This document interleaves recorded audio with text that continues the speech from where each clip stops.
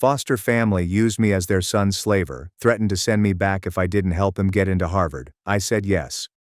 Then made them shocked by this. I was 12 when I was eventually adopted. My new parents hugged me and assured me that I would never have to go through anything like that again. I believed them until I met Michael, their biological son. We were the same age, grade, and even looked similar. And after the second week of living with the Callahans, he came home and beat the living daylights out of me, all because he received a lousy mark at school. I didn't want to notify my new parents and become recognized as a tattletale, so I basically made it plain that I was in agony by hobbling and moving slowly. We were sitting at the kitchen table when they eventually spoke. Elias is my name. What happened to you? Michael spoke for me. Oh, that was all me, he said, smirking. I got an effing C in math class again. My mother leaned across the table and grasped my hand. Michael experiences tremendous academic anxiety, which displays as violent outbursts. The previous foster child couldn't handle it, and we had to return him when Michael fractured his arm. But you're different, Dad quickly added. You're stronger. We could see it in your file. All those homes you survived. You can handle this. If there's one thing being a foster child has taught me, it's that you have to advocate for yourself. I'm not really comfortable with being hit. Elias, my dad said abruptly, remember the situation we took you out of? The one where your innocence was violated almost every night and no one cared? My mother joined in. It would be a shame for us to have to send you back, wouldn't it? At that point, everything became evident. I was not their son. I was Michael's punching bag with a social security number. My classrooms were the only place where I felt normal. Despite everything, it turned out that I was quite brilliant in school. I received consecutive A's without even trying. And all the teachers adored me. And I knew if my parents found out, they'd wreck things. So, for months, I convinced them that I was failing, just like their worthless son. I was sitting in my room doing schoolwork when my mother walked in. Hey, she screamed, her smile beaming throughout the place. Me and your father just got your report card. Congratulations. She kissed my forehead, and I tightened up, prepared myself for the worst. We had no idea you were so smart. Michael got all Fs. Do you want me to tutor him? No. Sorry for raising my voice. I mean, no, not really, I heard her say. There was a lengthy gap before she started. You two look so alike. I think it would be best if you took his tests and he took yours. Just swap names. But you and your wacky family can no longer count on me. I wanted to yell, but then I remembered the group home flashbacks. Older kids grabbing my meals, losing my innocence at the age of 6, sleeping with one eye open. Even being Michael's personal homework slave was preferable to going back. So I folded it like a wet paper towel. Of course I'm down, I exclaimed. She went carrying my report card with her. The system began immediately. On Monday morning, third period, I walked into Michael's math class while he took my seat in mine. The teacher scarcely looked up when I typed Michael Callahan on the test. I aced it after 90 minutes. Meanwhile, Michael was intentionally failing mine by doodling desk images in the margins of Elias's test. Despite the fact that his grades improved 100-fold, he continued to hit me. He just became more imaginative. He'd punch me in the exact spot where bruises wouldn't appear during gym class, calling it strategic anger management. The Callahans purchased Michael a car as a reward for his improved grades. I received a bus pass. What is the worst part? Watching teachers compliment Michael on my work. Mrs. Alvarez approached him after I had written an excellent essay on Tequila Mockingbird under his name. This shows real emotional depth, Michael. Have you considered joining the literary magazine? He scoffed at her and remarked, reading was for losers. She believed he was being humble. By sophomore year, Michael had realized the potency of his fabricated success. He'd go about school as if he owned it, telling everyone about his academic return. Yeah, I used to be stupid, he would admit to girls at gatherings. But then I just decided to lock in. Mind over matter, you know.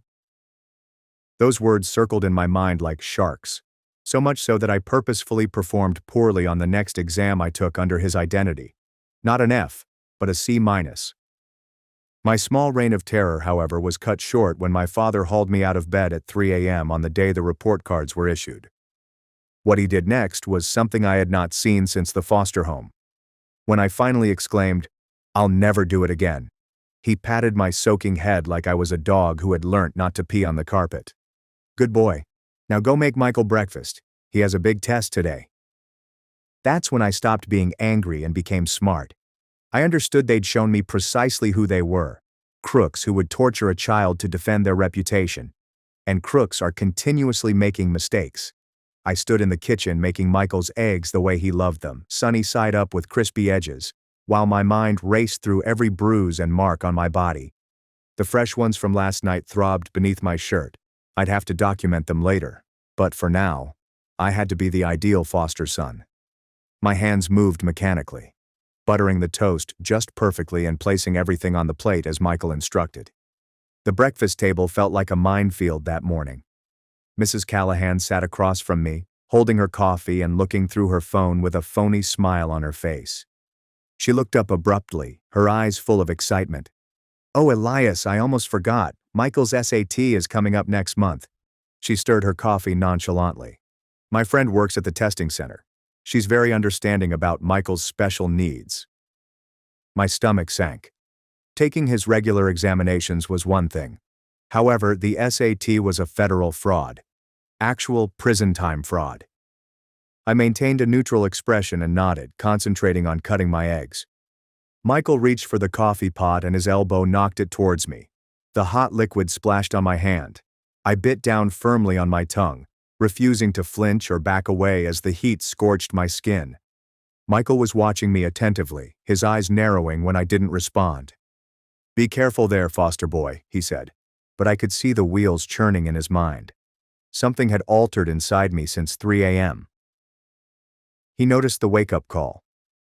At school, I kept my head down and strolled silently through the halls. My palm throbbed where the coffee had burned it, but I couldn't go to the nurse with so many questions. I slipped into English class right as the bell rang. "Elias, can I see you for a moment?" Miss Alvarez inquired from her desk. My heart pounded as I approached. She waited for the other pupils to settle into their seats before speaking gently. "I've noticed some bruising on your arms and you've been moving stiffly lately." Her dark eyes looked at me with genuine compassion. "Is everything okay at home?" The words wanted to come out so badly, but I thought about the Callahans' reputation, their donations to the school, and how much everyone adored them. Who will believe me? "Just been playing basketball at the park," I lied. "Got a little too competitive." She did not appear convinced, but nodded slowly. "My door is always open if you need to talk." During lunch, I sat alone in my customary cafeteria nook eating my sandwich. Michael held court at the popular table, flanked by his buddies. His voice carried throughout the room. "Yeah, my grandparents set up this trust fund for college," he told me. "But it only kicks in if I get into a top school. Good thing I turned my grades around, right? Harvard, here I come." His companions laughed and complimented him. One of them questioned how he'd made such a significant improvement. "Just stopped being lazy," Michael said, shrugging. "Turns out I'm actually a genius when I apply myself." In my mouth, the sandwich turned into cardboard. They weren't only exploiting me for high school. This was their long-term strategy, riding my intelligence all the way to Michael's trust fund. How long would they keep me trapped? After school, I went up to my room, fatigued from keeping up the facade all day. But the moment I opened the door, I realized something was amiss. My dresser drawers were slightly opened. The papers on my desk had been relocated. The air smelt like Mrs. Callahan's perfume. My journal. I dropped my backpack and dashed to my mattress, lowering the corner where I'd tucked it away. Panic washed over me as I tore up my room, checking every hiding nook. That notebook contained everything from my documenting of Michael's abuse to the test-swapping method, including dates, hours, and specifics. Without thinking, I stormed downstairs to the kitchen.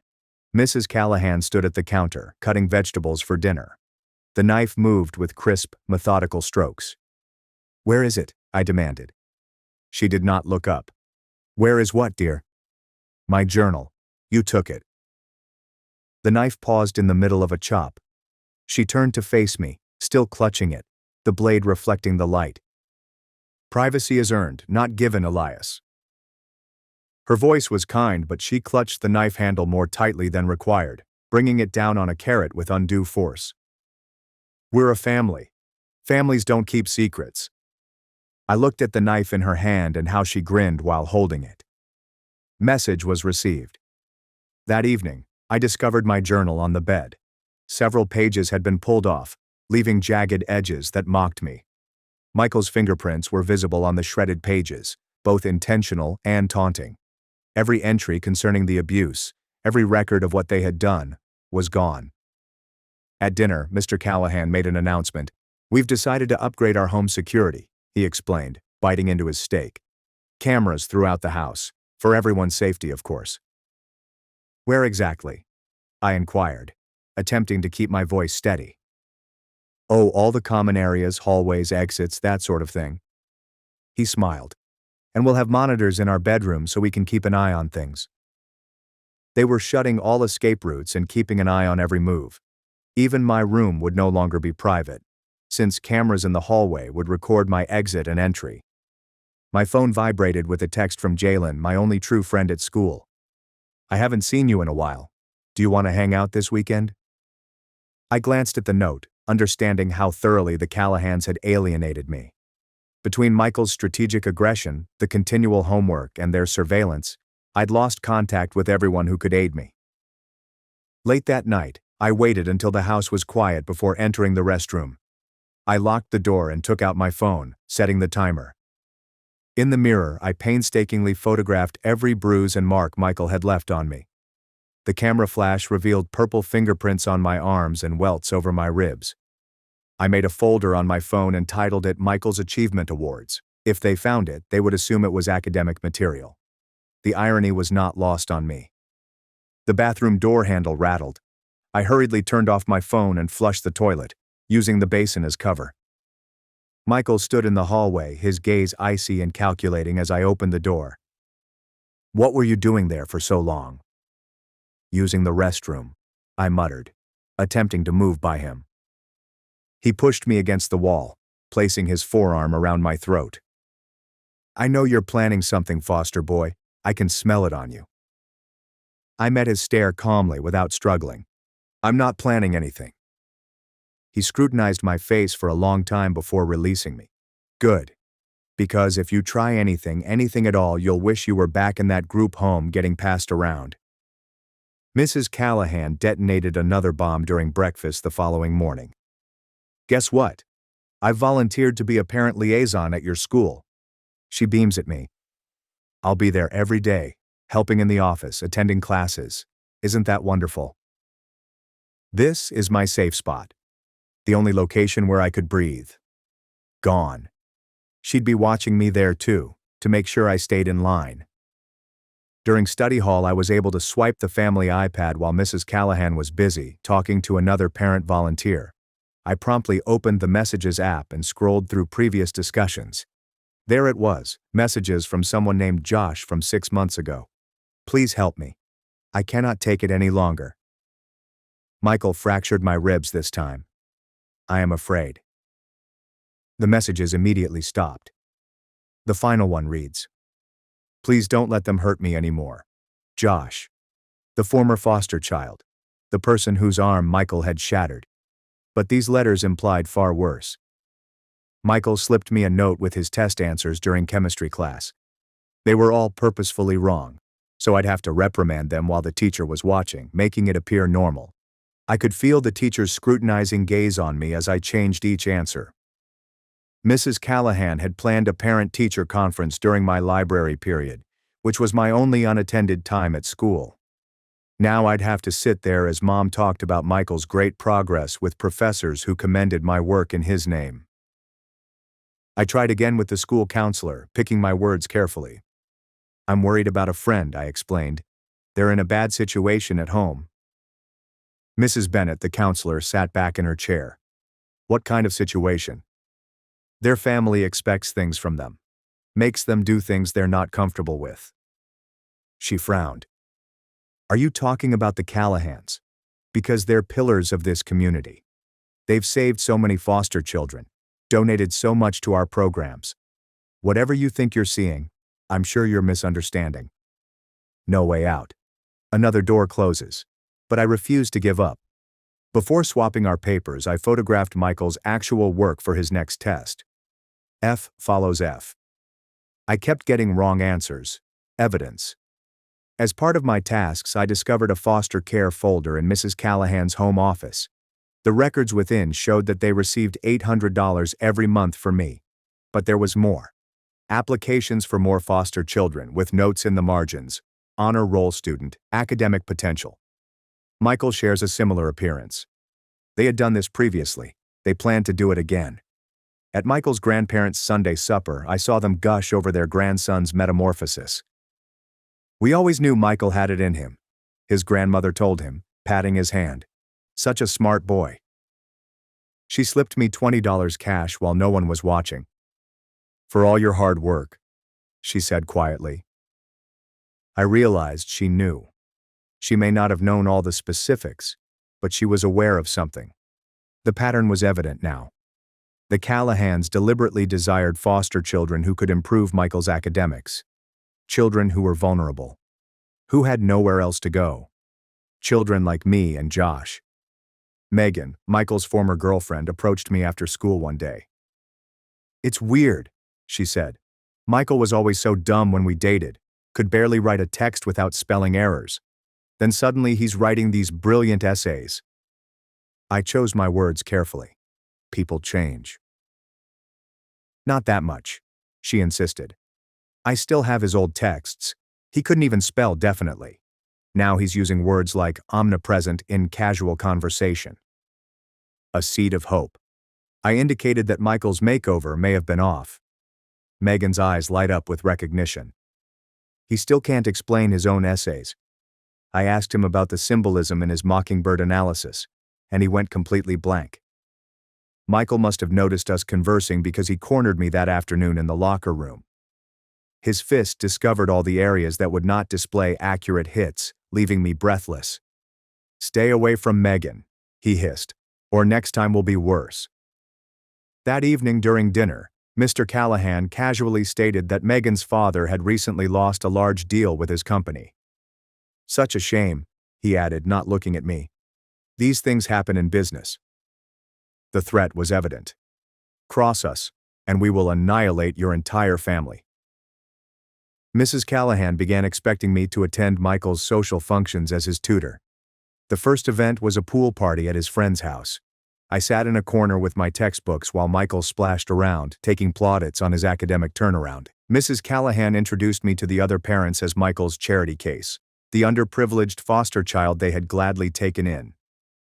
The embarrassment was worse than any bruise.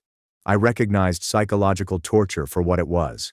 They tried to crush my spirit and make me thankful for whatever scraps they threw my way. That night, I began a new journal, this one buried inside the lining of an old jacket in my wardrobe. I chronicled every episode of forced tutoring, public humiliation, and strategically positioning me as Michael's inferior. 3 days later, Jalen arrived at the house unannounced. I was working on Michael's schoolwork in the living room when the doorbell rang. Mrs. Callahan replied, her grin dimming as she realized who it was. Jalen moved past her nicely but forcibly after noticing me on the couch. His eyes widened as he saw me surrounded by Michael's assignments, the new surveillance cameras installed in every area, and how I reflexively shrank when Mrs. Callahan moved. He mouthed something I couldn't understand at first. Then I could read his lips plainly. Even in the absence of sound, the obscenity was evident. He'd seen how I behaved around the family, the fear I couldn't quite conceal. Mrs. Callahan swiftly recovered and turned on the charm. She offered Jalen cookies, inquired about his family, and complimented his sneakers. But as she escorted him to the kitchen for refreshments, I was able to slip a folded note into his pocket. 4 words written in desperation. Help me. Jalen palmed it smoothly, his expression never shifting. He stayed for precisely 15 minutes, making small conversation as I struggled through Michael's calculus homework. When he went, he squeezed my shoulder. Message was received. The next morning at school, I used the library computer to set up a backup email account. The Callahans kept track of my normal accounts, but they were unaware of this one. I began sending myself images, recording dates and hours, and assembling a case. During lunch, I discovered a payphone near the gym that was still operational.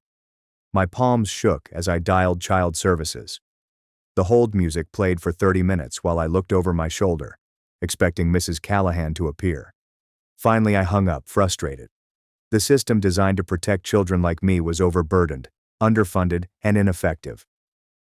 Jalen began contacting me that afternoon, but in code. We pretended to talk about a video game we had never played. Needing backup at this level suggested he was determining whether I was in danger.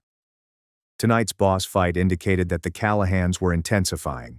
Finding a cheat code indicated that he had information. I found Michael's college application essays in the trash behind the school, all in my handwriting. My words, my ideas. Harvard, Yale, and Princeton.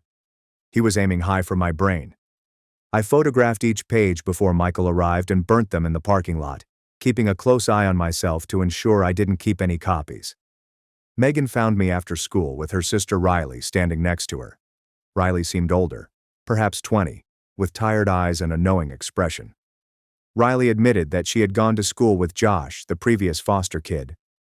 The Callahans informed everyone that he had been returned to the system for violence. But Riley knew better. Josh ran away, afraid. He was living in a shelter 2 towns away, still glancing over his shoulder. At supper, I cautiously mentioned Josh, monitoring their expressions. Mr. Callahan squeezed his jaw like a vice. Mrs. Callahan's smile became plastic. Michael smirked knowingly. Mr. Callahan sat down on his fork deliberately. His remarks came out measured and controlled. Some children simply couldn't be helped, he added. Some were too damaged, too difficult. The Callahans had done their best with Josh, but he was resentful, violent, and unstable. The lies slipped off his tongue like water. Mrs. Callahan nodded along, but her smile never quite reached her eyes. Michael's smile grew. The SAT loomed 2 weeks ahead. Federal fraud. Real repercussions. The notion made my hands tremble as I cleared the table. Mrs. Callahan saw and patted my shoulder, making my skin crawl. I found Josh through Megan's sister. The meeting took place in a McDonald's located midway between towns. He appeared smaller than I had expected, huddled over a cold coffee and flinching every time the door opened. His hands shook as he told me the story.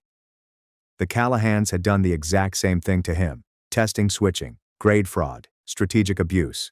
However, when he refused the SAT scheme, they threatened to report him as violent to all foster agencies in the state. No family would take in a violent child. He would become homeless as he grew older. So he ran, abandoned everything, and vanished. Michael brags about having a fractured arm. Josh showed me the X-rays that he had retained.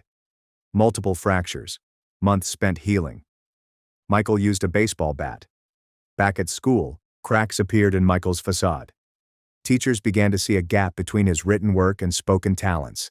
Miss Alvarez questioned him about symbolism in an alleged essay he'd authored.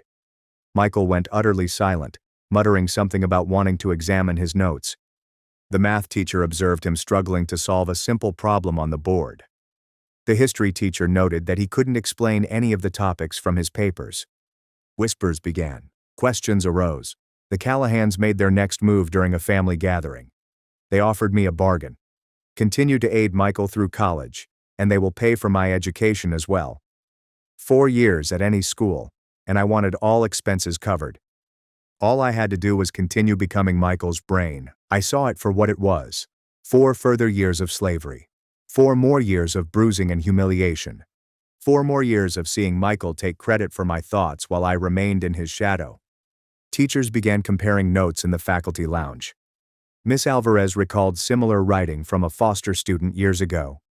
The math teacher recalled another student who had abruptly quit attending. Patterns emerged. Mrs. Callahan's flawless image began to deteriorate. When confronted with the growing concerns during a parent-teacher meeting, she yelled at me in the parking lot before catching herself. The mask slipped for a brief moment, exposing the beast beneath. I discovered additional evidence in Mr. Callahan's home office tax paperwork that they had classified me as a dependent while pocketing the foster care money.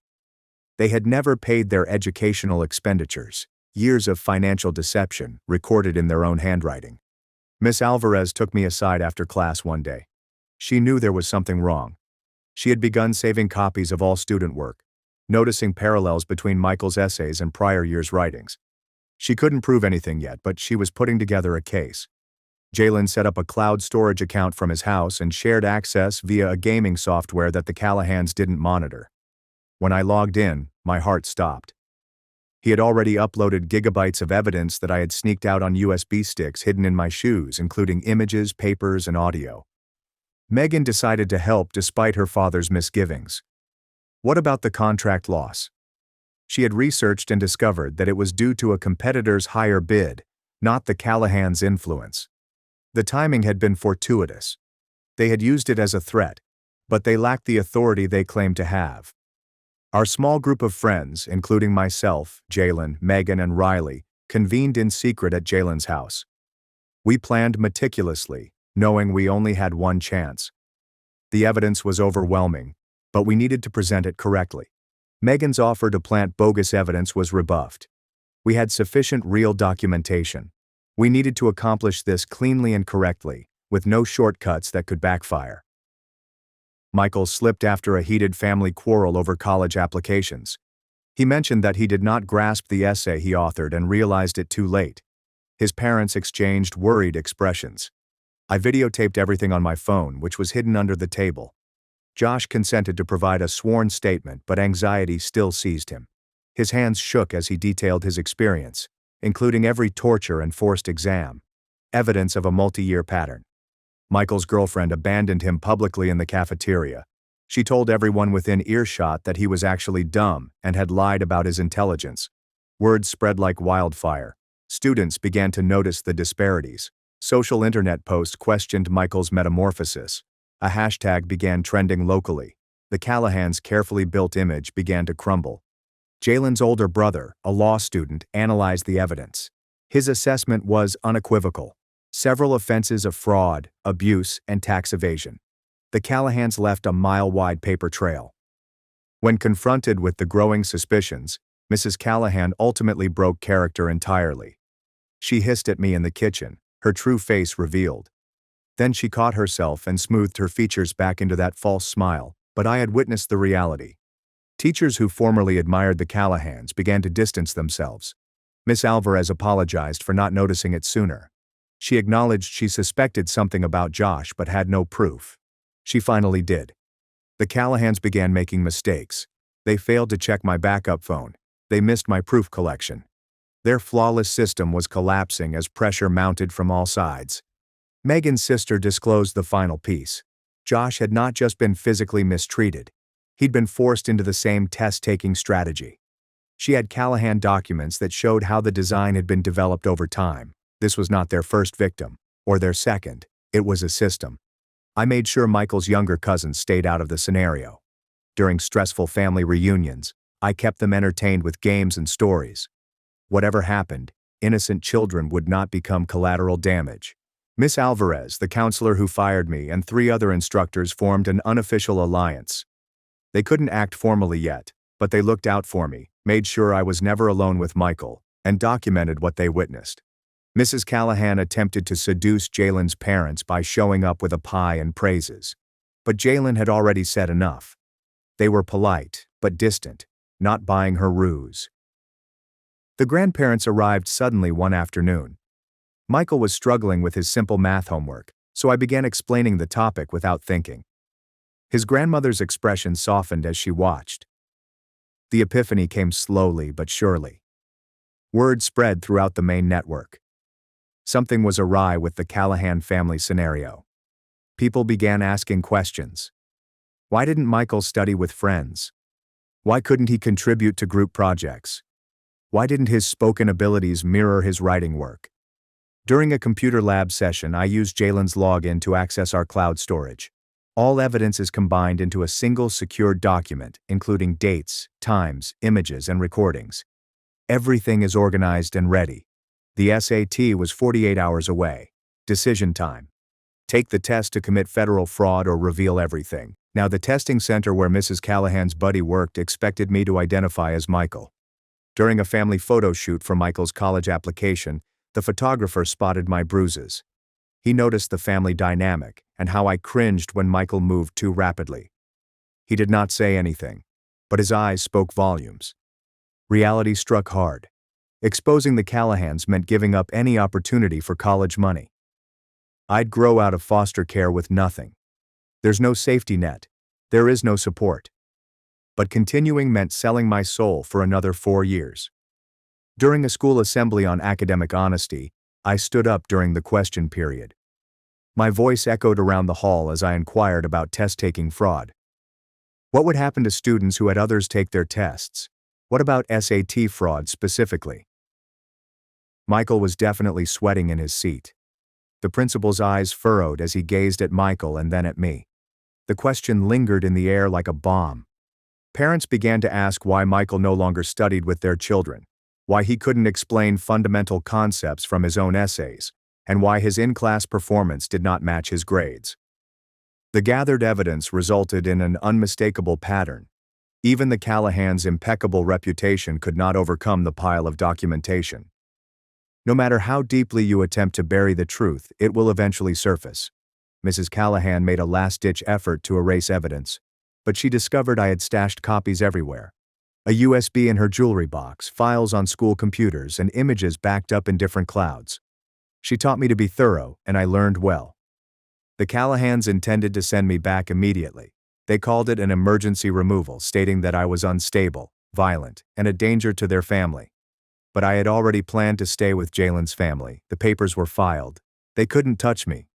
When Mr. Callahan attempted to physically seize me to prevent me from going, Jalen's father stepped in. He moved between us, his presence a barrier that the Callahans could not breach. Other parents appeared, watching. Witnesses are everywhere. The house of cards was crumbling. Every falsehood is exposed. Every manipulation was disclosed. The Callahans' immaculate facade broke like glass, exposing the horrible truth beneath. Michael buckled under the burden of his grandparents' upcoming visit. They'd shown up unexpectedly again, this time with inquiries concerning his college applications. When they asked him to explain the subjects of one of his essays, Michael's expression went blank. His grandma took out a printed copy and pointed to specific passages. Michael stammered, unable to communicate simple concepts from the book he claimed to have written. The grandmother's gaze shifted between Michael and me as understanding crystallized on her face. She folded the essay neatly and tucked it into her purse. The grandfather's jaw tightened as he watched his grandson struggle with straightforward follow-up inquiries about the application materials.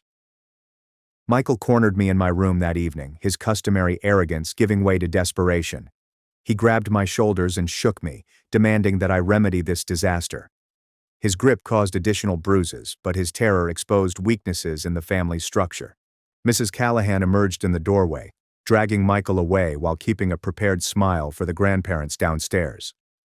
The next morning, there was an emergency family meeting. The grandparents sat across from the Callahans, while I poured coffee and played my job. Michael's grandfather presented a folder containing years of Michael's actual schoolwork assignments, which his teachers had given directly to the grandparents on elementary school visits. The handwriting, the IQ level, everything contradicted Michael's previous academic success. Mrs. Callahan attempted to minimize the damage by weaving intricate justifications about tutoring and late development. However, when the grandfather asked Michael to do a simple math problem, the truth became clear. Michael flung his pencil down, revealing that he had never written any of the essays or taken any of the examinations. His confession came out in violent bursts, accusing everyone except himself. The grandparents' astonishment grew when Michael exposed the full extent of the test swapping, systemic deception, and abuse used to keep power. He even referenced Josh, recounting the baseball bat episode with unnerving pleasure. The grandmother's fingers hit her mouth as she comprehended years of lying. Financial records appeared from the grandfather's bag, including bank statements indicating frequent deposits from the Callahans, ostensibly for Michael's tuition. The grandparents had unintentionally funded the exploitation. The grandfather's hand shook as he spread the papers across the table, estimating how much money had gone into this torture. Mrs. Callahan's mask eventually crumbled altogether. She yelled at Michael for wrecking everything, for being too foolish to keep the lie. Mr. Callahan grasped her arm, attempting to restore calm, but she pushed him away. Years of meticulous image management came undone in a matter of minutes. The grandma stood forward and announced that they will discontinue all financial support immediately. She tore up documentation about Michael's trust money, the shards falling like snow on the kitchen table. The granddad said that they would call their lawyer to reclaim the money they had already provided. The grandparents alerted child services, and they arrived within hours. The caseworkers interviewed me individually, documenting my injuries and collecting photographs. Jalen's family has already submitted paperwork to serve as an emergency placement. The Callahans couldn't object because their parents-in-law supported my deportation. The school board initiated an immediate investigation into Michael's academic records. Parents' objections had reached critical mass. Teachers submitted evidence they had quietly gathered. Miss Alvarez gave detailed suspicions that spanned several years and involved multiple foster children. The community's response was immediate and decisive. Parents removed their children from study groups at the Callahan house. Neighbors who had previously admired them now murmured in grocery store aisles. The family's church quietly suggested they find another place to worship. Mr. Callahan tried one last trick, producing social media posts portraying me as a problematic youngster who had corrupted their son. He published professionally edited recordings in which I appeared violent or unstable. The brunch scene in which I confronted them revealed my violent impulses. Jalen reacted instantly, providing full context for each edited segment. Security camera footage from their own system captured Michael hitting me just before each aggressive reaction. The fallout was swift and severe. Comments poured in from other foster youngsters who had lived with the Callahans and shared similar experiences. Local parent Facebook groups were flooded with debates. Screenshots of Michael's earlier social media posts, which were riddled with spelling problems and bad syntax, stood in stark contrast to his alleged recent articles. Parents recounted experiences of Michael's inability to assist their children with homework, despite his alleged metamorphosis. The school board meeting had an overflow audience. Parents wanted an explanation for how this scam had proceeded for years. Teachers testified about their suspicions and the pressure they felt to be silent. The Callahans sat in the back row, losing power with each testimony. Some neighborhood members originally backed the Callahans, emphasizing their charitable efforts and church attendance. But when more information surfaced, even their most ardent fans distanced themselves. The family that had previously dominated PTA meetings and school festivities became outcasts. Foster care investigators interviewed Josh via video call. His evidence, along with medical records and my research, established a distinct pattern of exploitation. Other previous foster children come forward to describe similar events. The Callahans' foster license was immediately revoked. The grandparents hired forensic accountants to investigate financial fraud. Years of tax filings revealed that the Callahans claimed school costs while pocketing foster care fees. The IRS notification arrived shortly after, initiating an audit that would unravel their finances. Michael's college acceptances were canceled one by one as admissions officials discovered the scam. Harvard's rejection letter arrived first, followed swiftly by Yale and Princeton. His hopes of prestige were dashed with each small packet. When confronted with overwhelming evidence and community pressure, the Callahans had no choice. They opted to hand over guardianship to Jalen's family rather than face public proceedings. The alternative was a foster care trial in which all details would be made public. Moving day arrived swiftly. I packed my few possessions as the Callahans avoided eye contact. Michael attempted one final attempt at intimidation, but his grandparents were present to observe. When Michael got too close, his grandfather literally stepped in between us. Jalen's family greeted me with real affection. His parents had provided a proper bedroom, not merely a space to survive. That first night, I fell asleep without fear. For the first time in years, there are no cameras monitoring, no footsteps in the hall, and no morning violence to fear. In less than a month, the Callahans advertised their home for sale. The community's criticism made everyday existence unpleasant. Former pals crossed the street to avoid them. Their teaching professions became untenable after parents demanded that their children be removed from their lessons. Mrs. Callahan made one more attempt at manipulation by submitting a complaint. claiming I had stolen from them. However, bank records plainly revealed that they misappropriated years of foster care money from me that were never used for my care. The complaint was dismissed, exacerbating their humiliation. They left town in the middle of the night and moved several states away. Their forwarding address directed them to a modest apartment that was far removed from their previous peaceful bliss. Michael's automobile was sold to cover relocation costs. The family that had built everything on image was left with only the truth.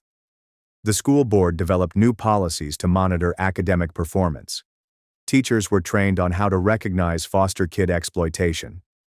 What happened to me became a cautionary story, prompting significant reform. Scholarship offers came from unexpected sources. Colleges who had been following the local controversy wanted to help a youngster who had demonstrated such perseverance. Ms. Alvarez wrote recommendation letters that told my true experience, not Michael's falsified one. Josh and I remained in contact, bonding over our common survival. He had secured steady accommodation and was working on his GED. We became resources for other foster children, teaching them how to identify exploitation trends.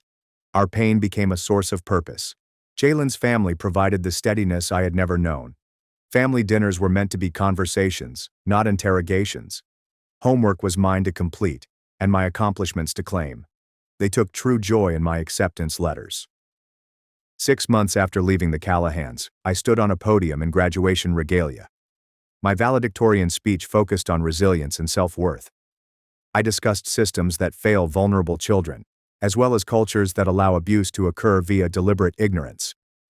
The audience consisted of my chosen family, Jalen and his parents, Megan and Riley, Miss Alvarez, and the professors who had finally behaved. Even Michael's grandparents showed up, their support serving as an apology for years of unwitting complicity. Meanwhile, the Callahans struggled with their new surroundings. Without their reputation and connections, they were just another family trying to get by. Michael labored for the minimum salary, shattering his hopes of easy success. When the image crumbled, they had nothing to show for their expensive investment. My academic genius was no longer stolen for someone else's gain, which opened up doors I never anticipated. Full scholarships, research possibilities, and a future based on my own merit. They had exploited intelligence, which became my way to freedom. The foster care system, while still faulty, has improved monitoring for academic exploitation. Caseworkers were trained to recognize the indicators. Other youngsters would be shielded from what I'd gone through.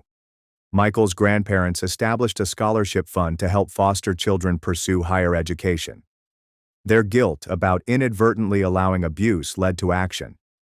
They insisted that I assist in selecting beneficiaries, ensuring that the funds went to individuals who had earned their achievements. I chose a college distance from that place, yet its lessons stayed with me. Trust, initially damaged, was gradually re-established via persistent care from Jalen's family. Therapy assisted in processing stress that went beyond physical bruising. My tale traveled across foster care networks as guidance rather than gossip.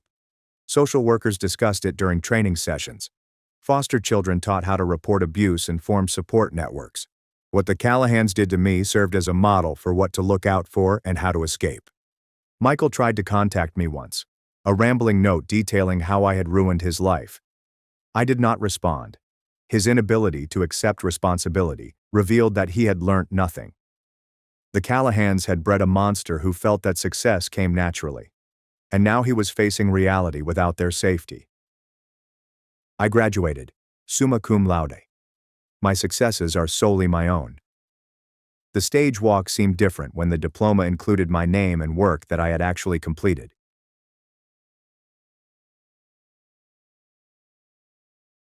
My twin arrived at my wedding in a white dress, claimed to be me, and tried to interrupt. When I confronted her, she cried, "I'm saving you." I, a 24-year-old female, seek advice on my twin sister Avery, a 24-year-old female, and whether I made the right decision in entirely cutting her off. My family thinks I was overreacting, but I can't get over what she did. Avery and I are identical twins. Growing up, everyone constantly commented on how different we were, even though we looked identical. I was the quiet one who enjoyed literature and painting, whereas she was boisterous and popular. Our parents always made sure we had different identities, but Avery never seemed to be content with that. Throughout high school, Avery copied whatever I did. If I joined the drama club, she would also join. If I started dating someone, she would suddenly find them interesting. When I was accepted to art school with a scholarship, she enrolled to the same program, despite having no prior interest in painting. She was also admitted based on her grades rather than her talent. At art school, I met Ryan, a 26-year-old male. He was in my sculpture class, and we connected over our mutual passion of making things with our hands. Ryan was unlike anyone I'd dated before. He remained calm, thoughtful, and genuinely interested in my job and ambitions. We started dating during our second year. Avery disliked Ryan right away. She would comment on how uninteresting he was and how I should do better. She would interrupt our chats whenever he came over to our shared apartment. She even began flirting with him in front of me, making both Ryan and I uncomfortable. After graduation, Ryan and I relocated to Portland together. Avery remained in our hometown and secured a position at a marketing agency. I could finally breathe after years. I recognized how much Avery's continual presence had changed me. I began creating art that was completely mine, without fear of her copying or condemning it. Ryan proposed to me 6 months ago on a weekend vacation to the coast. It was perfect and private. Just the two of us watching the sunset. When I contacted Avery to deliver her the news, she remained silent for a long time. Then she asked if I was sure I wanted to marry someone this young. She claimed I was rushing into things, and Ryan most likely wanted to lock me up before I discovered I could do better. I dismissed her comments and asked her to be my maid of honor regardless. She agreed, but I could tell she was unhappy about it. The trouble began immediately. Avery preferred to plan everything her way. She chose a dress type she knew I disliked and claimed it would look better on both of us because we were twins. When I tried on several outfits, she threw a fuss and thought I was being difficult. She also suggested alterations to the guest list, venue, and menu. Every idea was the reverse of what Ryan and I want. When I urged her to stop, she explained that she was only trying to help make my wedding better. 3 months ago, Avery paid us a weekend visit to discuss wedding plans. Ryan was out of town for work, leaving just the two of us. I felt it would be good to spend time with my sister like we did as children. On Saturday night, we were discussing centerpiece alternatives when Avery abruptly stopped talking. She looked at me strangely and said she had something important to tell me. She explained that she had been thinking a lot about my engagement and decided she couldn't watch me make such a terrible mistake. She told me Ryan was not the appropriate person for me and that I was settling out of fear of being alone. I inquired what she meant, and she replied Ryan was uninteresting and lacked ambition. She pointed out that he was still working at the same woodworking shop he started directly after graduation, but others his age were climbing corporate ladders. She thought I was too talented and intelligent to be tied down to someone who would limit me. I told her Ryan enjoyed his work and was going to start his own furniture business soon. She laughed and claimed it confirmed her point about him lacking genuine ambition. Then she uttered something that made my blood turn cold. She informed me she had been studying Ryan online and discovered certain issues that troubled her. When I questioned what she meant, she explained that she had seen him eating lunch with a woman from his workplace several times. I immediately recognized who she was talking about. Julia was Ryan's co-worker and friend. She was married with 2 children, and Ryan had mentioned having lunch with her and other co-workers several times. I told Avery about it, but she shook her head and said it seemed like more than friendship to her.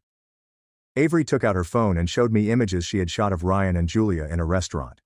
They were plainly enjoying a typical lunch chat, but Avery zoomed in and cropped the images to make it appear more intimate than it actually was. I looked at the images and understood that Avery had driven 3 hours to Portland to spy on my fiancé. She had followed him around and took photographs without his knowledge. The level of forethought and duplicity was staggering. When I asked her why she would do this, she broke down in tears. She claimed she loved me too much to let me wreck my life. She persuaded me to call off the engagement, saying we could return home together and start over. That was then I realized what this was all about. Avery was unconcerned about my pleasure. She was angry that I had a life without her. She couldn't bear the fact that Ryan and I were creating something together that didn't include her. I told her she had to leave immediately. She began crying louder and stated I had chosen a man over my own sister. She said that we were intended to stay together forever, and that I was breaking up our family. I packed her suitcases as she sobbed on my couch. When I handed them to her, she grabbed my arm and declared she would not be my maid of honor if I continued to behave like this. I assured her that was all right because she was no longer invited to the wedding at all. She left that night, and I haven't spoken with her since. I blocked her phone number and social media profiles.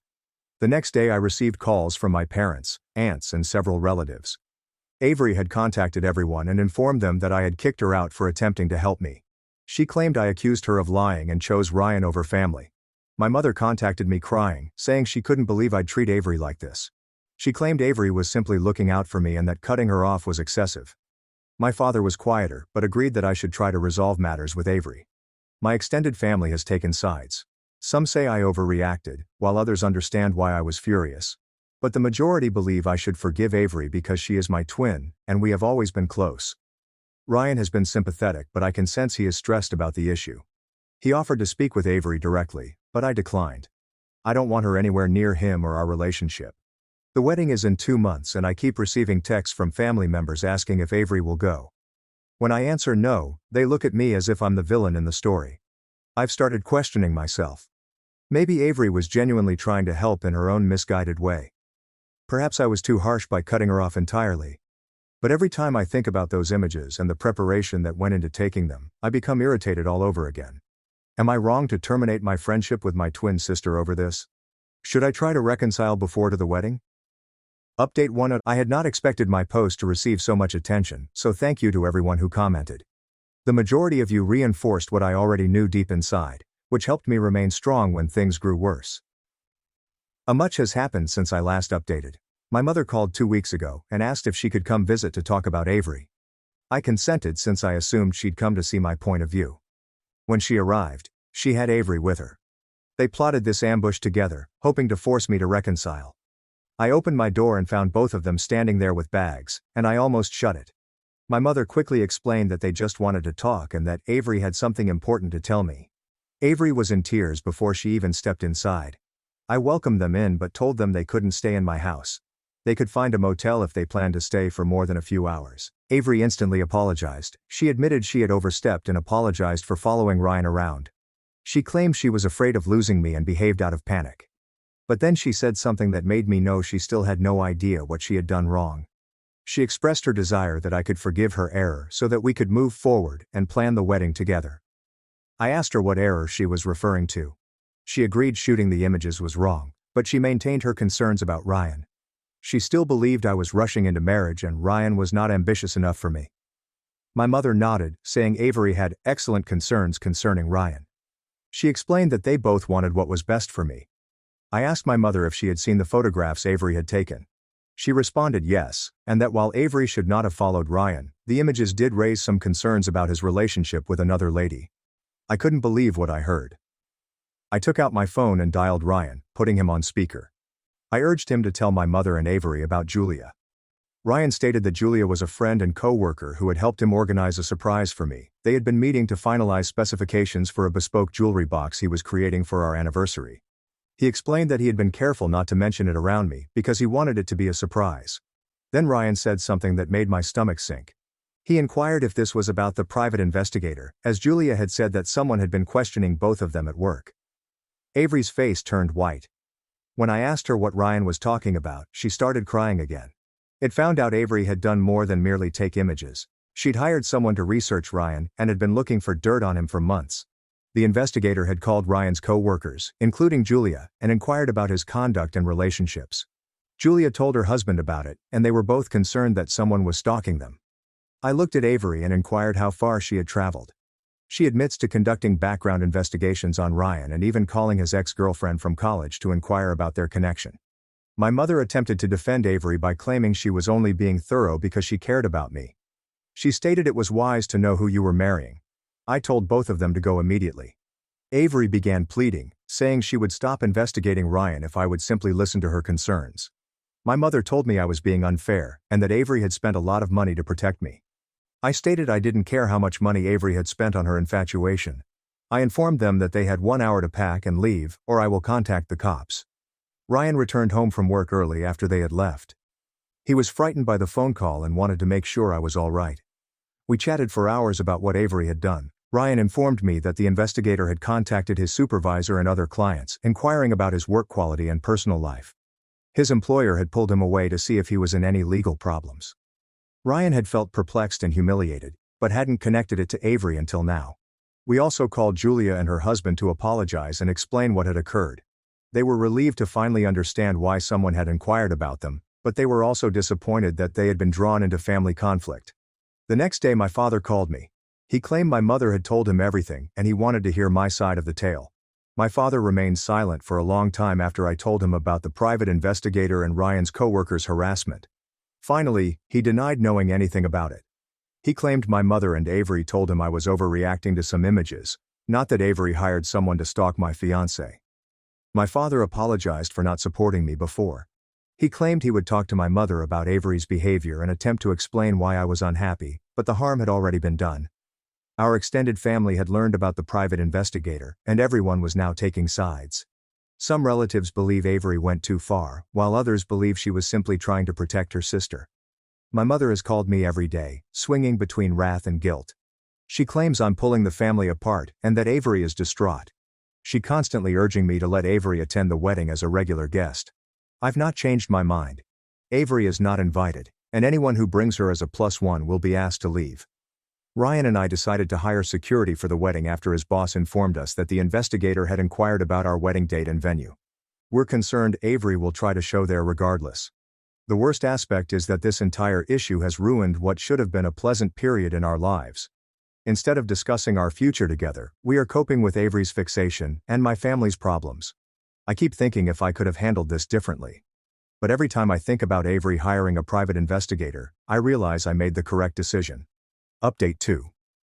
The wedding happened 3 weeks ago, and I need to tell you what happened since it was worse than I feared. Security was absolutely the right decision. Avery attempted to show there, not as a guest, but as someone claiming to be me. She had apparently planned this for some weeks. Avery arrived at the wedding location wearing a white dress that was identical to mine. She had received a copy of my dress design, most likely from my mother. She informed the security guy that she was the bride and that the guest list had been mixed up. Luckily, the security team was ready. They asked for her ID and promptly called me. I was getting dressed in the bridal suite when they informed me that someone claiming to be me was trying to enter. I peeked out the window and noticed her arguing with security. She had done her hair and cosmetics just like mine. From a distance, we appeared identical. It felt like witnessing a warped version of myself. The security team took Avery off the site, but she did not go quietly. She stood in the parking lot, yelling that I was making a horrible mistake and that Ryan would cheat on me. Several visitors arrived early and heard everything. My mother was already inside the venue, helping with last-minute preparations. When security told her what had transpired, she dashed outside to speak with Avery. They had a loud quarrel in the parking lot, which half of the wedding party witnessed. My mother rushed back inside crying and asked me to let Avery stay for the ceremony. She said Avery was upset and only wanted to see me get married. I told her no, and that if she continued to push, she may leave as well. Despite all of this, the ceremony was magnificent. Ryan and I were able to focus on each other and forget about the commotion outside, although I noticed other people gazing around nervously, probably wondering if Avery would return. The situation deteriorated during the reception.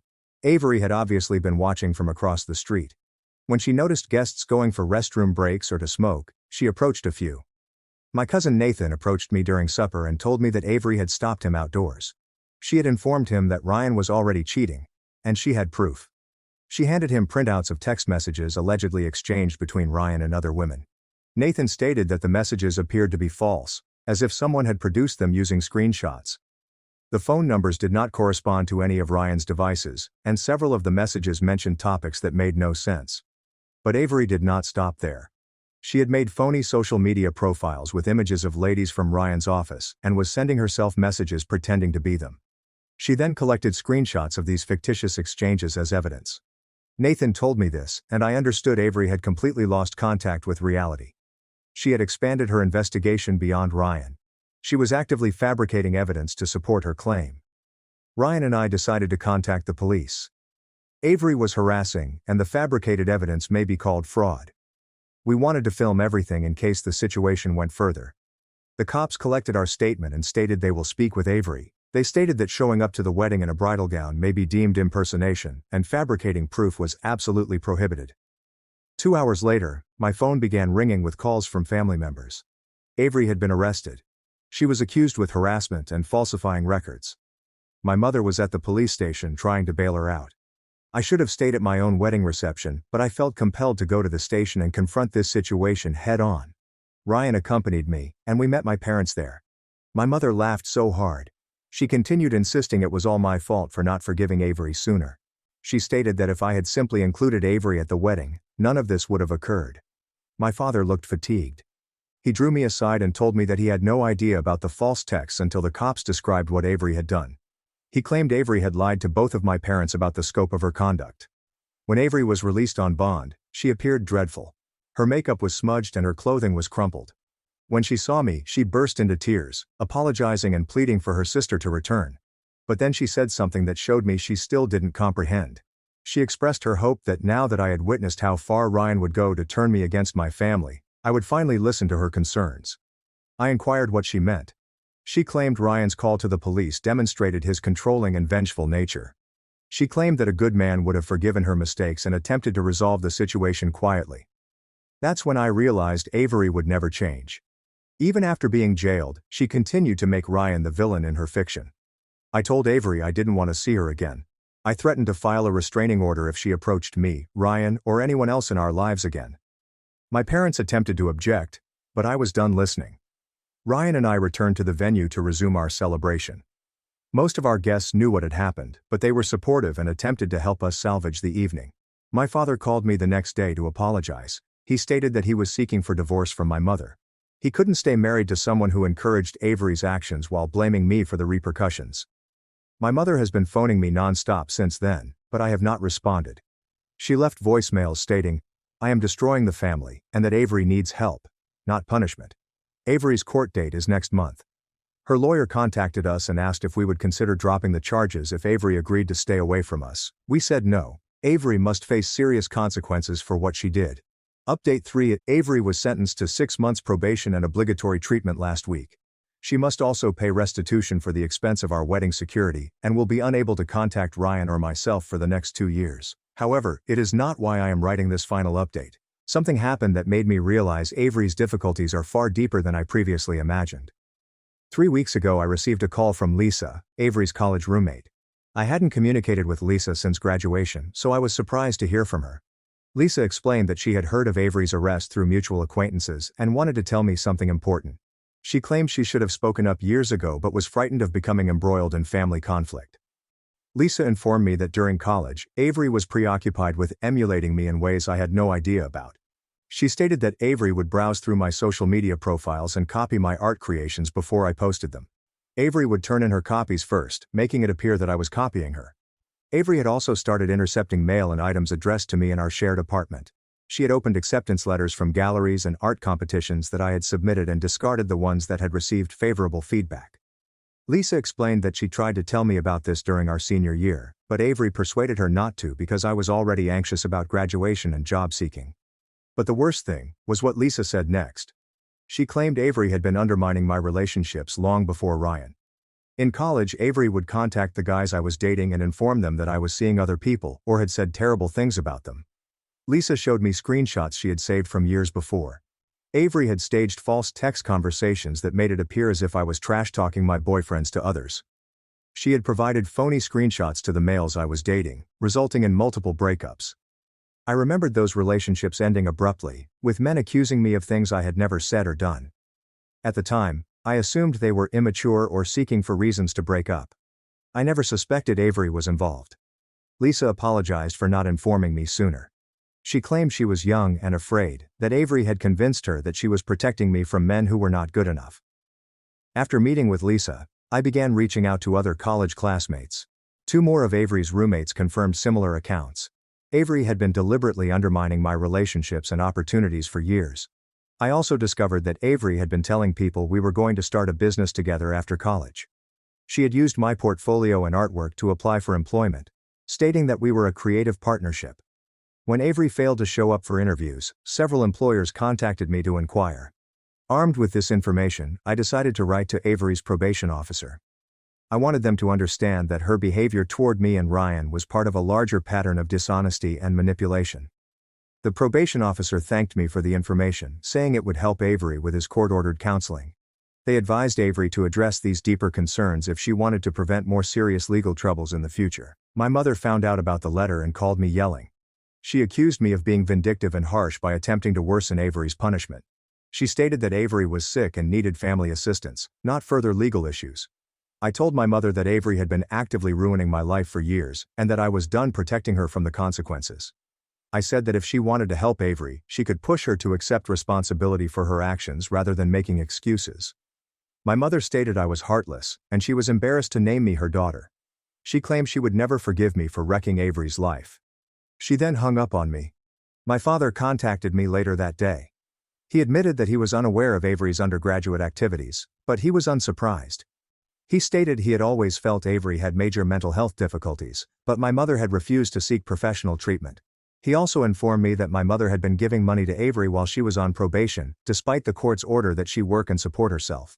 My mother had been lying to him about their finances to conceal these payments. My father stated that he had filed divorce papers and was leaving the family home. He stated he couldn't keep enabling Avery's conduct through my mother, and he was weary of being lied to. Ryan and I have been in couples counseling to get through all that has transpired. Our counselor informed us that we both have PTSD from Avery's harassment campaign, and that it will take time to totally trust that we are secure from her involvement. We also had to change our phone numbers and move to a new apartment because Avery had obtained our address and was mailing letters despite the restraining order. The letters were not threatening, but they were long, rambling apologies that demonstrated she still didn't know what she had done wrong. I have not spoken with my mother since our last phone talk. She attempted to contact me through relatives, but I begged them not to send along messages. I am not ready to be in a relationship with someone who believes I am the villain in this circumstance. Avery's probation officer phoned me last month, informing me that she had broken her probation by attempting to contact Ryan's workplace again. She called his supervisor pretending to be a client and inquired about Ryan's work schedule and personal life. Avery now faces jail time, rather than merely probation. Her lawyer requested us to testify on her behalf at the sentence, but we rejected. We have done everything we can to help Avery escape major repercussions, yet she continues to breach the court's rules. I know some people may think I'm being too severe by not assisting Avery at her sentencing, but I've learned that shielding Avery from repercussions simply allows her to continue harming others. Ryan and I plan to relocate to another state after his lease expires. We want to start again somewhere where Avery cannot find us. It seems severe, but we need to know we're entirely protected from her obsession. I never imagined I'd break off my twin sister forever, but Avery demonstrated that being family does not give someone the right to ruin your life. Some relationships, especially those involving individuals you care about, are too poisonous to heal. For anyone in a similar circumstance, believe your intuition about poisonous family members. You do not have to give anyone access to your life simply because you share DNA. Walking away from a situation is sometimes the most considerate thing you can do for everyone. Now let us go to the following narrative.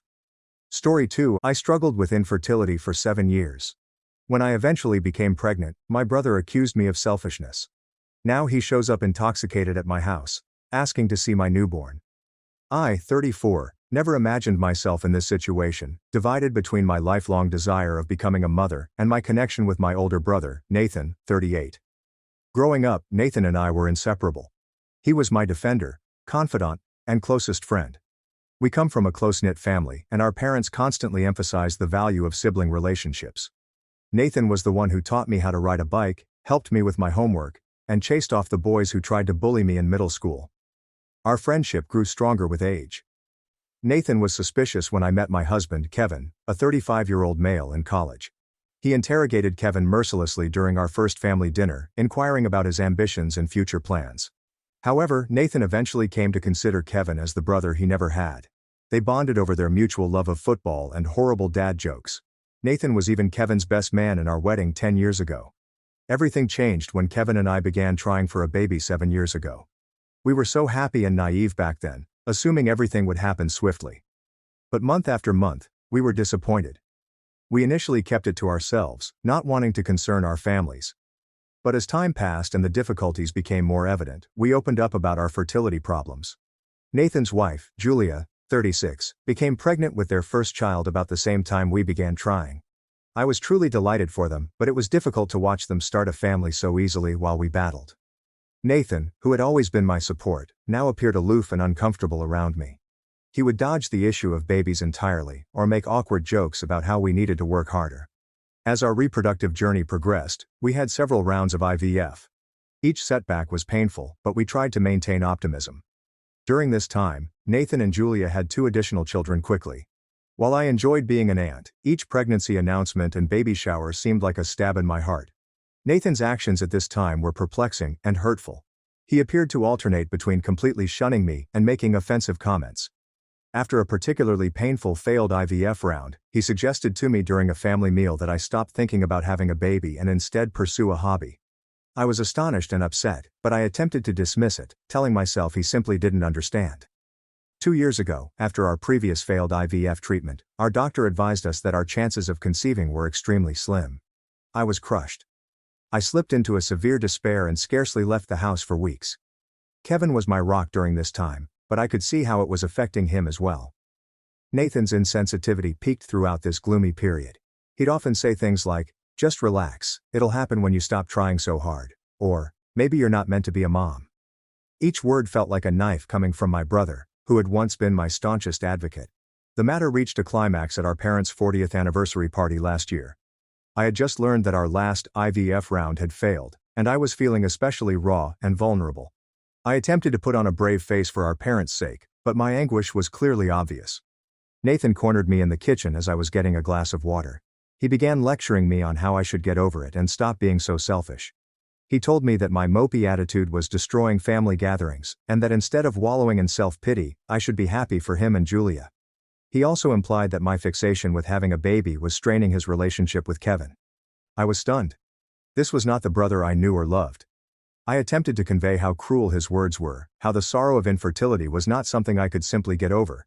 But he only became angrier, accusing me of being jealous of his children and trying to make everything about myself. Kevin came to check on me after the debate became heated. When he saw what was going on, he intervened, telling Nathan to back off and stop being so cruel. Nathan stormed out, furious. Kevin and I left the party early, disturbed by what had happened. Nathan and I have had a difficult relationship ever since. At family gatherings, he rarely speaks to me, and when he does, it is usually to make sarcastic remarks. Our parents attempted to mediate by hosting family dinners and encouraged us to speak things out. But Nathan refuses to admit he'd done anything wrong. He insists that I am overreacting and should mature. This schism has altered the entire family dynamic. Sophie, our younger sister, 30 female, feels trapped in the middle, attempting to maintain ties with both of us without taking sides. Our parents are anxious and upset by the dispute, frequently recalling the close relationship Nathan and I formerly had. Last month, something unexpected occurred. I began feeling nauseated and fatigued all the time. At first, I disregarded it as stress caused by continuing family strife and my hard profession as a high school teacher. However, after a few weeks when the symptoms did not improve, I decided to see my doctor. She informed me that I was roughly 12 weeks pregnant, which really surprised me.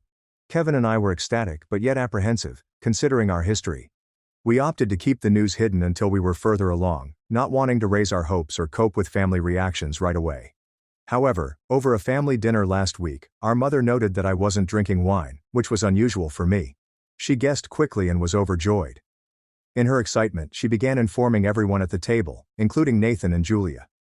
Nathan's reply did not meet my expectations. Instead of being pleased for us, he accused me of stealing his thunder. Julia is reportedly pregnant with their 4th child, and they intend to announce it at the next family gathering. He felt it was selfish of me to become pregnant now since his children were old enough to enjoy having a newborn cousin. I felt hurt and enraged. This felt like the final nail in the coffin after years of insensitivity and harsh comments regarding our fertility issues. Kevin, my constant defender, informed Nathan that his actions were wrong and that if he couldn't be pleased for us, he should keep his feelings to himself. The evening ended in pandemonium, with Nathan and Julia leaving abruptly and our parents attempting to calm things down. Since then, Kevin and I have agreed to minimize our contact with Nathan and Julia during my pregnancy. We do not want any more stress at this high-risk period. Some family members, particularly our sister Sophie and our uncle Victor, 58, believe we are overreacting. They suggest we shouldn't give up our relationship with Nathan over this. That family is extremely essential. But I believe this is simply the culmination of years of cruel behavior. Is it terrible that I want to distance myself from my brother during what should be one of the best periods of my life? How can I strike a balance between my want to safeguard my mental health and pregnancy and the need to maintain family harmony? I never imagined I'd have to choose between my brother and my own well-being, yet here I am, feeling lost and divided. Update 1. It's been approximately 2 months since my last post, and a lot has happened. I'm 20 weeks pregnant, and we just found out we're having a girl. Kevin and I are overjoyed, but Nathan's position has deteriorated more. After we revealed our plan to limit contact, Nathan went on a rampage. He began calling our parents, Sophie and other relatives, claiming that we were being dramatic and selfish. He even went on a huge Facebook rant about how family should always come first, and how heartbroken he was that we were pushing him away without reason. Our parents were originally torn. They've always been peacemakers, and the prospect of their children fighting is distressing for them. Mom would contact me virtually every day, tearfully imploring for us to sort things out. Dad, who is normally more stoic, appeared disoriented and unsure how to handle the situation.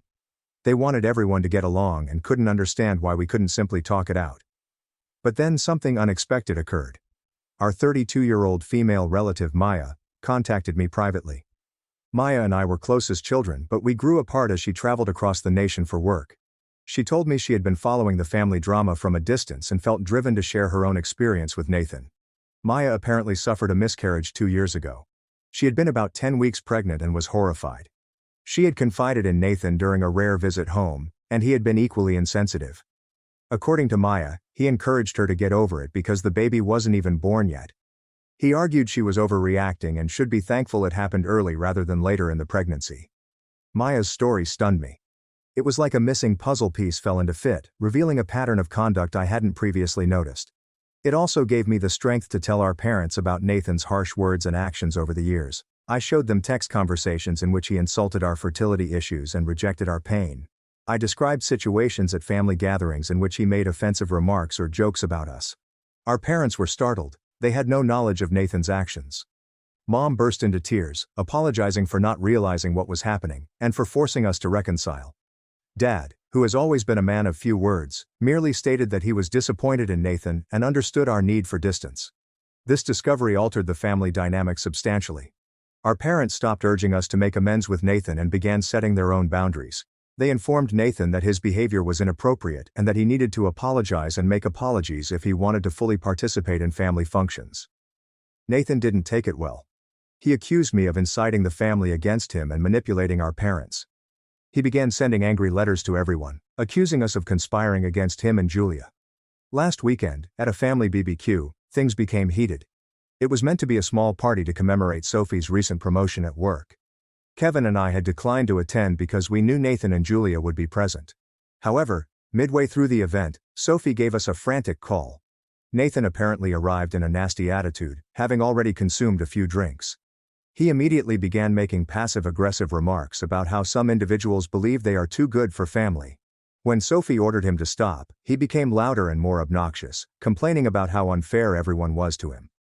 Kevin and I decided to go over and try to defuse the situation. When we arrived, the anxiety was evident. Nathan, red-faced and slurring slightly, quickly focused on us. He began throwing accusations, claiming that we were pulling the family apart and that we were greedy for hogging all the attention with our pregnancy. Kevin tried to calm him down, speaking in a low, soothing tone, and asking Nathan to consider the anguish he was causing. But Nathan was beyond reason. He got in Kevin's face, poked his chest, and asked if he wanted to take it outside. That's when our father stepped in. I've never seen him this angry. He physically positioned himself between Nathan and Kevin, telling Nathan that his behavior was inappropriate, and that if he couldn't be supportive, he should leave. Nathan was stunned. He tried to disagree, but our mother stood by Dad, stating Nathan's activities were harming everyone and that he needed to step back and reflect on his behavior. Nathan and Julia drove away in a fury, with Nathan yelling that we'd regret this. The rest of us were left terrified, with the BBQ effectively wrecked. Sophie was in tears, feeling guilty about organizing the event in the first place. Our parents were older than I had ever seen them, worn out by the battle. Since then, Nathan has been sending angry texts to everyone, saying that we have turned the family against him. He's been posting vague, angry posts on social media, prompting worrisome responses from extended relatives and old acquaintances who don't know the whole situation. Most relatives are ignoring him, but a few, like our Aunt Caroline, 55 female, and Uncle Victor, continue to pressure us to reunite for the sake of family harmony. They keep talking about how we'll regret this schism once our parents are gone, and how family should always come first. But Kevin and I are standing firm. We've opted to focus on getting ready for our daughter's arrival and surround ourselves with good, helpful people. We've started taking childbirth classes and have been busy preparing the nursery. Kevin's parents, who live a few hours away, have been incredibly helpful, frequently driving up on weekends to assist and provide emotional support. It's unfortunate that Nathan will not be able to join us during this joyful period of our lives. There are times when I miss the brother I once had. The one who protected me and made me laugh. But then I remember all of the misery he has caused, and I know we are making the correct decision for our mental health and our baby's well-being. As my due date approaches, I'm trying to focus on the joy of being a mother rather than the family drama. But it's difficult not to wonder what the future holds. Will Nathan ever comprehend the pain he has caused? Will our family ever be able to mend from this rift? Only time will tell. Update 2. Another several months have passed, and I am now 32 weeks pregnant. The situation with Nathan has taken an unexpected turn, and I'm not sure how I feel about it. Last month, Julia texted me and asked if we might meet for coffee. Given what had happened, I was cautious, but my curiosity won out. We met at a quiet cafe near my house, and Julia's words left me reeling. She began by apologizing for not confronting Nathan's actions throughout the years. She said that things in their marriage had not been going well for a long time, even before the recent turmoil. Nathan's insensitivity appears to extend beyond family members who are suffering with fertility. He has been dismissive of Julia's issues with postpartum depression since their last child, and has been spending more and more time away from home. Julia revealed that she has been pondering leaving Nathan. She stated that watching Kevin support me made her realize how unhealthy her own relationship is. She informed me about situations I was unaware of, such as Nathan mocking her professional goals, rejecting her fears about their children, and even flirting with other women at parties. I was sympathetic, but apprehensive. While I accepted her apologies and felt terrible for her position, I made it plain that it did not erase years of pain. I suggested that she speak with a therapist or counselor to sort through her emotions and determine her next actions. After our meeting, I felt conflicted. Part of me felt vindicated that someone else recognized Nathan's behavior for what it was, while another part of me was saddened by the degradation of a once strong friendship. Nathan unexpectedly arrived at our house a week after Julia's confession. It was a Sunday afternoon, and Kevin and I were putting together the crib for the nursery. Nathan looked terrible. Unshaven, with big circles under his eyes that indicated he hadn't slept in days. He burst out screaming almost immediately, stating Julia had abandoned him and taken the kids to her parents' place. Between sobbing, he told us that Julia had given him an ultimatum: either receive assistance for his anger and drinking issues, or she will file divorce. Nathan requested us to help him resolve issues with Julia and the rest of the family.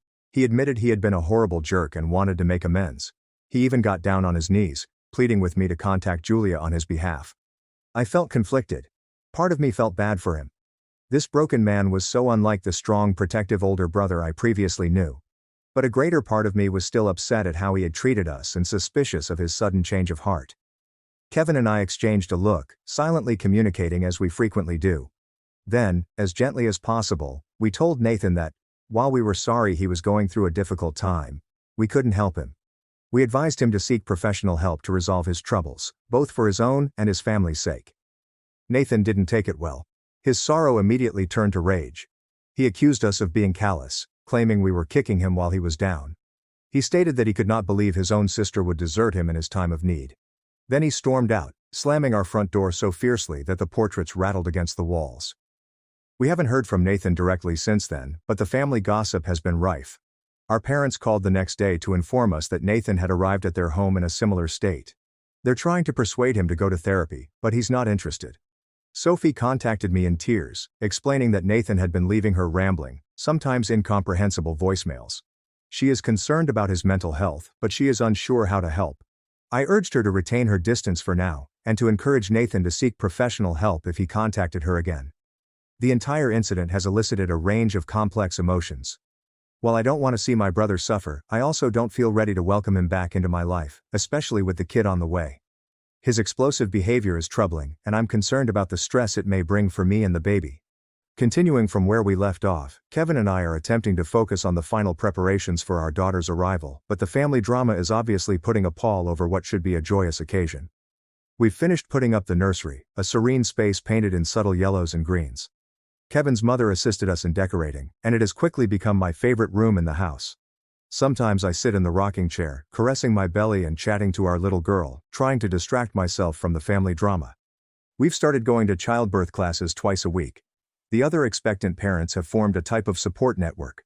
It's wonderful to be around people who don't know about our family problems and simply see us as a happy couple expecting their first kid.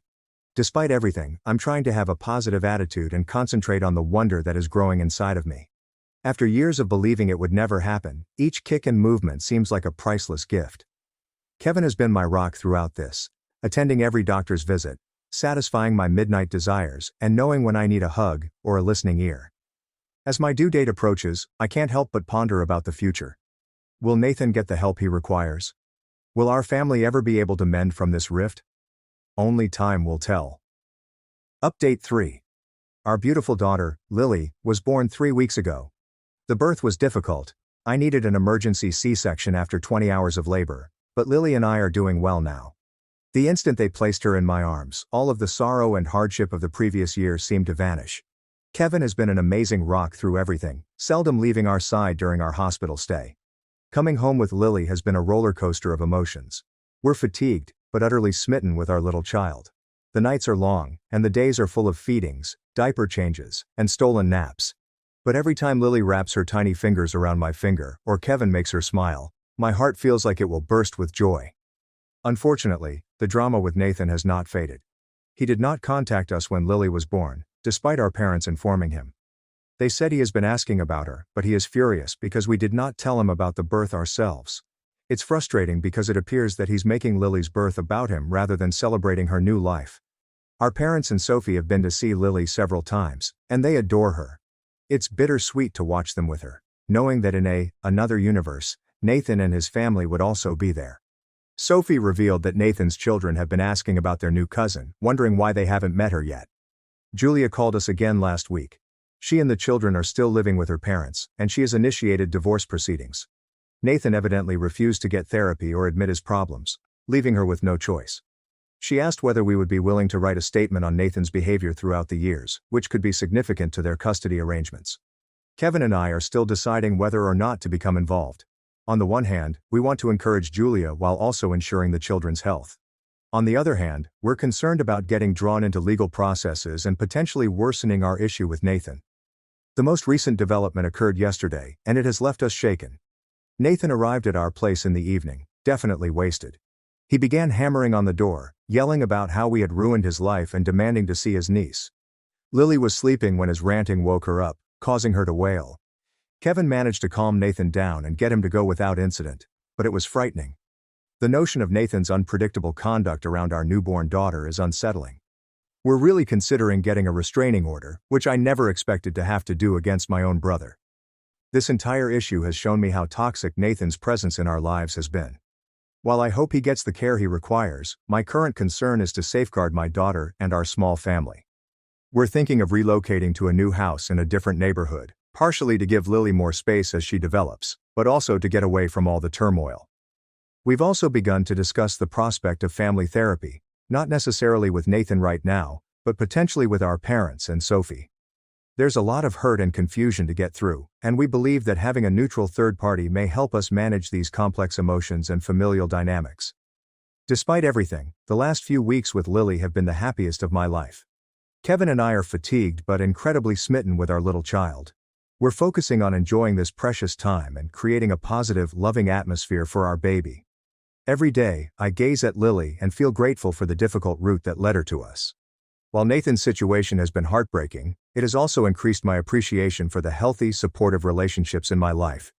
As we move forward, our objective is to surround Lily with love, positivity, and strong, healthy family bonds, whatever that family looks like. My sister laughed, while I told her I spent 4 months making a scrapbook for her, then opened it and mocked the page that said, "My sister inspires me." You just said what?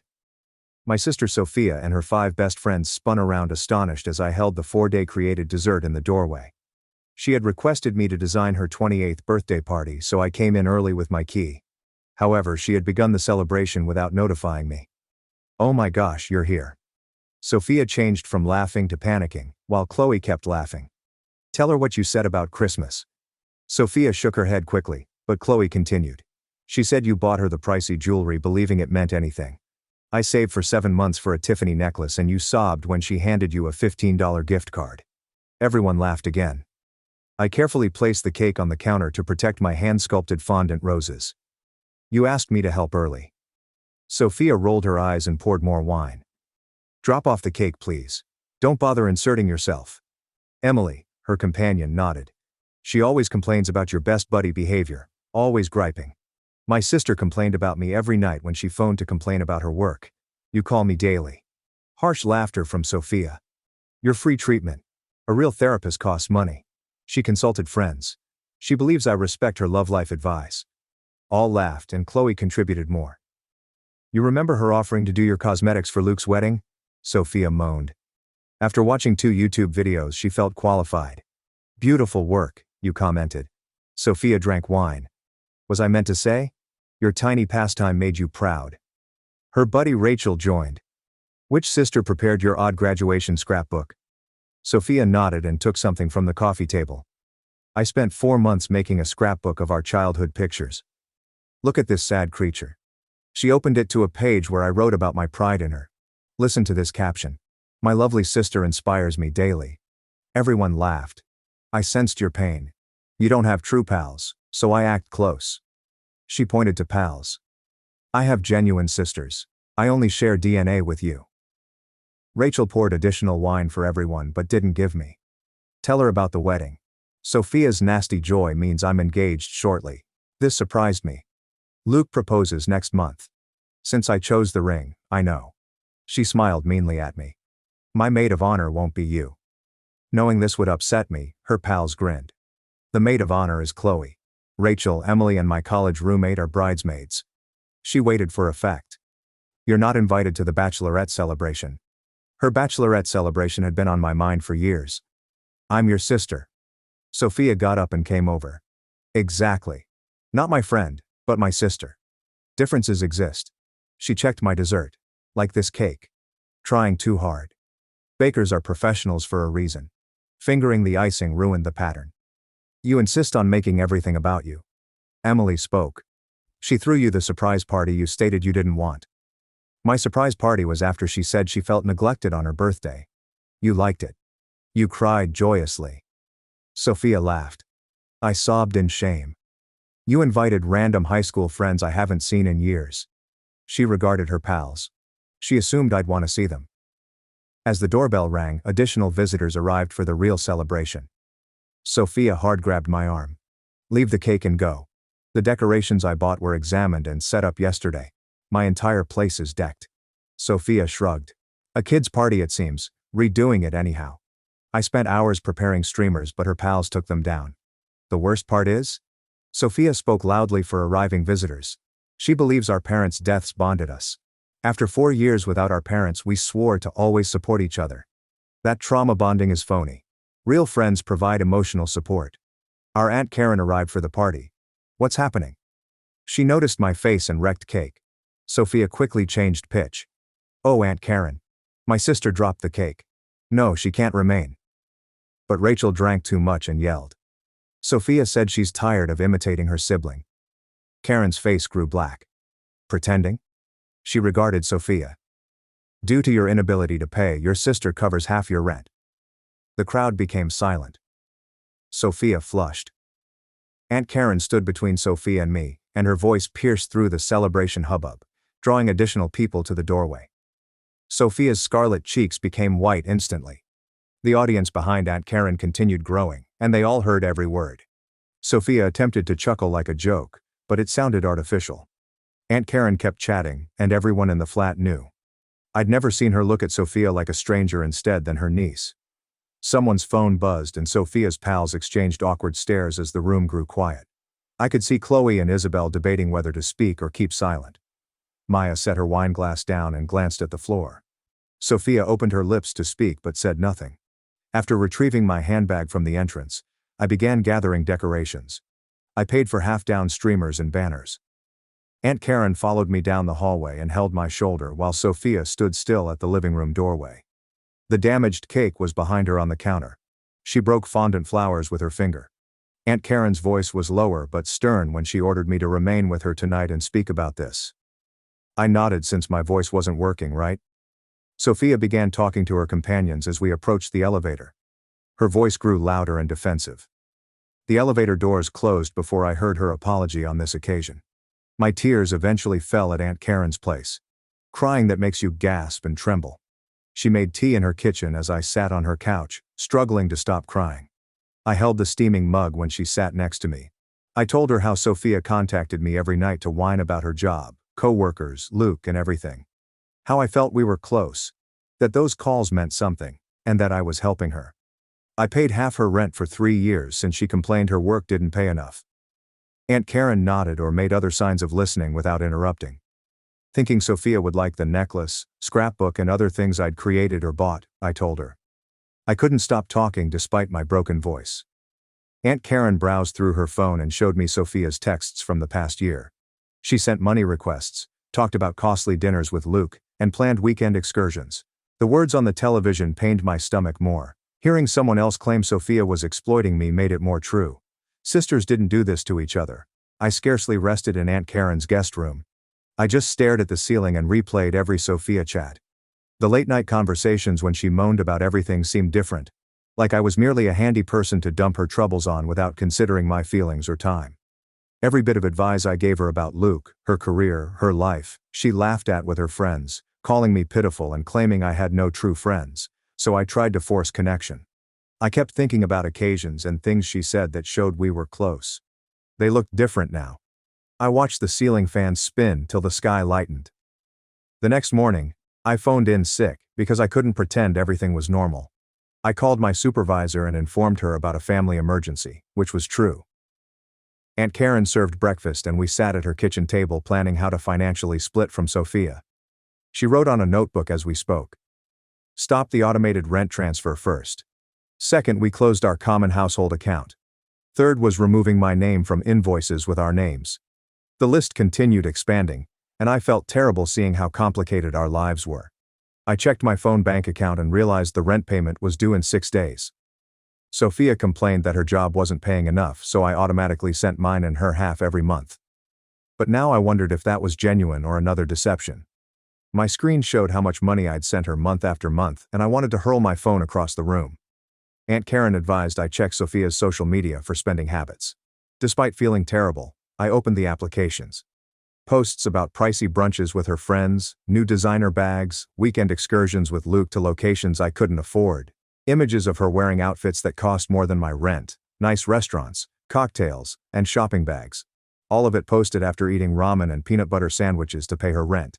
She informed me she needed my aid financially, and the post dates matched. Every post I read made me feel stupider for trusting her. My phone buzzed with Sophia calls. I sent everyone to voicemail. I found 12 missed calls and dozens of texts. First few texts. Sorry, said she didn't mean it, said we should talk. Then they became upset. She stated I was emotional, Aunt Karen didn't understand our connection, everyone vents to friends, and I was overreacting. I watched the texts stack up on my screen without answering. She alleged intoxicated buddies pressured her to say unpleasant things. She stated I overreacted to everything. She advised me to quit being sensitive and come home so we could discuss this as adults. I left my phone face down on the table. I waited until Tuesday a.m. when Sophia would be downtown at her office. My apartment key felt heavy when I opened the door and entered. Although everything appeared the same, everything felt different. The couch we bought at the furniture store last year lay against the wall with my hand-sewn throw cushions. Books we'd read and debate over wine on Friday nights were probably Sophia's way of wasting time before her actual buddies arrived. The wall-mounted framed images made my stomach turn. Our beach photos from last summer, where we laughed so hard we couldn't breathe. I believed those times mattered. I grabbed my bag from the closet and threw stuff in without folding. I quickly grabbed shirts, jeans, and underwear from drawers and put shoes in bags. I needed to go before Sophia came home early or I cried again. Sophia insisted on alphabetizing the crucial paperwork in our shared file cabinet. My birth certificate, SSN, passport, and all our parents' death documentation. I took my name-marked items and left the others. I grabbed my toothbrush and Aunt Karen's costly Christmas face cream in the bathroom. Sophia's cosmetics, bought with rent money, covered most of the counter. It felt better to be angry than wounded. Sophia wrote on the back of a takeaway receipt on the kitchen counter in excellent handwriting. The paper was slightly crumpled, like she'd scribbled quickly or flung it down. I snatched it up and read the words that made things worse and clearer. Not sorry. Not acknowledging her public statement. Just money worries and labeling me foolish for feeling humiliated publicly. I kept the folded note in my pocket as proof. Proof I wasn't crazy about feeling exploited. Sophia was like this when nobody performed for her or gave her what she wanted. Apartment seemed smaller, like walls were closing in. I collected my luggage and left without looking back, leaving my key on the counter next to her message. Work the next day seemed difficult. The words blurred as I stared at my computer screen at my desk. Julia, my coworker, kept looking at me between calls. We generally discussed projects and deadlines after 3 years of working together. Nothing personal. She brought 2 deli sandwiches to my desk for lunch. She brought me one and a chair without asking. I attempted to grin and seem good, but my face wouldn't comply. She patiently waited till I offered her a summary of the celebration. The fundamentals about Sophia being harsh and Aunt Karen exposing rent. Julia listened without interrupting and didn't provide hollow consolation or say things will be okay after I finished. She said her roommate left last week and the spare room was available if I wanted a place. She presented a sensible answer without pity or weirdness. Almost sobbing in the workplace, I held it together until I could retreat in the toilet. We met at Julia's place across town after work. The building was older than my and Sophia's, but well-maintained and had charm. I saw the unoccupied room that was smaller than mine, but the rent was lower and it felt clean and uncomplicated. No memories on the walls, no furnishings I bought believing I was making a home with my sister. Julia clearly detailed home regulations. Simple respect for shared space. She stated her typical evening routine, preferring silence after 10. Everything seemed balanced and fair, like she regarded me as an equal, not a tool. I accepted and shook hands like grown-ups doing business. She gave me an extra key and said I could move in whenever. Key seemed lighter than one I left at Sophia's. I held my phone for 20 minutes in Aunt Karen's guest room before seeing my texts that evening. The sentence to Sophia was typed without thinking or softening it. No after information, just packing out and paying this month's rent. She may pay for it herself or find someone else. I sent it before I could remove and improve it. The response came so quickly she must have been glancing at her phone. All uppercase letters calling me selfish and ungrateful for abandoning her when she needed me. More texts, harsher than the previous, blamed me for wrecking her life and being emotional about nothing. My hands trembled as I placed my phone face down on the nightstand. Aunt Karen's front door banged at 9 p.m. hearable from the upper guest room. Sophia's high-pitched weeping voice repeated my name through the walls. I stayed in bed while Aunt Karen walked to the door and told Sophia she couldn't come in. Sophia said she didn't mean such things, that her companions were intoxicated and encouraged her, and that I abandoned her over a misunderstanding through the floor. She repeated her text's reasons with tears. Aunt Karen kept her cool, not allowing Sophia take advantage. Sophia's vehicle started and drove away after about 10 minutes of talking. My chest was tense throughout. Almost wanted to rush downstairs and mend things. The other portion knew instinct was the issue. Aunt Karen returned inside and caught me on the guest bed. It was evident that I was fine, so she sat next to me. She cut through my confusion and shame by saying Sophia wasn't accepting responsibility, just concerned about losing her free ride. Clarity helped, but I felt awful for feeling guilty, like I betrayed Sophia by seeing the truth. Aunt Karen patted my shoulder and told me that sincere apologies don't blame or excuse.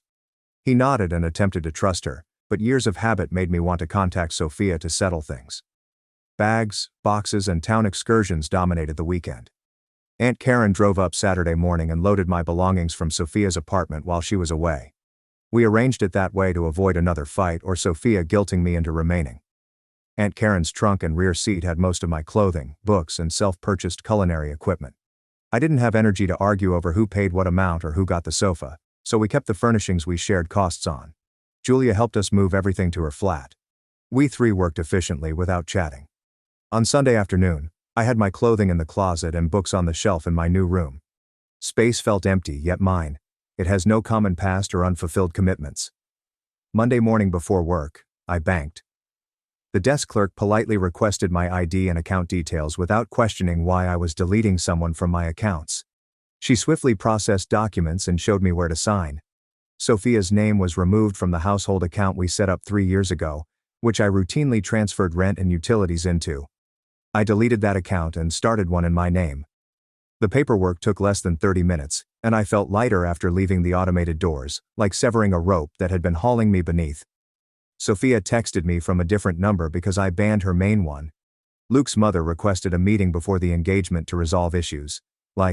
This was just a minor conflict to resolve. I was supposed to assist Sophia seem nice to her prospective in-laws and pretend everything was all right. After blocking the new number, I blocked Chloe, Isabel and Maya in my contacts. Every number from the party night. Everyone who laughed while Sophia tore me apart. After hovering over the erase button, I watched each name disappear from my phone. I was tired of being controlled and made smaller so Sophia could feel bigger. As I deleted names from my life, my chest felt lighter. Julia departed for her hospital duty at 6 a.m. most mornings. Her corridor footsteps were soft as she attempted not to wake me. Though I typically heard her, I stayed in bed, appreciative for the attention. Because she worked 12-hour shifts 3 days a week, I had the flat for lengthy periods after work. She took off other days. After I returned, she'd be preparing supper or reading on the sofa and ask if I wanted to join her without pressure. We settled into a routine of being together without interacting. Some evenings I worked on my laptop at the kitchen table while she watched TV, and the silence was pleasant. Julia would stop what she was doing to listen when I wanted to talk about Sophia, the party, or my anger. She only gave counsel when requested. Let me vent till I run out of words without offering any solutions. Having someone who gave me space but supported me was different from Sophia. A stranger called 2 weeks after I moved out. Something compelled me to answer. The landlady of Sophia and my flat, Thora Emery, said. She seemed exhausted and irritated when she questioned whether I'd quit the lease without notice. My stomach fell because I recognized Sophia's words. I said I gave written notice, paid my rent through the month, and supplied a forwarding address for any deposit refund. Thora paused before asking why Sophia said I'd vanished and left her with the whole rent. I inhaled and informed her that Sophia could have paid the whole amount all along, that I'd been covering half because she stated she couldn't. That was BS. Thora made a note and said she'd seen Sophia driving a new automobile in the parking garage last week. A BMW, she replied, wondering how someone with little money could purchase a premium car. Confirmation hit me hard. Sophia had been lying about her finances and using my money to buy herself fancy items, but I was too trusting to investigate it. Thanking Thora for calling, I hung up with shaking hands. My rage was sharp and intense, unlike my hurt. Sophia was harsh beyond the celebration. She stole from me for months, possibly years. Aunt Karen contacted me that night to recommend Isadora Mann, a therapist. She stated Isadora specialized in family trauma and helped numerous friends through challenging situations. Aunt Karen proposed the appointment for the next week, and I was weary of being furious all the time. A modest downtown building with pastel blue walls and plants throughout housed the office. With gray hair tied back and gentle eyes that didn't look away when I started chatting, Isadora was maybe 50. I told her about the celebration, Sophia calling me pitiful, the cake, the scrapbook, and how she insulted everything I did for her. I broke down weeping halfway through recounting her companion's laughter. Isadora gave me tissues and waited until I could breathe before saying something that transformed my perspective. She said Sophia's actions weren't cruel. It was emotionally abusive and had probably been going on for years because she was my sister. I linked abuse with physical violence, so I was wary. But Isadora said emotional abuse was just as harmful. Using someone for money and making them feel useless, phoning daily to vent but never listening. Mocking their love attempts. All of those were abuse. I sat in her office feeling like someone had finally put voice to my unnamed feelings. During our second session, Isadora had me make 2 lists. Sophia valued and utilized me. I expected the task to be short, but the utilized list grew. She phoned every night to whine about work but hung up when I shared my issues. One weekend she took my car and returned it with an empty petrol tank and new scrapes. She forgot my birthday but anticipated big celebrations on hers. She handed me a $25 gift card for Christmas after I spent hundreds on her gifts. As memories came back, my handwriting got messier and the list reached 2 pages. 3 objects were appraised.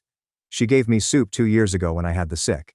3 years ago she helped me move into my first apartment. She contacted me after our parents' burial to say we only had each other. All 3 happened before or after our parents died. Nothing recent was listed. Because the proof was in black and white, I felt nauseous looking at the pages. Sophia stopped liking me years ago, but I kept attempting to win her affection. Isadora showed me Sophia's post-funeral metamorphosis. Though selfish, she wasn't harsh before our parents died. She became demanding and cold, taking whatever I provided without returning. I thought we supported each other through grief. Through the loss, we relied on our sibling relationship. I supported her as she vented her anger and anguish on me. She vented her sadness by shrinking me, punishing someone who wouldn't fight back. I became her emotional garbage can, where she could just dump her bad sentiments. The discovery made me so upset I left the session early and walked around the block 3 times before getting in my car. She used me all those times I stayed up listening to her weep about losing our parents, comforting and reassuring her. She never inquired how I was grieving or observed my struggles. Just took till our relationship was just her needs and my attempts to satisfy them. At work, I tackled a major job my employer gave me. Reorganizing our customer database was something I'd put off for weeks without Sophia contacting me every night. I had day-end vigor. I worked late a couple nights on spreadsheets and data entry that required new concentration. My manager visited my desk one day and praised my efforts, said she'd noticed my engagement recently. The observation-based compliment felt better than Sophia's occasional praise since it wasn't manipulated. I noticed how much brain space Sophia's nightly calls took. How weary I was trying to address her problems while disregarding my own career and life. That space was mine again, and I could utilize it for important things. Aunt Karen called me to ask me to Sunday supper and said she'd alerted relatives about the gathering. My gut nodded with worry about their reaction. Would people think I overreacted? Would they say to forgive Sophia because she's family? Aunt Karen may have detected my fear and my quiet because she swiftly added that everyone supported me and was outraged with Sophia for her treatment. I had supper with my uncle and 2 cousins I hadn't seen in months at Aunt Karen's.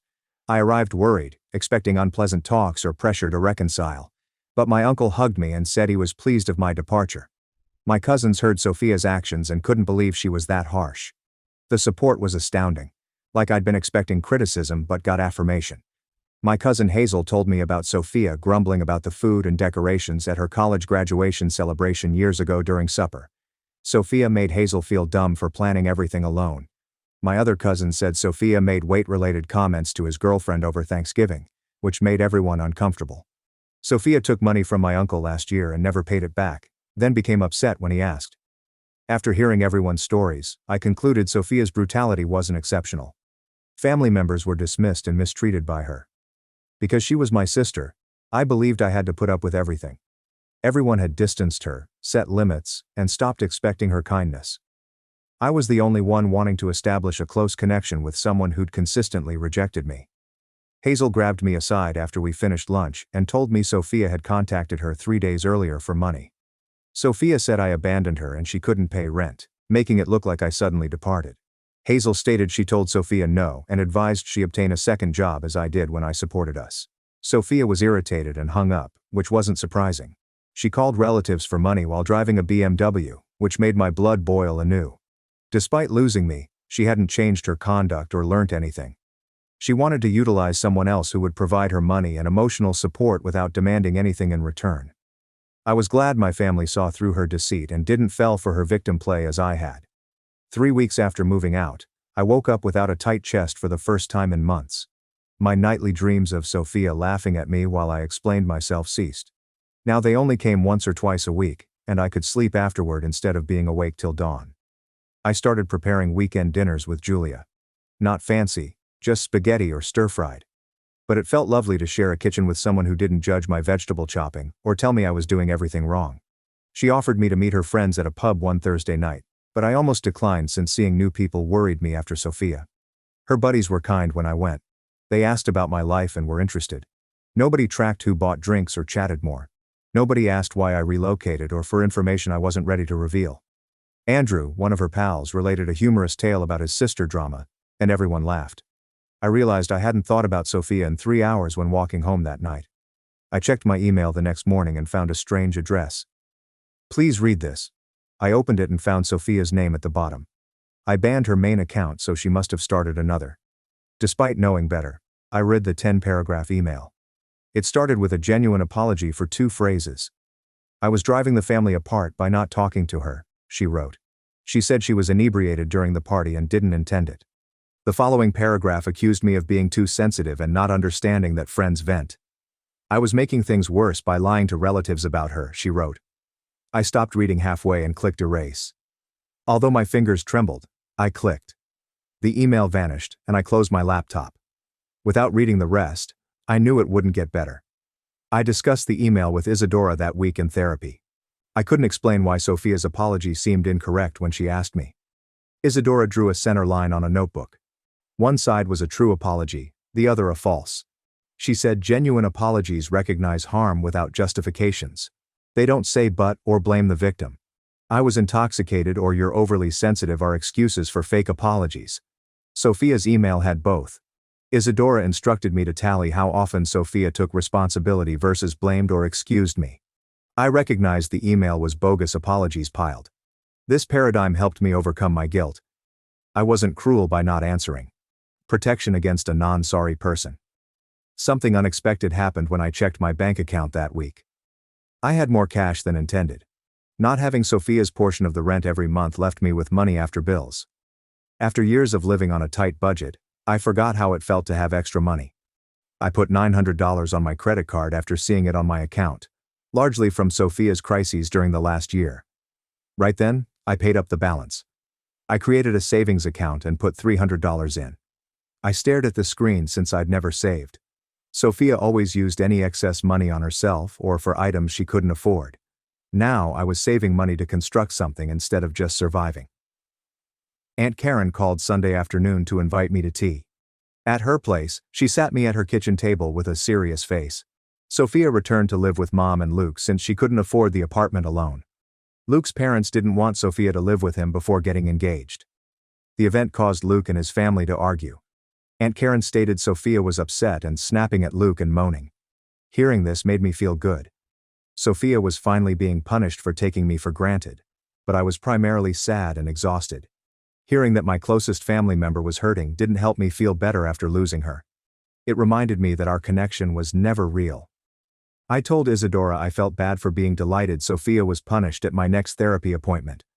Isadora leaned forward and uttered something memorable. I lost an illusion of a relationship with Sophia. The sister I thought I had, the one who valued me and cared about me, was never real. Sophia showed me who she was at that party. Grieving what I thought we had was valid, but it was different from grieving a real mutual relationship. This explained why I was puzzled. I grieved for my imagined sister, not my real sister. I lamented something that never existed. A month after the party, Chloe messaged me on social media. I almost erased it without reading, but curiosity won. She apologized for laughing at me and pushing Sophia to be harsh. After I left, she saw Sophia slide and realized how toxic their buddy circle was. Chloe said she'd left Sophia to improve herself. Her message ended with a request to talk. I read it twice and dismissed the app without reacting. Maybe Chloe apologized. Maybe she learned something. I owed her neither time nor forgiveness. She humiliated me in a packed room. I wasn't responsible for her progress. On Wednesday, my supervisor summoned me into her office, making me queasy. Calls to the boss's office were never good. After I sat down, she grinned and told me I was promoted to senior associate.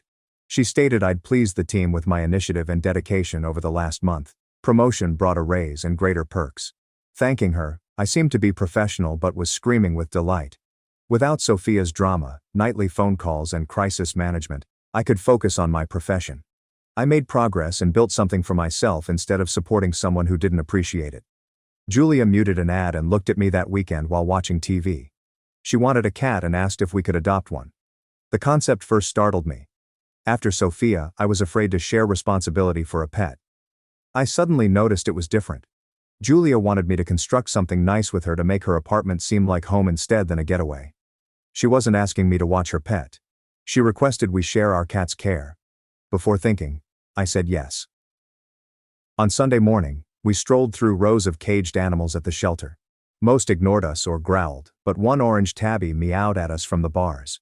Because people preferred kittens instead than adult cats, Marmalade, the shelter worker, had been there for 3 months. We could hear the cat purring across the room as Julia unlocked the cage. She stared at me, I nodded. The worker helped us load Julia's car with the cat carrier after we completed the adoption papers. Julia suggested renaming him after his hue on the way home. I offered Toast, and she laughed, saying excellent. Back at the apartment, we put up his litter box and feeding dishes. Toast sniffed everywhere and marked territory.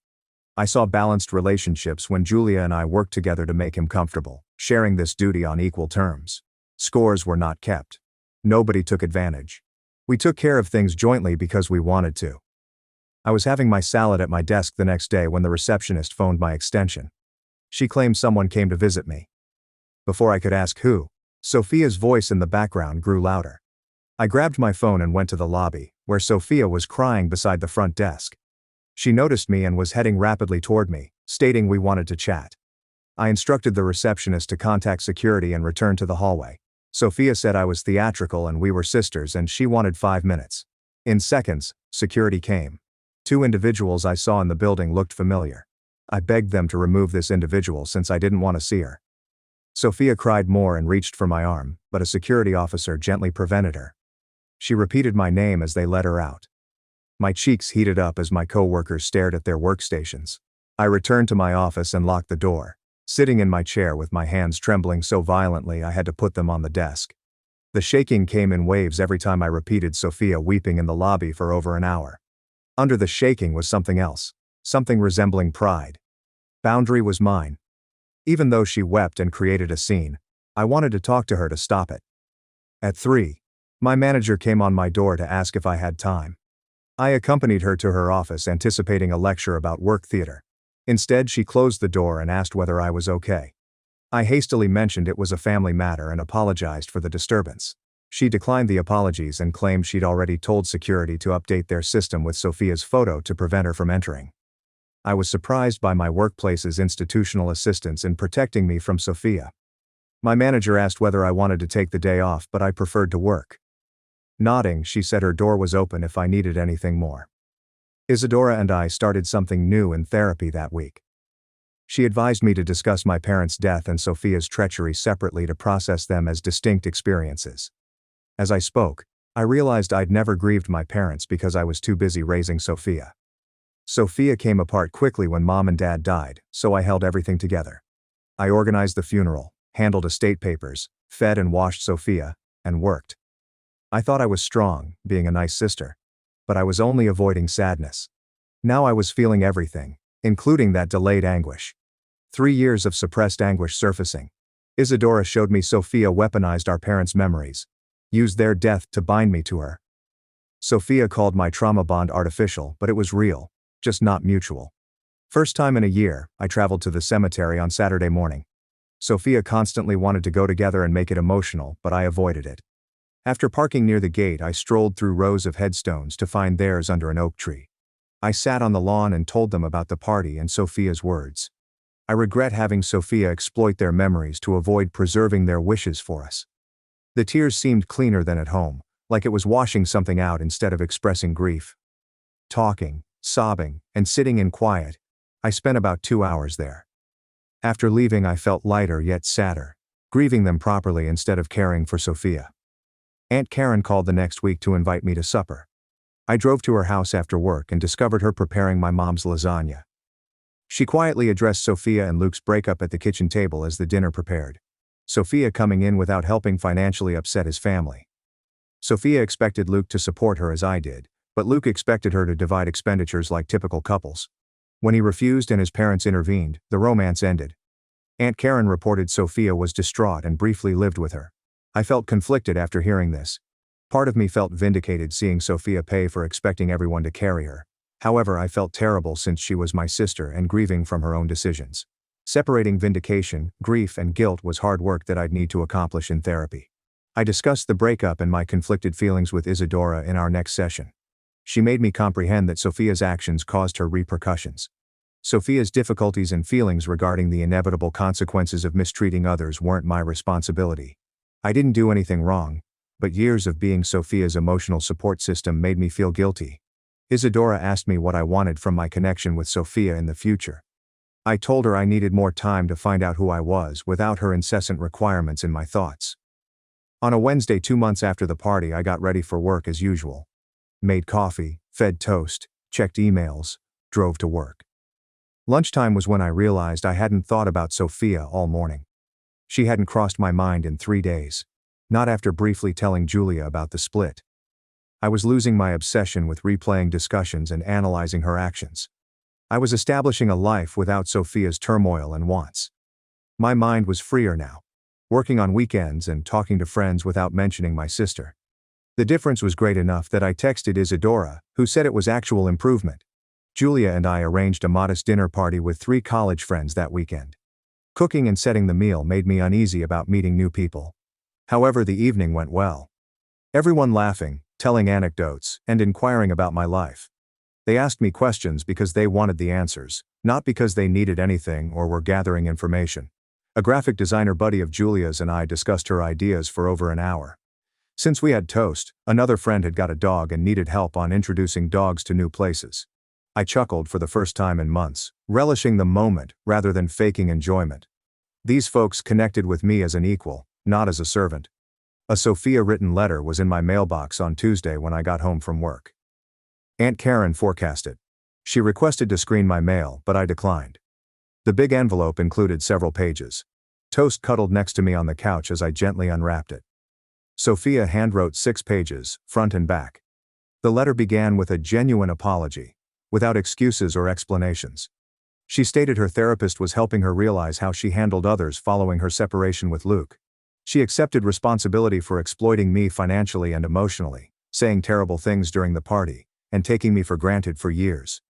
She didn't beg for forgiveness or touch. She apologized and understood if I never spoke to her again. The letter was read again to find the catch, the concealed blame or manipulation. Sophia's apology felt sincere, not attempting to make me correct anything. I folded it back into the envelope and placed it on the coffee table, unsure what to do. I read sections of the letter to Isadora on Thursday. We discussed how to respond, if I wanted to. Isadora inquired what I needed from Sophia to feel comfortable with future communication. I suggested the letter could wait until I decided what I wanted, not what Sophia required. I placed myself before my sister for the first time. Sophia's letter showed she was improving, but I didn't have to instantly accept her back. I could take my time and reconnect when I was ready, not pressured. Yes, Isadora remarked, it was healthy, that I was safeguarding my recovery above Sophia's sentiments. I could delay the letter as long as needed. Sophia's letter was followed by my uncle's birthday party invitation 2 weeks later. I instantly noted that Sophia's name wasn't on it, simply mine, addressed to me at Julia's flat, indicating that Aunt Karen had informed the family of my new address. My uncle was thrilled to hear I was coming when I phoned to confirm. He checked in on me and the new house without mentioning Sophia. The silence felt purposeful, like everyone had decided not to mention her unless I did. On Saturday afternoon, I traveled to my uncle's house with a present I chose without bothering about Sophia's opinion or the packaging. I was unpreparedly apprehensive as I approached the front door. Like I was tested. But when my aunt answered the door and hugged me longer than usual, the tension eased. After greeting me cordially, my relatives positioned themselves around me to provide support. Everyone appeared to care about making me comfortable at the tiny family celebration. After thanking me for the present, my uncle asked about my employment and listened instead of talking about himself. I ate lunch on the back patio with my younger cousin and Aunt Karen, who kept eyeing me. No one acknowledged Sophia, but her absence loomed like weather nobody wanted to accept. While I loved the support and how everyone tried to make me feel important, it made me sad. Our family had irrevocably split into before and after the birthday party event, and we were all learning how to adjust. My cousin Hazel took me apart from the others near the garden after lunch. She twisted her bracelet around her wrist, looking uncomfortable yet resolute. She said Sophia had been phoning her to check on me and see what I was doing. Sophia seemed concerned, not manipulating or phony, Hazel remarked. Hearing this made me feel conflicted because part of me wanted Sophia to care, but another part knew I needed space. Hazel stated Sophia had requested her to inform me she was respecting my boundaries, wouldn't contact me directly, but was thinking about me. I thanked Hazel for informing me and requested her not to tell Sophia about my life. Hazel nodded and grabbed my hand, understanding without explanation. Sophia inquiring about me through relatives rather than visiting my flat or office signified something. Despite her struggle, she listened to me and gave me room. That constraint demonstrated she was striving to modify her conduct, not just her words, making it more important than her 6-page apologetic letter. I returned to the party feeling lighter, like knowing Sophia was hurting with our parting but respecting it made it less harsh. Toast curled up on my chair while I sat at my desk with paper and a pen 3 months after the party. For weeks I reread Sophia's letter, searching every syllable for hidden meanings or manipulations I never discovered. I wrote back to commemorate this healing moment, not for Sophia. I began the letter by saying this wasn't forgiveness, simply acknowledgement. I wrote that I appreciated her apologies and unapologetic accountability. I said I needed more time and space, maybe a lot more, but I knew she was working on herself and that mattered. I spent 2 hours writing the letter because I kept stopping to make sure I wasn't being harsh or soft. giving her false hope or being cruel. I carefully stated my expectations of her if we had contact again and what I wouldn't tolerate. I didn't promise a reunion timetable. I realized where we were and my path. After reading it again, I sealed it in an envelope before second-guessing myself. Walking to the mailbox seemed like ending a chapter and recognizing that Sophia may not be in the next. Dropping the letter in the slot brought comfort and grief. Mostly I felt clear.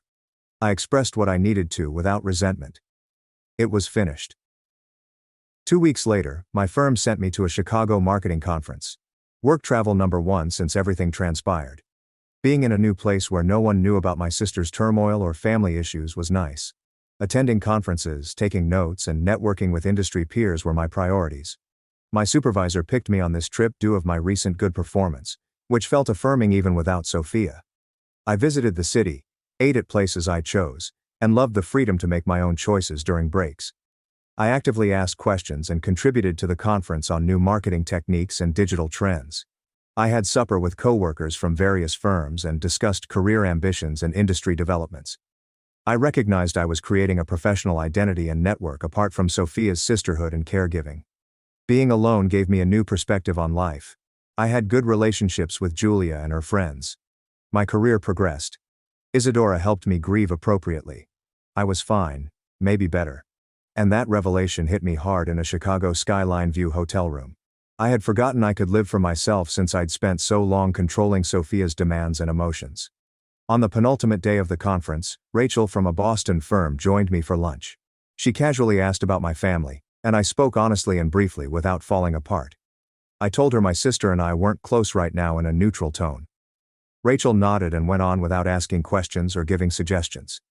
That statement's simplicity and lack of elaboration seemed strong. I didn't know anyone my tragedy or narrative. I could acknowledge the problem without making it the focus of every conversation. While waiting for my trip home, I reflected on my 3-month journey. I went from crying in Aunt Karen's guest room to talking to a stranger about my family without shivering.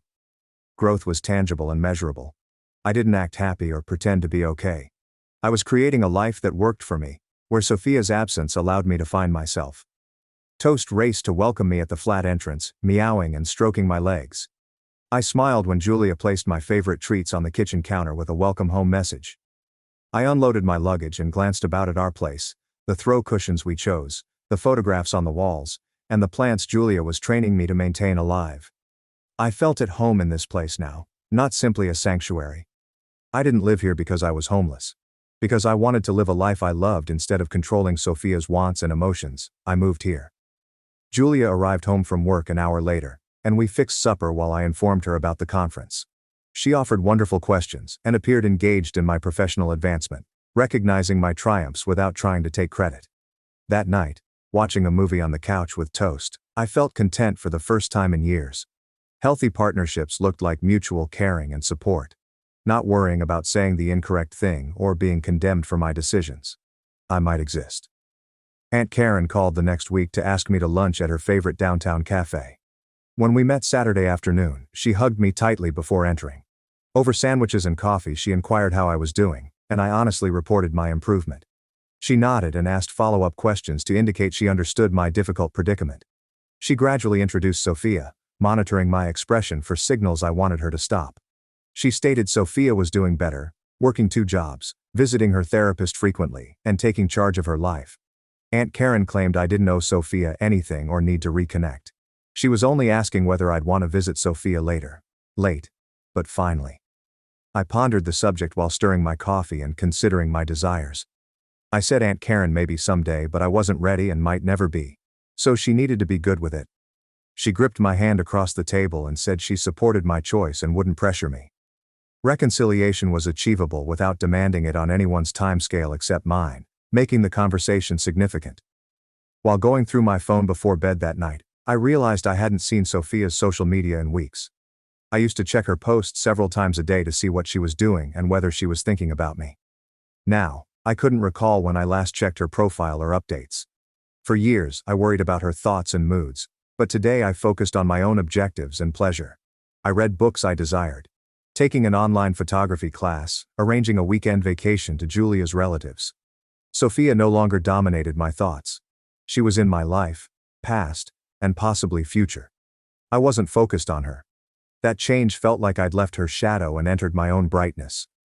When Isadora and I met Thursday, we discussed appropriate boundaries with Sophia if we had contact again. Isadora helped me imagine restricted organized engagement with obvious repercussions if Sophia reverted to previous practices. We discussed public meetings, topic-focused talks, and an escape strategy if things went bad.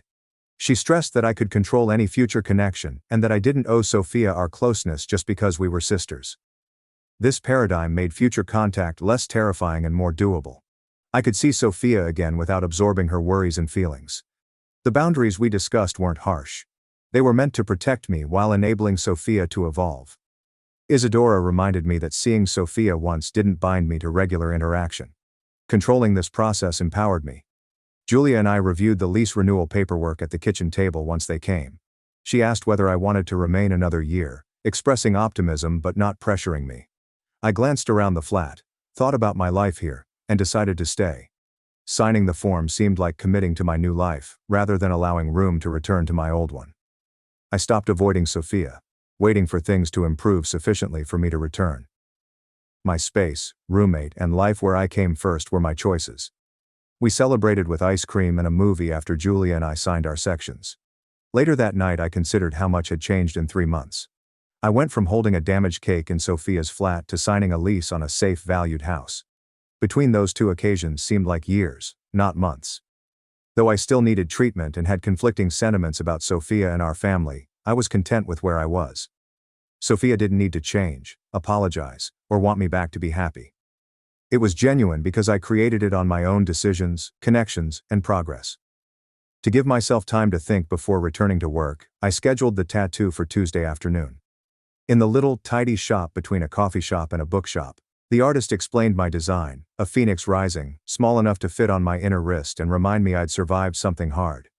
Sophia always claimed tattoos were nasty and made women look cheap, so I listened even though I wanted one since college. The needle stung more than expected, but excellent. Pain seemed to signify something. I saw the ink take shape on my flesh and realized I made this choice alone. Nothing except my viewpoint matters.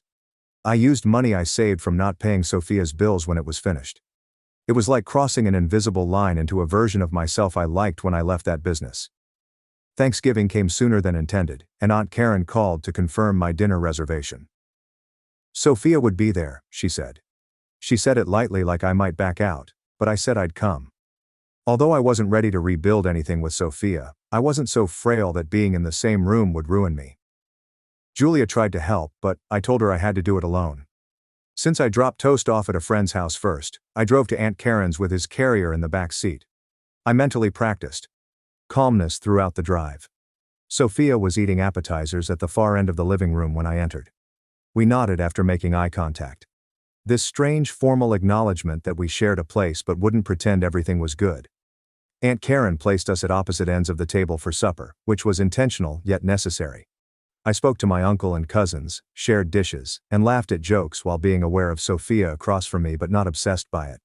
She looked skinny and exhausted, and I worried I didn't let her develop. Distant was courteous but disconnected, which was unpleasant but not tragic. Sophia and I both went to the kitchen for coffee after supper. After pouring hers, she asked if I wanted some. This simple act seemed huge considering everything. I agreed and we stood there unsure of what to do. She told me she was working 2 jobs, one at a retail shop and one doing administrative work on weekends, and had located an affordable studio apartment.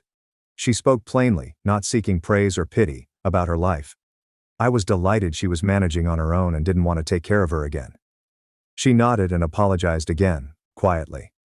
I took it without forgiving or promising. We weren't close and probably never would be again. But we weren't enemies hiding in a kitchen. Something in between. We were 2 people with DNA and a sad past in this strange neutral zone. I felt lighter when I looked out the window at the dark streets on the way home with Aunt Karen. No longer needed Sophia's companionship to be okay. I didn't need her to affirm my value or make me feel important. I had Julia, Toast, Aunt Karen, my work, and a life apart from my sister. Standing in her apartment with that damaged cake, I realized our relationship would never be the same. But I made something greater from those broken parts. I was content with life today. Sophia's loss drove me to find myself. I didn't need anything else. My sister slapped me in a high-end store when I was buying diamonds for myself, until a stranger stepped in, seeking revenge for me. It was a Tuesday like any other, or so I thought. I walked into Bellamy's, a jewelry store so extravagant it could make anyone feel out of place. But today, I was different. Today, I was finally going to treat myself to something I had worked years to afford, a pair of diamond earrings. I'd saved, sacrificed, and fought for this moment. But just as I was about to make the purchase, the doors chimed, and my sister stepped in, her face twisted in rage. And then before I even realized what was happening, her hand slapped across my face, echoing through the store. What happened next would change everything. Let me tell you the whole story. I'm Katie, and last Tuesday I was standing in Bellamy's, a jewelry store so opulent that it had its own postcode. I was there with a warm heart, admiring a set of diamond earrings that I had saved up for months. After years of barely getting by, I finally had reason to celebrate. But just as I was ready to make the purchase, the doors chimed, and my sister Lily came in, her face a mask of rage. Before I could blink, her palm touched my cheek. The sound rang through the hushed store, piercing and terrible. So what happened next? That changed everything. Growing up with Lily was like living in the path of a Category 6 hurricane. She was 3 years older, always appeared prettier, and was unquestionably the center of the universe. While I was working after-school jobs since I was 17, trying to make ends meet, Lily jumped from interest to friend group, completely confident that our parents would cover it, which they always did. Our childhood home was not a mansion, but we had everything we needed. My father was a high school teacher. My mother managed a tiny store.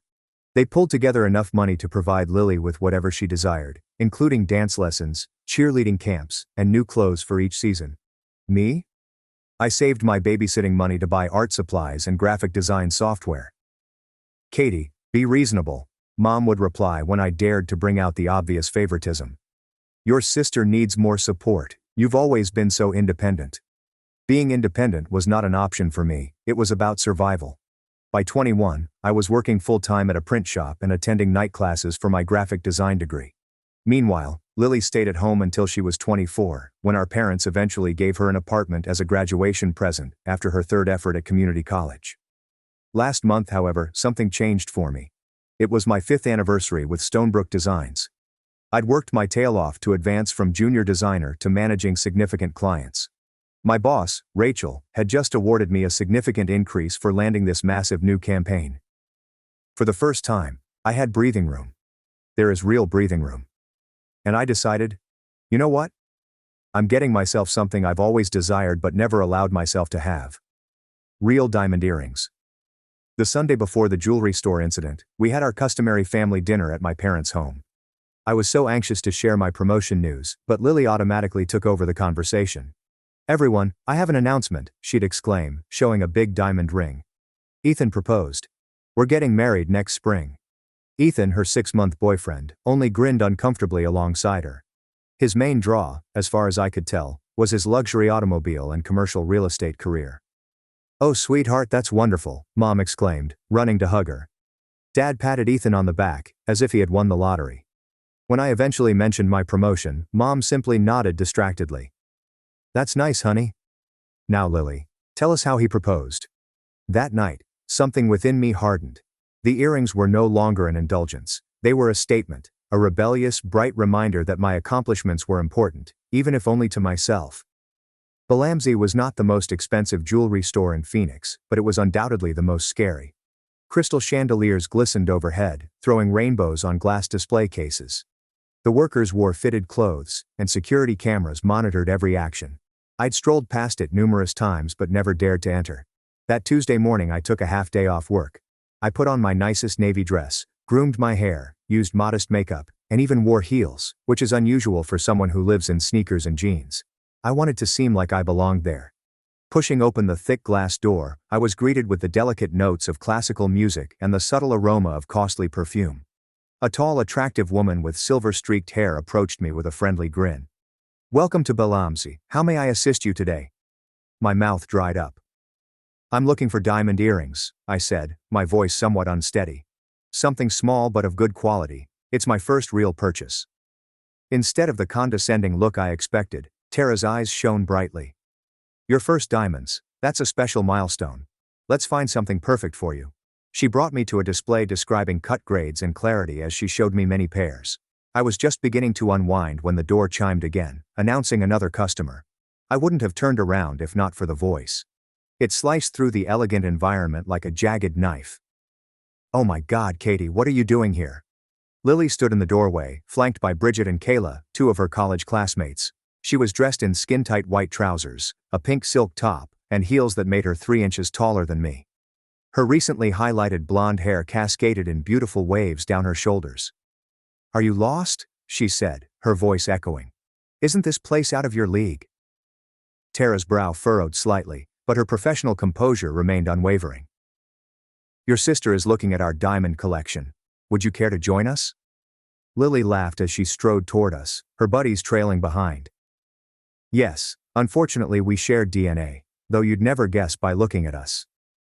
The suggested comparison weighed heavy in the air. Lily had always been the picture of beauty, with her golden hair and blue eyes. I resembled her father's side, darker looks, more athletic. "I didn't know you were going shopping today," I answered, attempting to maintain my voice. "Are you looking for wedding bands?" "Just browsing," Lily said, glancing into the case. "Ethan and I will probably go to Cartier in Scottsdale. What are you buying?" "Costume jewelry." Tara cleared her throat. "Actually, your sister has excellent taste. She's considering these half-carat diamond studs." Lily's brows sharpened as she inspected Tara's earrings. "Half-carat with your salary?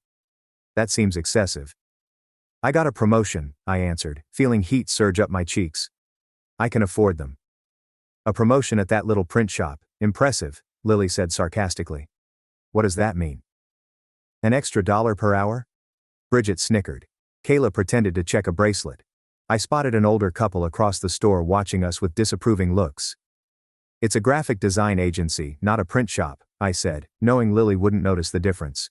"And the raise is substantial." "Well, good for you," Lily said, taking up another pair of earrings. "Though if you had any financial sense, you'd invest that money instead of blowing it on jewelry. But that's always been your problem, hasn't it?" Poor decision-making. 5 years of therapy had taught me not to fall for Lily's bait, but her words still stung. Tara, noticing the tension, softly attempted to redirect. "These would look great with your complexion," she added, placing the earrings up to my ear. "The princess cut catches light magnificently." "They're perfect," I said, deliberately ignoring Lily. "I'll take them." "Seriously?" Lily moved closer, her cloying aroma overwhelming. "You're going to spend thousands on earrings just after I announced my engagement? This is very typical of you." The accusation surprised me. "What does buying earrings have to do with your engagement?" "You can't stand the fact that I'm the center of attention for once." "You've always been jealous of me," Lily said, drawing a security guard's attention to us. For once I laughed incredulously. "You have always been the focus of attention. I've lived my life in your shadow." "Ladies," Tara interrupted, "perhaps we could—" Lily cut her off. "In my shadow? That is an impressive sum. Mom and Dad brag about you because of your scholarship and professional accomplishments. Poor Lily can't compete with the flawless Katie." The utter distortion of reality surprised me for a moment. Had we grown up in the same house? Had she not noticed how many times our parents had emphasized her needs, wants, and dramas? "That's not true. And you know it," I remarked quietly, acutely aware of the crowd we'd gathered. 2 additional sales assistants froze, and an exquisite woman examining necklaces took a step back from her display. "Do you know what? I don't have to hear this." I glanced to Tara. "I'd like to purchase the earrings now." "Don't you dare leave me." Lily grasped my arm, her manicured nails piercing into my skin. I drew away. "Do not cause a scene, Lily. This is embarrassing." "Am I embarrassing? You're the one who buys expensive jewelry to make my engagement stand out." "Not everything is about you," I responded, losing patience. "It has nothing to do with your engagement. I earned this money. I've saved for months, and I'm finally treating myself." Tara slipped the earrings into a velvet box and approached the cashier, apparently intending to speed up the transaction. Lily followed, her cheeks flaming. "How much are those earrings anyway?" Tara hesitated, turning to me for approval. I nodded. $2,800, she said calmly. Lily's jaw dropped. $3,000? Are you insane? That is how much Mom and Dad paid for my entire semester of college. I worked during school, I reminded her. This is my money. It is a waste. A total waste, Lily's voice resonated throughout the store. You're just trying to prove something because you're jealous of my ring, my fiancé, my life. I'm not jealous of you, Lily, I responded, the plain truth ringing. I never have been. The truth seemed to awaken something within her. Her face distorted with wrath, and before I could respond, her palm shot through the air and hit my cheek.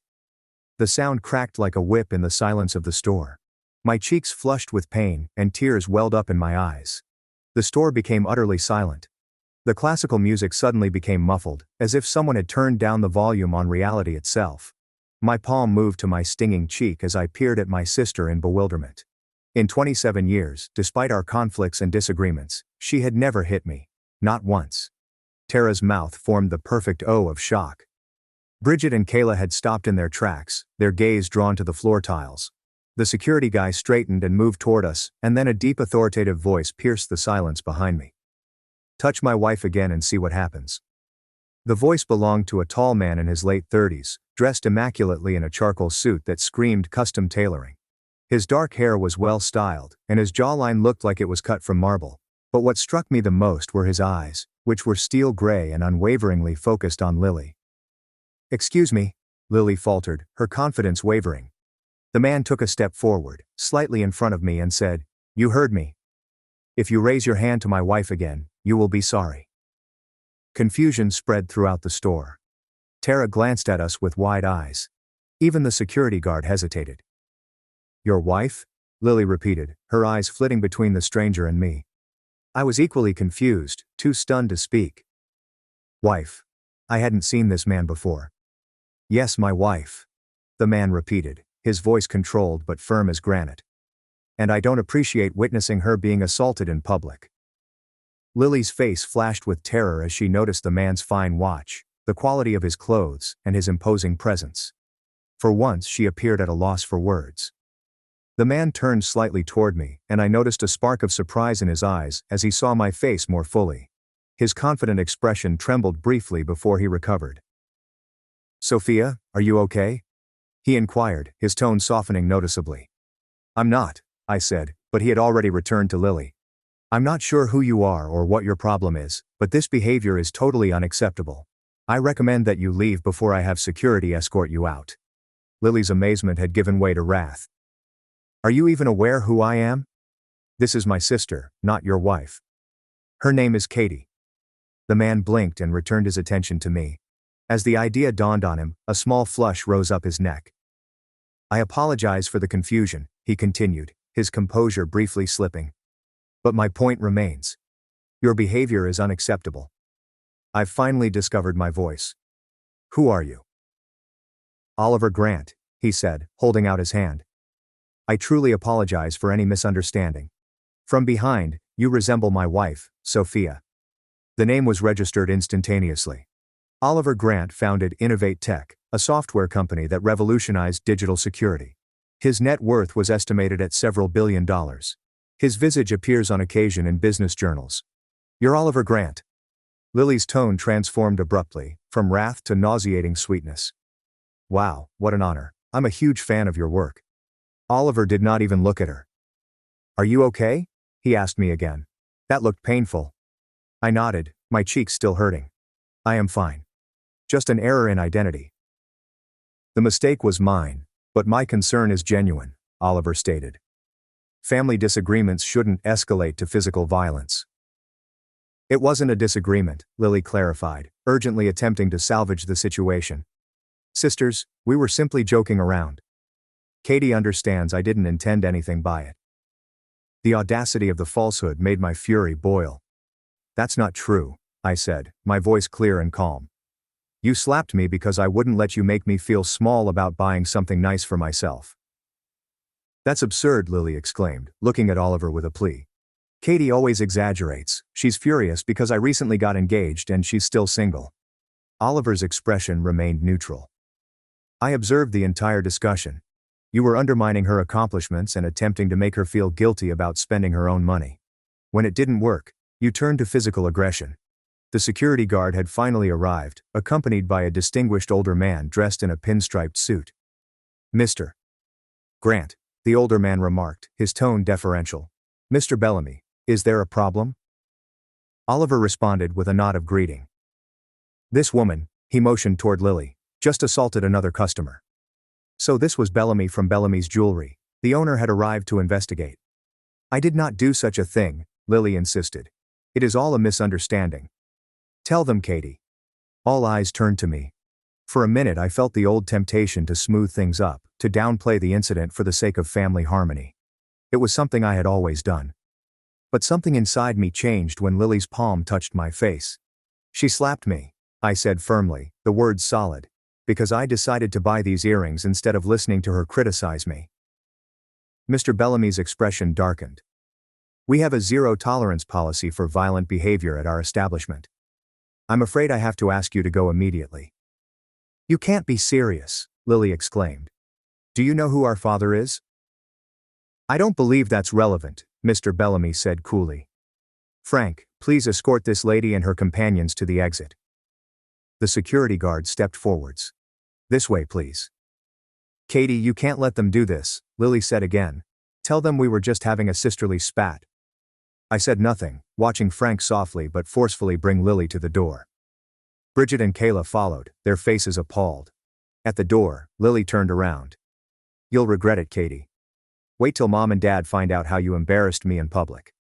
Following their departure, the store remained uncomfortably silent. Oliver Grant turned to me with genuine sadness on his face. I apologize for complicating the situation. Please let me make it up to you. Perhaps coffee when you've finished your transaction.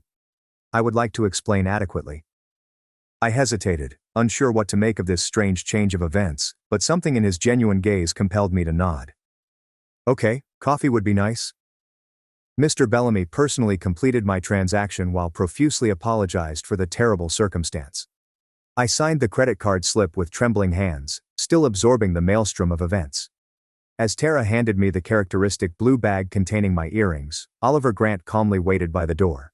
I joined him, perplexed as to how a millionaire computer entrepreneur had found himself involved in my family issue. Oliver recommended a tiny cafe around the corner, away from the busy main street. It was an attractive venue with private booths and mellow jazz playing, the type of establishment I'd ordinarily pass by, figuring it was beyond of my price range. I come here when I need to think, Oliver remarked as a server showed us to a corner table. The espresso is excellent, and they respect privacy. When we were seated with coffee, an Americano for him and a latte for me, Oliver leaned forward, sincerely apologizing. I need to describe what happened back there. My wife Claire is in London on business, and I was at Bellamy's looking for an anniversary present. When I saw you from behind, I saw your height, hair color and style, and even the blue clothing reminded me of her. When that woman slapped you, I reacted instinctively. It's okay, I answered, still processing the strange sequence of events. Your action likely kept things from getting worse. Lily does not handle public correction well. Oliver's expression darkened slightly. Family can be complicated. I shouldn't presume to understand your relationship with your sister. No, you read the situation correctly, I said, curling my hands around the steaming mug. Lily has always been our favorite child. She isn't used to my standing up for myself. Family dynamics. Oliver nodded. I am familiar with the notion. My younger brother and I shared a similar bond for many years. Something about his tone piqued my curiosity. Has it improved? Oliver sipped his coffee. Yes, eventually. It required space, time, and some unpleasant conversations. Tyler loathed being in my shadow once Innovate Tech took off. He felt like he was constantly being compared to me. That sounds familiar, I replied. But in my case, I was constantly in Lily's shadow. The basic issue remains the same. Oliver said, comparison steals joy. When Tyler and I recognized the schism between us and began communicating openly, things improved. He now runs our European operations entirely on his own merit. The conversation flowed very well. Oliver Grant may have been a billionaire, but he spoke without pretense, listening intently as I detailed my relationship with Lily and my parents. So these earrings, he motioned to Bellamy's bag beside me, they represent more than just jewelry to you. They're proof that my work has value, I said. That I have value independent of my family's approval. Oliver nodded attentively. I absolutely get it. When I was 19, I sold my first program and used the proceeds to buy a stupidly costly watch. Not because I needed it, but because it symbolized validation. Exactly, I said, shocked at how accurately he had described the emotion. Our coffee cups were empty when Oliver looked at his phone and scowled slightly. I have a meeting in 30 minutes, but I've enjoyed our conversation. He hesitated before asking, what exactly do you do in graphic design? I am the lead designer of Stonebrook Designs. We manage the branding and marketing for several national accounts. I specialize in digital media integration. Oliver's eyes shone with eagerness. Digital media integration. We are now seeking for someone with that skills at Innovate Tech. Our marketing team requires fresh perspectives on our new consumer security app. Really? I could not disguise my surprise. Would you like to send your portfolio? There's no pressure, simply an opportunity to explore. My heart pounded at the possibility. Innovate Tech was noted for its innovative work atmosphere and generous remuneration packages. Even an interview would provide significant experience. I'd love to, I said, attempting to sound professional rather than enthusiastic. Oliver smiled and took out a business card. Email me directly. I'll make sure it gets to our creative director. As we stood to leave, Oliver halted. One more thing, don't let your sister's reaction diminish your achievement today. Those earrings represent your hard work. Wear them with pride. I nodded, moved by his empathy. Thank you for everything. Walking back to my car, I felt unusually light, despite the morning's events. The experience with Lily had been traumatic, but Oliver's unexpected mentorship had changed my outlook. For possibly the first time, I stood firm without apologizing for taking up space. My phone buzzed with incoming texts, 3 from my mother, 2 from my father, and 7 from Lily. I muted without reading them. Whatever family storm was developing could wait until I was ready to confront it. By the time I got home that evening, my phone had 23 text messages and 9 missed calls. I scrolled through them while kicking off my shoes and collapsing on my couch. Lily's texts ranged from angry, "How dare you embarrass me like that?" to manipulative, "Mom is really upset with you," to faking conciliation, "I forgive you for overreacting." My parents' messages were typically one-sided, demanding that I call immediately to explain why I had caused a commotion and humiliated my sister. No one mentioned the slap. I laid the phone aside and took out the velvet box that held my new earrings. Under the warm lamplight, the diamonds caught fire and scattered little rainbows across my living room wall. They were stunning, but most importantly, they were mine. Earned with my own labor, chosen for my own preferences, and purchased with my own money. Instead of calling my family, I spent the evening working on my digital portfolio. If Oliver Grant's offer was true, I wanted to be ready. The response arrived the next morning when I was at work, almost making me drop my coffee mug. Katie, thank you for sending your impressive portfolio. Our creative director, Julia Thomas, would like to meet with you this Friday at 2 p.m. Please let me know if this works with your schedule. Regards, Oliver Grant. It was not just a polite introduction, he was actually setting up an interview. I instantly confirmed the time and spent the rest of the morning in a state of amazement and delight. That evening, I finally forced myself to call my folks. As expected, my mother responded with immediate displeasure. Katie Marie Hayes, what on earth happened yesterday? Lily is absolutely devastated. I took a deep breath. Mom, did Lily tell you she slapped me across the face in a public store? A pause. She said there was a misunderstanding that you were making a scene about her engagement. That's not what happened, I stated firmly. I was buying earrings with money from my recent promotion, which, by the way, no one congratulated me on at Sunday dinner. Lily showed up, criticized me, and when I wouldn't back down, she slapped me hard enough to leave a mark. Well, I'm sure she didn't mean it. She didn't mean it, I interjected. A stranger had to intervene because it was so inappropriate. The store owner asked her to leave. A stranger? Lily asked, referring to a man who became involved in a family company where he did not belong. I nearly laughed. That some man was Oliver Grant, the billionaire who founded Innovate Tech and noticed abusive behavior when it occurred. My mother fell silent while contemplating this information. Finally she added, "Your sister is still very upset." I'm sure she is. Being held accountable is upsetting when you're not used to it. Katie, that's a terrible thing to say about your sister. Is it, Mom? When was the last time Lily faced consequences for her actions? When was the last time you or Dad didn't take her side? Another pause. We don't take sides. This time I laughed. Mom, You've been taking sides our entire lives. I'm just finally acknowledging it. I don't know what's gotten into you, my mother said, her voice tense. This isn't like you at all. Maybe that's the problem, I answered gently. Maybe it's exactly what should have been like me all along. My mother expressed dissatisfaction with my attitude and suggested that I call Lily to apologize. I vowed to think about it, knowing I had no intention of making the call. Friday approached with a sense of expectation and nervousness.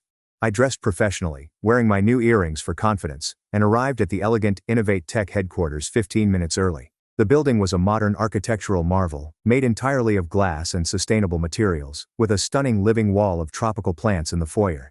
The receptionist sent me to the 14th floor, where I was greeted by a pleasant assistant named Jordan. Miss Thomas is running a few minutes late, Jordan stated, leading me to a nice waiting room. Can I get you water or coffee? Water would be great, thank you. Jordan moved away, and a familiar voice called my name. Oliver Grant approached with a friendly smile, dressed more casually than at our initial meeting, dark slacks and a navy button-down. Katie, glad you could make it. How are you? Good, thank you. A little nervous, I confessed. No need to be. Julia was impressed with your portfolio, particularly the Sunrise Healthcare campaign. She's eager to meet you. We talked briefly about the company until a gorgeous woman with copper-colored hair and bright green glasses approached. You must be Katie, she stated, offering her hand. I'm Julia Thomas. Sorry for the delay. Creative emergencies, you know how it is. Absolutely, I smiled, instantly like her forthright demeanor. Oliver, are you sitting in? Julia inquired. If that's all right with both of you, he said. I have a personal interest in this particular hire. Julia raised an eyebrow but nodded. Let's use the Aspen conference room. I have never had an interview like this before. Rather of asking traditional questions about strengths and shortcomings, Julia led me through a deep discussion about design philosophy and creative problem solutions. She showed me current Innovate Tech marketing materials and asked for my honest feedback, nodding appreciatively to my recommendations. Oliver largely observed, but occasionally asked important questions regarding my collaboration process and flexibility. His presence was encouraging, rather than threatening, and I found myself speaking with surprising confidence about my vision and ability. One last question, Julia asked, staring at Oliver before continuing. Our team works closely with developers who can be, let's say, particular about their creations. How do you handle strong personalities and creative conflicts? I reflected on the several times I'd handled Lily's demands and my parents' expectations, finding diplomatic solutions while maintaining my own boundaries. I believe in finding the common goal beneath the conflict, I told him. Most creative disagreements stem from everyone wanting the best outcome but seeing different paths to get there. I try to honor each perspective while keeping the ultimate purpose in focus. Julia nodded, appearing satisfied. Well, Katie, this has been illuminating. We have a few more candidates to interview, but you'll hear from us by next Wednesday. As Julia was gathering her notes, Oliver inquired, Do you have time for a quick tour before you leave? I'd love that, I said, shocked at the offer. Oliver guided me through the creative office, introducing me to several team members along the way. The workplace was both collaborative and focused, with smart amenities such as quiet pods, standing workstations, and a beautiful rooftop garden where staff could work outside in nice weather. What do you think? Oliver inquired as we stood on the rooftop, overlooking the city. It's incredible, I replied. Honestly, everything seems designed to support both creativity and well-being. That's exactly the balance we strive for, he said with a wink. When people feel valued, they produce their best work. As we returned to the lobby, Oliver hesitated. I hope you don't find this intrusive, but I wanted to ask, how are things with your family after Tuesday's incident? I exhaled. Complicated. They expect me to apologize to Lily. They don't see her behavior as the problem. Oliver's expression was thoughtful.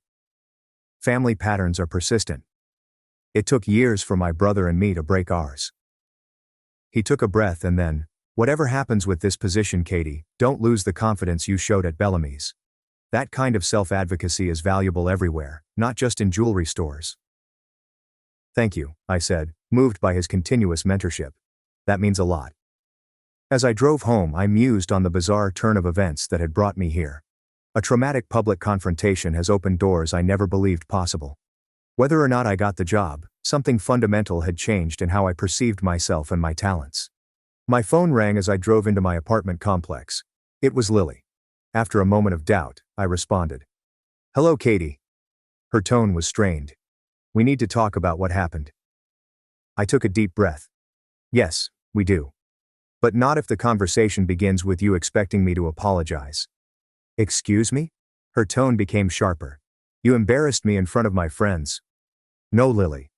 You embarrassed yourself by slapping me in public. That's assault, by the way." "Don't be so dramatic. It was barely a tap." "It was hard enough to leave a mark," I argued. "And you did it because I wouldn't let you make me feel bad about buying something nice for myself." "This isn't about the stupid earrings," she exclaimed. "It's about you trying to steal attention from my engagement." The familiar allegation may have previously made me defensive. Now it sounded pathetic. "Lily, buying earrings has nothing to do with your engagement. Not everything is about you." "You've changed," she accused. "You're not the same sister anymore." "You're right," I agreed. "I have changed. I'm not going to shrink myself to make you comfortable anymore." The line went silent for a few seconds. When Lily spoke again, her tone was calmer and more controlled. "Mom and Dad want us all at dinner this Sunday and they expect you to be there." This was a mandate, not an invitation. Previously, I would have complied automatically. "I'll think about it," I responded instead. "I have a lot going on right now." "What could you possibly have going on?" The dismissive tone was so familiar that it almost made me chuckle. "Actually, I just interviewed at Innovate Tech. That's some man who intervened at the jewelry store. He arranged it." Another lapse in stillness. "You're making that up." "Why would I make that up?" "To sound important," Lily said, but I could hear the doubt in her voice. "Nobody gets jobs through random encounters." "Believe whatever you want," I responded, growing tired of the conversation. "I need to go. If I decide to come Sunday, I'll let Mom know." I hung up the phone before she could speak, feeling a strange combination of loss and liberty. The traditional storyline of our relationship was evolving, and while change was inevitable, it was not without sorrow. My mother texted me on Sunday. "Dinner at 5. Dad's making his pot roast. Please be on time and dress nicely." The note made no mention of our heated exchange or the event with Lily. It was as if she expected everything to return to normal with sheer force of will. In the past, I could have complied by arriving with a placating grin and an implied apology in my demeanor. Instead, I wrote back, "I'll be there at 5:15. I have errands to run first." A minor insurrection, yet significant. I was no longer accepting their demands without question. I dressed carefully, wearing black pants, a forest green blouse, and, after some contemplation, my new diamond earrings. They caught the light as I turned my head, reminding me of the strength I had discovered at Bellamy's. Whatever happened at dinner, I would not diminish myself just to keep the peace. The drive to my parents' suburban house seemed longer than usual. I practiced potential reactions to allegations, preparing firm yet calm responses to the criticism I expected. My palms were sweating by the time I turned into the driveway at 5:17, but my resolve had not wavered. My father answered the door with a mixture of disgust and anxiety. "You're late," he said as a greeting. "Hello to you too, Dad," I said, stepping past him into the familiar entryway. The place smelled of pot roast and stress. In the living room, Lily sat on the edge of the sofa, looking through her phone. She looked up as I arrived, her expression tightening. "Look who finally decided to show up," she said to nobody in particular. I elected not to participate. Instead, I stepped into the kitchen, where my mother was preparing a salad. She looked up with a strained smile. "Katie, good. You're here. Could you set the table?" The familiar plea, usually addressed at me and never at Lily, almost had me give in reflexively. Instead, I paused. "Actually, Mom, I thought we might talk first about what happened at Bellamy's." Her hands remained still on the salad tongs. "I don't think that's necessary. We've all had time to cool down. Let's just have a nice family dinner." A nice family dinner where we pretend Lily didn't slap me in public. Where we act like nothing happened. My mother's smile grew tight. "Katie, please. Your sister is under a lot of stress with the wedding planning. Let's not make mountains out of molehills." The downsizing was so foreseeable that it was almost amusing. Before I could reply, Lily arrived in the doorway. "Are you still going on about that?" "It was days ago." 5 days, I said. And yes, I'm still going on about it because no one has acknowledged what actually happened. My father joined us, looking cautious. What's all this about? Katie is being dramatic about our little disagreement at the jewelry store. Lily rolled her eyes. It wasn't a disagreement. You slapped me across the face because I wouldn't let you bully me. Girls, my father interrupted. Let's calm down. And I am calm, I added. I am stating facts. Lily assaulted me in public. A store owner witnessed it and asked her to leave. A complete stranger had to intervene. That man had no right to get involved in family business, my mother stated politely. That man, I said, recognized abusive behavior when he saw it. Something this family seems incapable of doing. A deep quiet descended over the kitchen. My mother's face paled, and my father's brow furrowed into a profound scowl. Abusive? He repeated. That's a serious accusation, Katie. It's not an accusation. It's a description, I said, maintaining my tone. Lily has been verbally tearing me down for years, and you've both enabled it. Tuesday was just the first time it became physical. That is completely unfair, Lily complained. I've always been supportive of you. The apparent alteration of history may have once made me question my own experience. Now it's just cemented my resolve. Name one time I challenged. One specific instance where you supported me instead of competing with me or diminishing my achievements. Lily opened her mouth before closing it again. Her gaze turned to our parents for help. Katie, my mother said, her tone conciliatory. Families have ups and downs. Nobody's perfect, but we love each other, and that's what matters. Love without respect isn't love, I answered.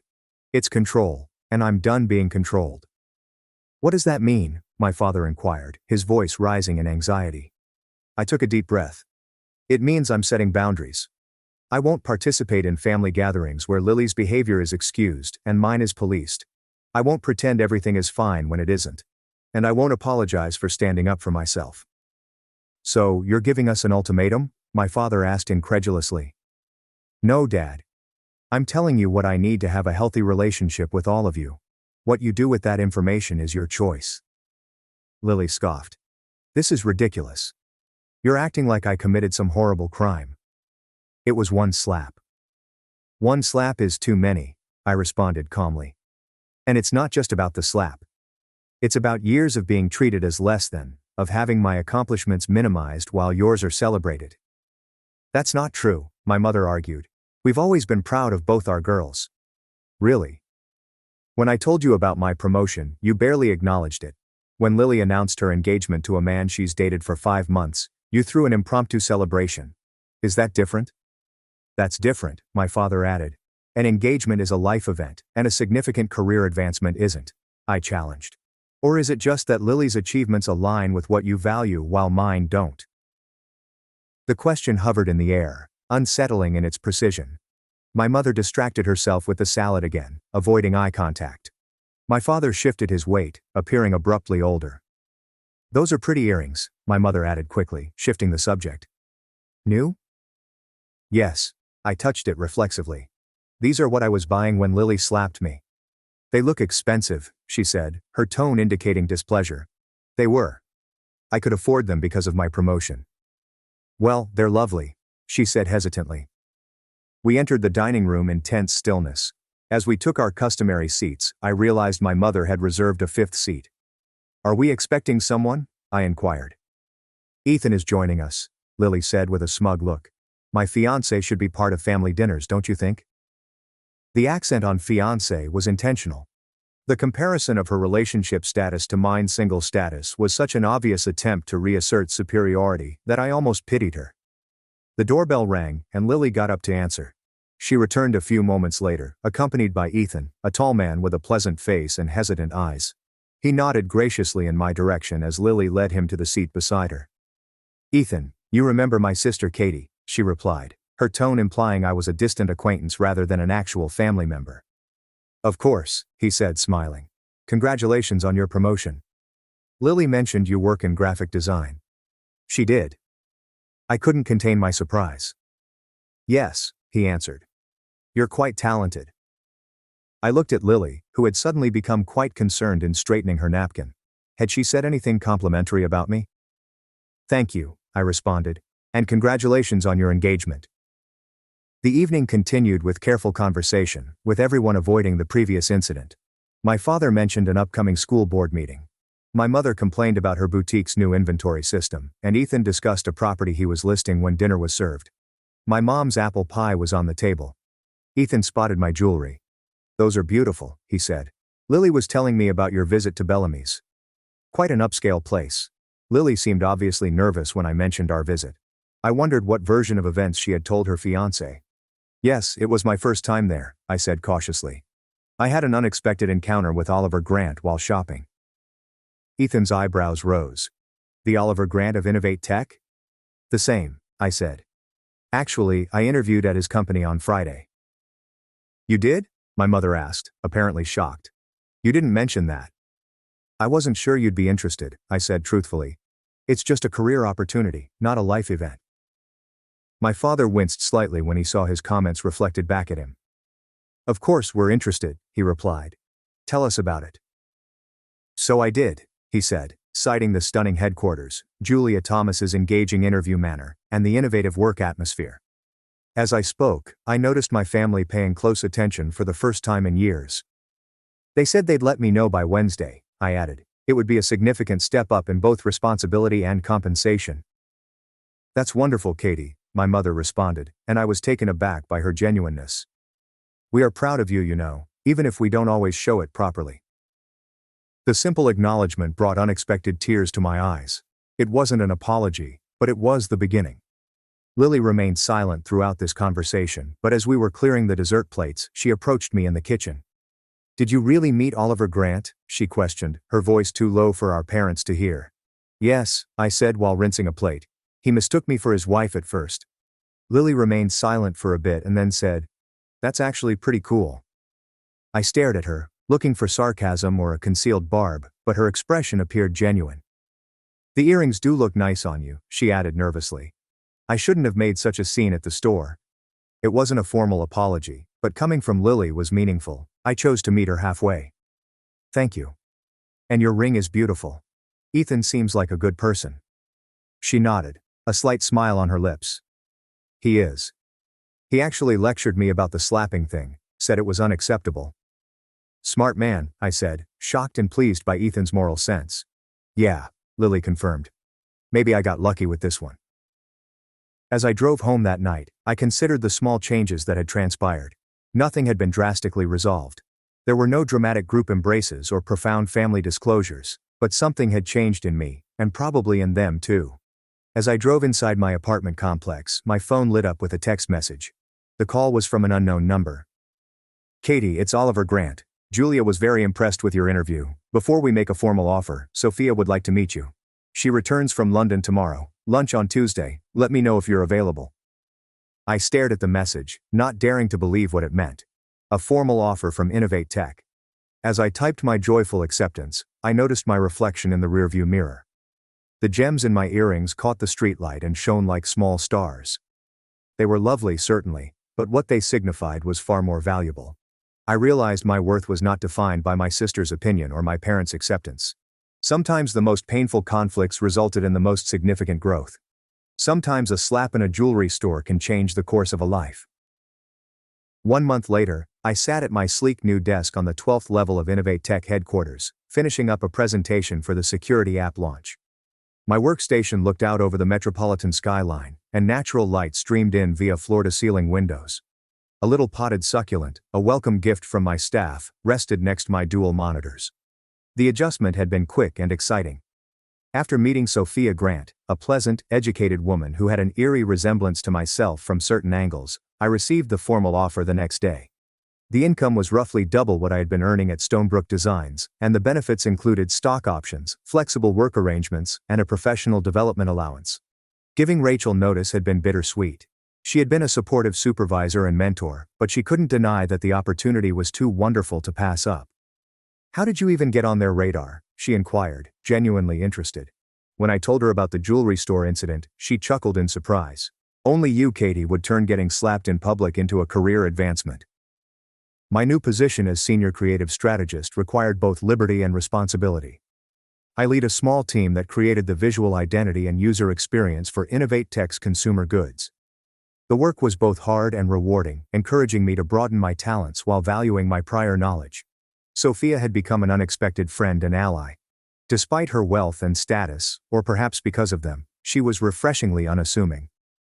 We periodically had lunch together in the rooftop garden, where she gave tips for navigating the business world and developing true relationships inside it. Oliver told me about the problem with your sister, which she had revealed over one such meal. I have a similar dynamic with my brother. It took years of therapy for me to stop seeking his approval. Her candor made me feel less alone in my family problems. It was reassuring to know that even those who appeared to have it all together had their own challenging relationships to handle. Oliver kept a professional distance at work, treating me the same as he would other team members, but he'd occasionally stop by my desk with a meaningful question or suggestion. His mentorship was subtle, yet consistent. The other employees appeared to accept me on my own merits rather than as Oliver's discovery, which was a comfort. At home, I'd moved into a somewhat larger apartment in a building with a fitness facility and community garden. The move had been partially feasible. The new location was closer to Innovate Tech, but it also served as a signal of a new beginning for my professional career. My diamond earrings maintained a special spot in my jewelry box, where I wore them during crucial presentations and to remind myself of my worth. They represented not just a purchase, but a watershed moment. The day I stopped shrinking to fit others' anxieties. My phone vibrated with a text from Lily. Our relationship had entered an unusual new phase. Not precisely, but less aggressive. She waited nearly 2 weeks after the Sunday dinner confrontation to send a brief message. I've been thinking about what happened. I shouldn't have slapped you. That was wrong. I'm sorry. The apology was brief, but appeared sincere. I had reacted with equal brevity. Thank you for acknowledging that. I appreciate the apology. Since then, we've exchanged a few texts, primarily surface-level updates, but without the competitive undercurrent that had previously marked our conversations. Today's message was more substantial. Mom's birthday dinner next Saturday, 6 p.m. Ethan and I have news to share. Would like you to be there. I examined the invitation. Family gatherings were still difficult, but each one seemed less unpleasant than the last. My parents had made minor but evident attempts to express interest in my new career and life. My father had even come to my new apartment to help place shelves and express genuine admiration for my professional achievement. I'll be there, I responded back. Need me to bring anything? Just yourself, was the response, followed by a second message. And maybe those earrings. Mom mentioned she liked them. The simple acknowledgement made me happy. A month ago, Lily would never have advised I wear something that would attract notice or compliments. I intended to meet Sophia in the lobby at the end of the day. We started taking Friday evening walks through the nearby sculpture garden, where we talked about everything from work projects to book recommendations to family issues. How was your week? She inquired as we fell into stride along the tree-lined route. Productive, I responded. The security app interface is nearly finalized, and I hired a junior designer who has incredible talent with animation. Oliver mentioned your team is ahead of schedule. He's impressed.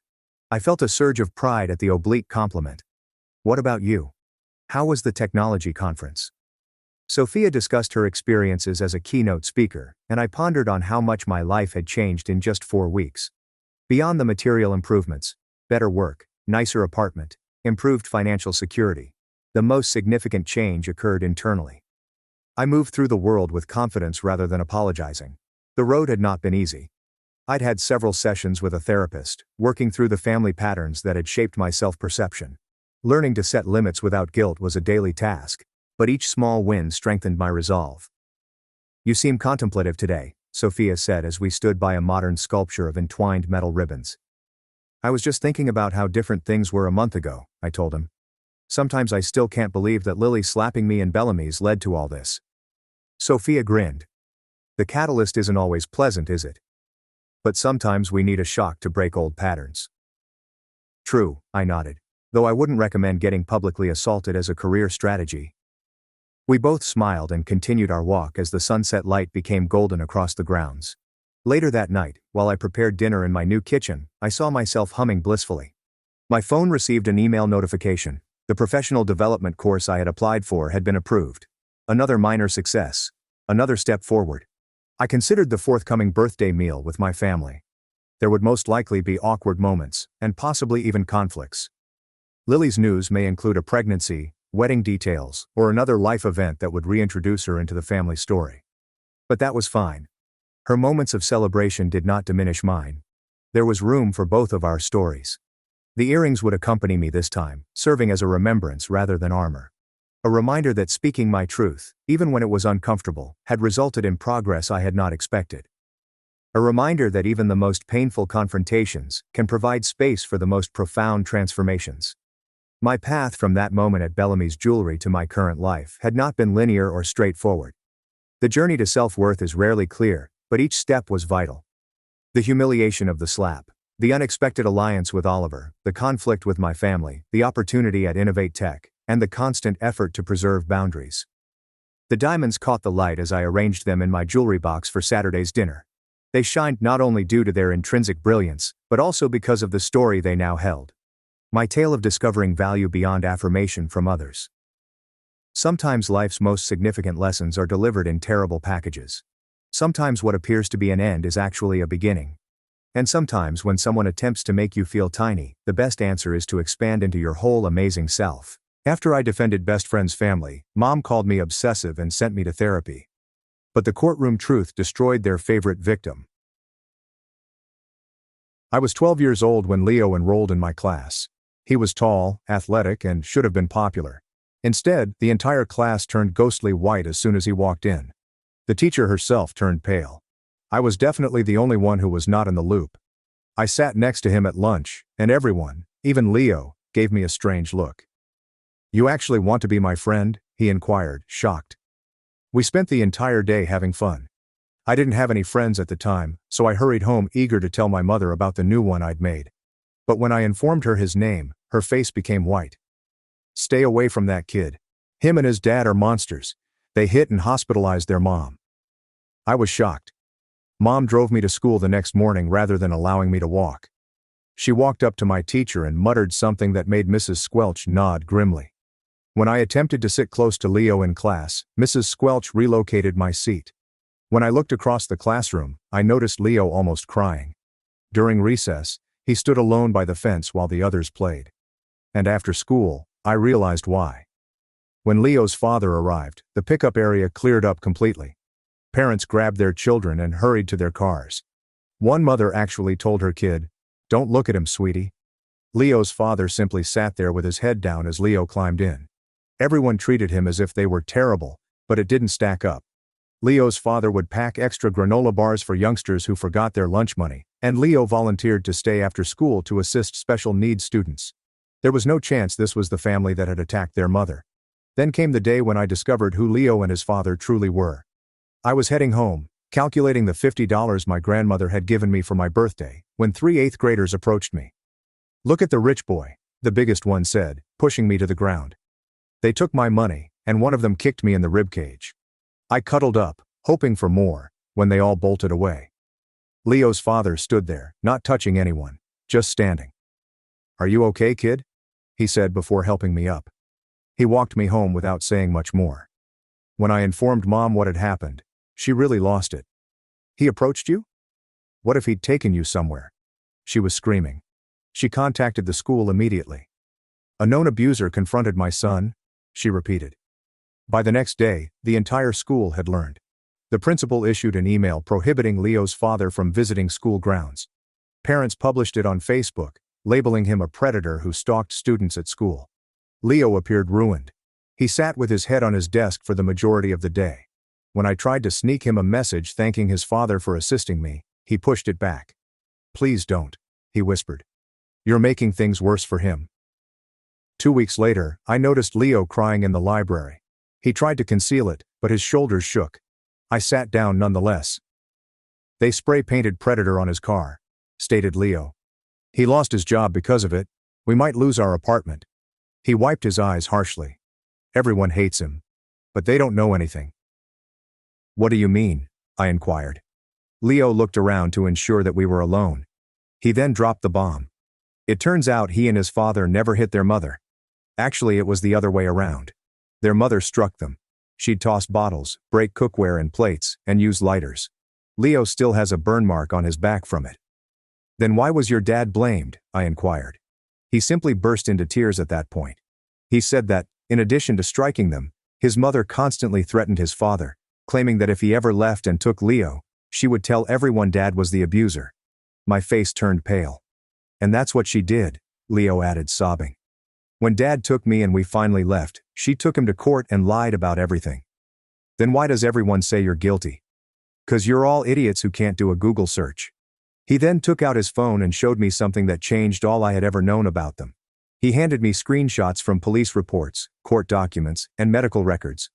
There were images showing injuries on his father's arms, a medical report from when his mother hurled a glass bottle at his head, and several restraining order applications that his father had filed but then withdrawn. The dates went back years. Leo went through the photos, each one making my stomach turn more. I grabbed his phone and began snapping photos with mine. Leo tried to stop me, but I simply shook my head. People need to see this. No. Leo snatched back his phone. You don't get it. She'll make it worse. She always does. The bell rang, and we had to get to class. I could not focus on anything.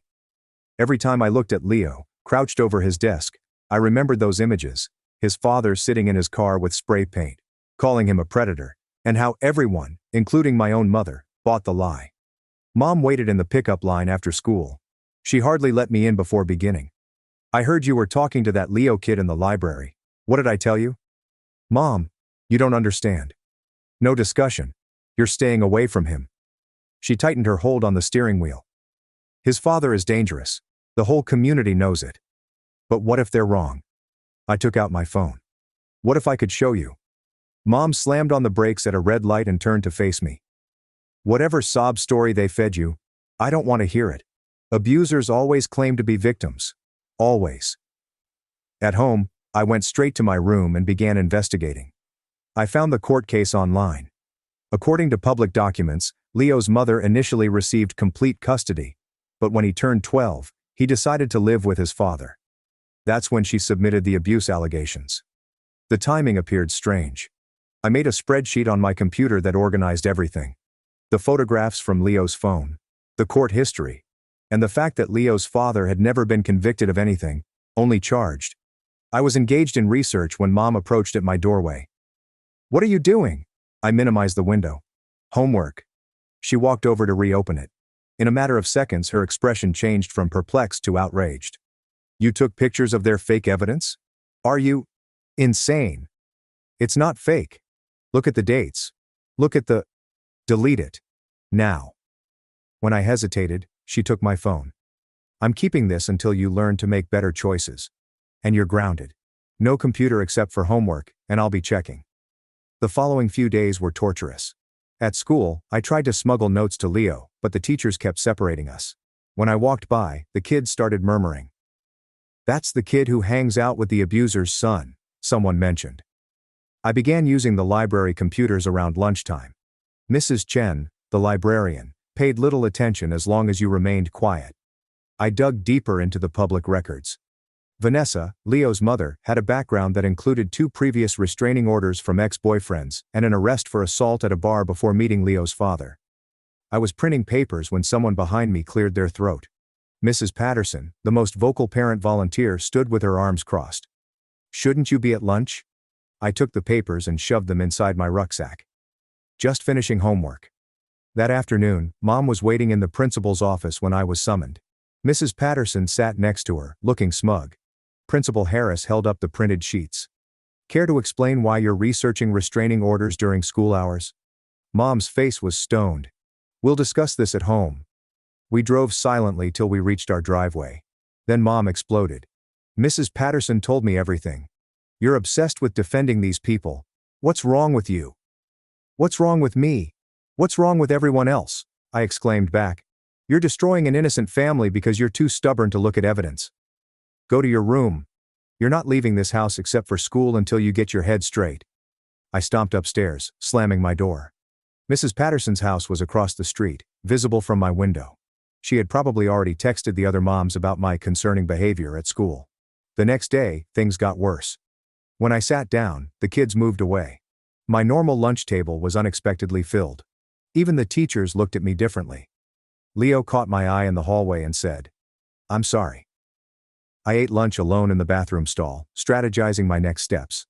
Mom had taken away my phone and limited my computer access, but she couldn't stop me from using school resources. I simply needed to be more strategic about it. Over the next week, I established a routine. I'd volunteer to assist teachers after school, and then use their computers after they got out. I discovered more about Vanessa. She has been sacked from 3 jobs due to interpersonal difficulties. Prior to being private, her social media was filled with rants about ex-boyfriends who had hurt her. Leo began leaving me notes in library books. Small updates concerning his father. They lost another job interview when they Googled him. The landlord wants us out before the end of the month. Dad refuses to eat and insists that food be sent to me. Every note made me furious. I began writing everything down in a notebook I kept hidden in my locker, including evidence, dates, and links. I was building a case. Then Mom learned about the after-school computer use. Mrs. Patterson's daughter saw me and reported back. Mom arrived at school furious. "I've had enough," she told Principal Harris. "I'm concerned about the influence this family has on my son. He's lying, sneaking around, obsessing over them." Principal Harris nodded gravely. "We've noticed changes in his behavior too. I want assurance that my son will have no contact with Leo at school. We'll do our best to monitor the situation." They rearranged my lessons so that I would not see Leo. They allocated me a separate lunch period. A guidance counselor began taking me out of class for check-ins, asking how I was doing and if I wanted to discuss my recent choices. But they couldn't stop me from thinking, preparing and knowing that somewhere in town, Leo and his father were suffering, because everyone preferred comfortable lies to terrible truth. One day, I encountered Leo's father at the grocery store. He purchased the cheapest bread and a jar of peanut butter. His clothes hung loosely, as if he had lost weight. When he noticed me, he quickly looked away and went to the checkout. I followed him out. "Mr. Davidson." He paused but did not turn around. "You shouldn't talk to me. It'll make things worse for you." "I know the truth." Leo showed me. His shoulders sagged. "The truth doesn't matter when no one wants to hear it." "I want to help." He eventually turned. His eyes were red-rimmed and weary. "You're a good kid. But stay away from us. For your own sake." He sped away in his car.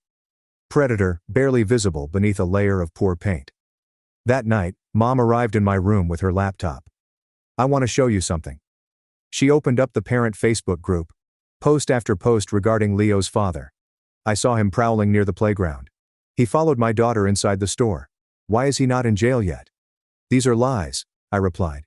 "He's just existing, and they're making it sound criminal." Mom closed the laptop, thinking, 300 parents can't all be wrong. "I'm trying to protect you. This man is manipulating you through his son. You're the one being manipulated by gossip and fear." "Enough." Mom stood up. "I've made appointments with a therapist, someone who specializes in children who've been influenced by dangerous individuals." My blood became chilly. "You think I'm brainwashed? I think you're confused. And I'm going to fix this." She left me alone to deal with my wrath. They were erecting walls around me, attempting to force me to abandon Leo and his father. However, walls had never stopped me before. Late that night, I heard Mom on the phone. "Yes, I'm very concerned.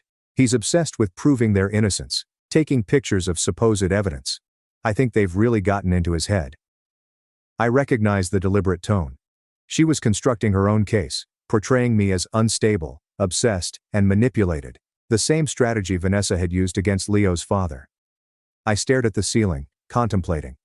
Everyone accepted the story because it was easier than challenging it. Because a mother's tears in court were more powerful than a father's silent denials. Because shifting the story required acknowledging you were wrong. Nobody wanted to accept that they had helped destroy an innocent family. But I had time. I was determined. And most importantly, I knew the truth. They may confiscate my phone, ban my computer, and separate me from Leo at school. They may whisper about me, isolate me, or even send me to therapy. But they couldn't change what I already understood. Leo's father was innocent. Leo was struggling, and I was determined to prove it to everyone, even if it meant becoming a pariah myself. Even if it meant fighting my mother, even if the entire town turns against me. Because sometimes telling the truth is worth being the villain in everyone else's story. The following morning I awoke with a plan.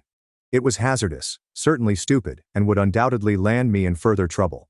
However, Leo's most recent note stated that they had 2 weeks until eviction. Change everything in 2 weeks. 2 weeks to reveal Vanessa's lies. 2 weeks to save my friend's family. I got ready for school, kissed mom goodbye as if nothing was wrong, and mentally prepared for combat. They believed they had shattered me via isolation, therapy, and threats. They had no idea what I was capable of once I realized I was correct. The therapy appointment was planned for Thursday, giving us 3 days to work with. I strolled into school that morning with my notepad tucked under my shirt, knowing Mrs. Patterson's daughter would be observing everything I did. During the first period, I asked to use the restroom but instead went into the computer lab. The room was empty save for a 7th grade student working on a project. I got into a terminal in the corner and accessed Vanessa's social media profiles through a fictitious account I'd constructed weeks earlier. Her posts from 3 years ago showed a different picture than the grieving mother everyone saw now. Photos from bars, angry rants about deadbeat men, and one particularly illuminating post. Some people simply need to learn their lesson the hard way. I always get exactly what I want in the end. I took a screenshot of everything and emailed it to a new account before the bell rung. As I returned to class, I observed that Leo was not in his regular spot. His desk remained empty. At lunch, I discovered his message in our regular book. Dad collapsed yesterday. Not eating enough. The hospital refuses to admit him since he does not have insurance. We're sleeping in the car right now. My hands shook while I read it. They were living in their car, while Vanessa probably sat comfortably in the house that Leo's father had purchased for. I needed to go quicker. After school, I informed Mom that I was staying for math tutoring. She said she'd check with the teacher later, but that gave me an hour. I dashed to the public library 6 streets away. The computers there did not require student logins. I had been browsing for 20 minutes when Vanessa strolled in. She looked nothing like the shattered woman in the court images, with her fine clothes, freshly manicured nails, and confident walk. She went straight for the fiction department, and I hid behind my monitor. My heart raced as she shopped, periodically looking around. Was she here by chance, or did someone inform her about my library visits? She left after 10 minutes, but I couldn't shake the sensation she had noticed me. I packed things and took an alternative way home, passing through the park. Mom waited on the porch. Math tutoring ended an hour ago. I walked with some friends. Mrs. Patterson saw you at the library. She pulled up her phone, displaying a photo of me at the computer. She's concerned you're still investigating that family. I remained mute as she ushered me inside. The therapy appointment couldn't come soon enough for her. That night, I overheard an argument downstairs. Dad had returned home from a business trip, and Mom was filling him in. He's obsessed, Tom, taking pictures of documents, researching the mother, defending them constantly. Maybe we should hear him out, Dad remarked calmly. What if there's more to the story? Not you too, Mom said, her voice rising. That man is dangerous. The whole community knows it. The whole community has been wrong before, Dad said. Their dispute continued, but I remained hopeful. Dad had always been more reasonable and less influenced by gossip. Perhaps I could persuade him. The next morning, Leo was not at school. I overheard teachers say he had been absent for 3 days. Probably too embarrassed to show his face, a friend commented, after what his father did.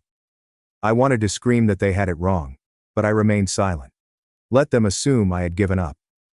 During library time, I discovered a message in our book, but it wasn't Leo's handwriting. Stop digging, or your friend will suffer the price.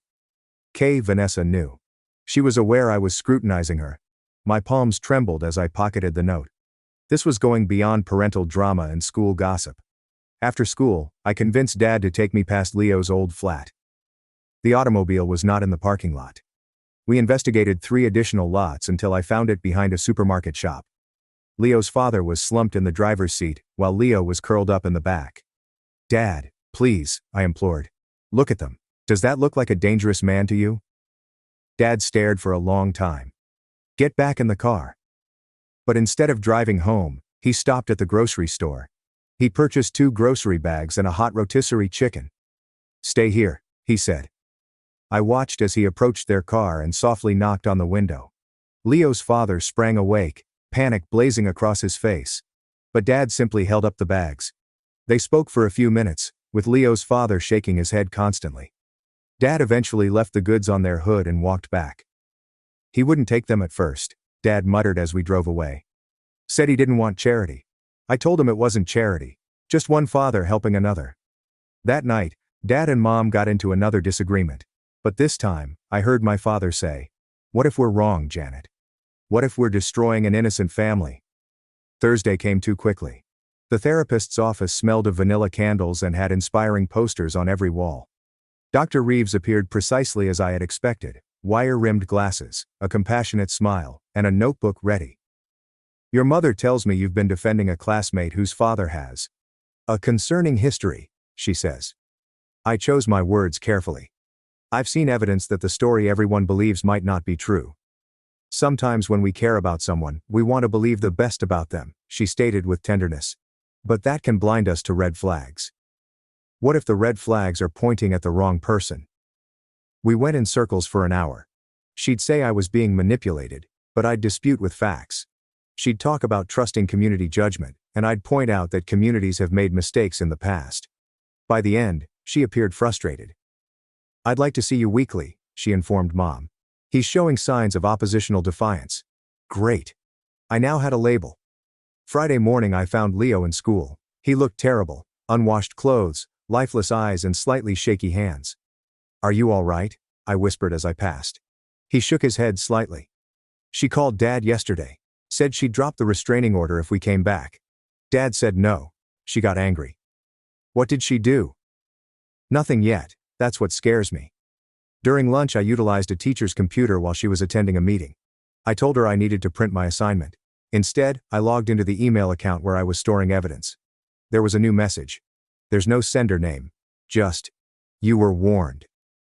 I sent a snapshot of myself at the library computer, taken from behind. Vanessa had been observing me that day. My phone vibrated with a text from an unknown number.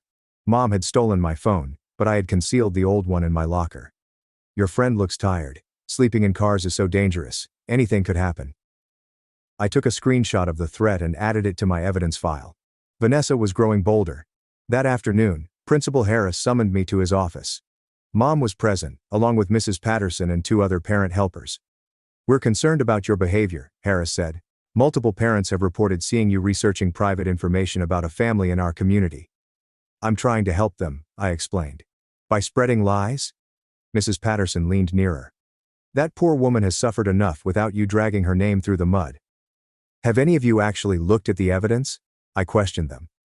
"Or are you just believing what you want to believe?" Mother's face reddened. "Apologize. Now." "For what?" "Asking questions." The meeting progressed from there. They discussed suspension, limiting my computer access at school, and increasing treatment to twice a week. I sat there, allowing them to prepare my punishment, while Leo and his father slept in their car. That night, I overheard Mom on the phone with Vanessa. "I'm so sorry for what my son has been doing." "Yes, we're handling it." "No, he won't bother you anymore." "Of course, if there's anything else." She apologized to the abuser and promised to hush me. I wanted to shout. On Saturday morning, Dad took me to get a haircut. On the way, he murmured quietly, "I drove by that grocery store again last night. They're still there, because they have nowhere else to go." "Your mother means well," he remarked. "She's trying to protect you." "From what?" "From helping innocent people?" Dad remained quiet for a long time. "Show me your evidence." I stared at him. "Really?" "I'm willing to look. But if I'm not convinced, you drop this. Deal?" I consented quickly. That night, when Mom was at book club, I showed Dad everything. The images Leo had provided, the court records, Vanessa's social media posts, her history of restraining orders, and the threatening texts. Dad examined each item carefully. His expression became more concerned with each page. "This is substantial," he finally said. "So, you believe me?" "I believe there's more to this story than we've been told." He wiped his face. "But your mother will never accept this. Neither will the community. They've invested too much in their version." "So we just let them suffer?" "I didn't say that." Dad paused. "But we need to be smart about this. Vanessa clearly knows you're investigating. These threats. We should go to the police." "With what?" "She's careful. Nothing directly threatening enough for them to act on." Dad's phone rang. Mom called to let me know that the book club was going to stop early. He swiftly assisted me in concealing the evidence. "We'll figure something out," he said. "But be careful, don't do anything reckless." Sunday passed quietly. Too quiet. No notes from Leo. Vanessa made no threats. The serenity made me worried. Monday morning, everything burst. I arrived at school to see police cruisers in the parking lot. Students gathered in clusters and whispered excitedly. I pushed through till I saw what was going on. Leo's father was in handcuffs. Leo stood near a police cruiser, tears running down his cheeks. Vanessa was also present, clutching a bloodied tissue to her nose and talking animatedly with an officer. "He attacked me," she said. "I just wanted to talk about our son, and he went crazy." I quickly realized what had happened. She'd provoked him in some way, possibly by injuring herself, and had phoned the police.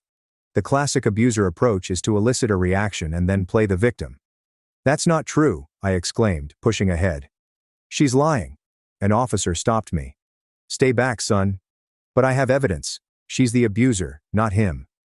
Vanessa's gaze met mine over the officer's shoulder. She grinned faintly, proudly. They put Leo's father in the police car. Leo tried to accompany him, but Vanessa grabbed his arm. "You're coming home with me, sweetheart. Where you belong." "No." Leo attempted to pull away. "I won't go with you." "He's my son," Vanessa informed the authorities. "I have custody. He's just confused because his father has been filling his head with lies." They made Leo accompany her. I stared helplessly as she escorted him to her car, her grip tightening on his arm. He stared back at me, horrified. At home, I told Dad everything. He immediately contacted a lawyer acquaintance, but the news was not good. With Vanessa's latest claim, Leo's father is certain to be jailed at least overnight. Vanessa had every right to take Leo, under the current custody rules. "We need those threats she sent," Dad replied. "They show she's been planning this." However, when I checked my disguised phone, the messages were gone. She managed to remove them remotely. I still had the screenshots in my inbox. But would anyone believe they were genuine? That night, I laid awake thinking about Leo in the house with her. Was she hurting him? Was he okay? On Tuesday morning, Leo did not attend school. I overheard teachers say Vanessa contacted to say he was traumatized and needed time to recover. I knew better. She was keeping him imprisoned. I sneaked out at lunchtime. I knew I had promised Dad not to be reckless, but I couldn't abandon Leo there. I rushed 8 blocks to Vanessa's house. Even when the curtains were drawn, I could hear shouting from inside. Then there was a crash. Then Leo's voice, high and terrified. "Please, Mom, I'm sorry." I dialed 911 from my secret phone. "I think someone's being hurt at 438 Maple Street. I can hear screaming and things breaking." I waited behind a tree until the police arrived. They knocked, and Vanessa responded calmly. "Officers, is something wrong? We received a call about a disturbance." "Oh, that must have been the TV. I was watching an action movie. Sorry if it was too loud." They purchased it. They actually purchased it. I wanted to shout that Leo was in there, possibly injured, but I knew they'd only call my parents. Vanessa went onto her porch after they had left and looked directly at my hiding spot. "I know you're there," she said pleasantly. "Leo wants to tell you something." Leo came at the doorway. Even at a distance, I could see the crimson mark on his cheek. "Stop trying to help," he stated stiffly. "You're making everything worse. Just leave us alone." Vanessa squeezed his shoulder. He read from a script. I dashed back to school, arriving just as lunchtime finished. My teacher marked me tardy, but I didn't mind. I needed to do something. That afternoon, I made my decision. If the adults won't listen to proof, perhaps they will listen to Leo himself. I began shooting movies on my disguised phone, documenting everything. The dates, the timeline, and the threats I had screenshotted before they were removed. "My name is Narrator," I told you, "and I'm about to tell you the truth about Catherine Davidson." I uploaded it to YouTube that night and surreptitiously shared the link on the parent Facebook group. Within 1 hour, it received 50 views, then 100. Then Mom burst into my room.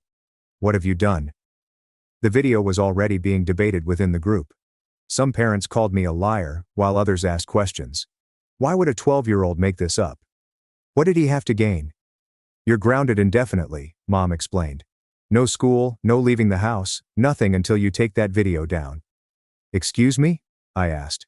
"Number ground me forever if you want, but that video stays up." Dad appeared at the doorway. "Janet, have you watched it?" "I don't need to watch lies about that poor woman." "I watched it," Dad remarked quietly. "And I think we need to consider that our son might be telling the truth." They argued for an hour. Mom accused Dad of enabling my delusions. Dad brought out the evidence I had presented. Finally, Mom stormed away, stating she was going to stay with her sister until this family came to its senses. Wednesday morning, the video received 2,000 views. Comments came in. Some individuals referred to me as a brat, but others told their own memories of false charges and how difficult it was for male abuse victims to be believed. Then Vanessa struck back. A new video has debuted on the parent Facebook page. Security camera from a store captured me stalking her at the library. Another image of me prowling outside her house. She had modified them to remove context, making me appear obsessed and threatening. This disturbed child has been harassing my family, her tweet stated. His father should be investigated for encouraging this behavior. I fear for my safety, and my son's. The tide shifted against us immediately. Parents demanded action. Some demanded that Dad be fired from his job for aiding stalking, while others wanted me institutionalized. Principal Harris phoned Dad. I was suspended indefinitely pending a psychological evaluation. Therapy appointments were now required, not optional. But something unexpected occurred. Leo's father's lawyer saw my footage. He called Dad that afternoon. "Your son's video is the first real help we've gotten," he joked. "Would he testify about what he's witnessed?" "He's 12, Dad explained. And the community has already turned against him." "I understand. But that video is making people outside your community ask questions. Sometimes that's all it takes." One crack in the narrative. That night, I was unable to sleep. Leo was still confined with Vanessa. His father was still in jail. My family is also coming apart. But the video was still available and spreading. Perhaps it will reach someone who can help. Thursday's breakthrough came from an unexpected source. A woman named Sarah commented on my video. Catherine Davidson was my roommate in college. "Everything this kid is saying tracks with what I saw. She put her ex-boyfriend in the hospital and convinced everyone he was the aggressor. I have photos." Sarah's remark contained photos from 20 years ago, showing Vanessa with bruised knuckles, smiling about teaching him a lesson. According to police files, she was the aggressor but negotiated her way out of charges. I screenshotted everything before Vanessa could erase it. But Sarah did more than just comment. She called the police station where Leo's father was being kept. She called the local news stations. She contacted everybody who would listen. "I stayed quiet 20 years ago," she told a reporter. "I won't make that mistake again." By Friday, Vanessa's story was beginning to unravel. The surveillance footage she had released was being questioned. Why did she film a child? How did she gather film from multiple locations? It appeared more like stalking than being stalked. Leo's father's lawyer used my footage and Sarah's testimony to seek an emergency custody hearing. The judge agreed to review the case on Monday. But Vanessa was not done. Friday afternoon, she called Dad's office, stating he had threatened her. She had a recording, carefully edited from a voicemail he had left, urging her to allow Leo return to school. Dad's supervisor summoned him in. There would be an investigation. Meanwhile, Dad was suspended with pay. "I'm sorry," I told him that night. "I ruined everything." "No," Dad replied forcefully. "You stood up for the truth. That's never wrong, even when it costs us." Mom was still not home.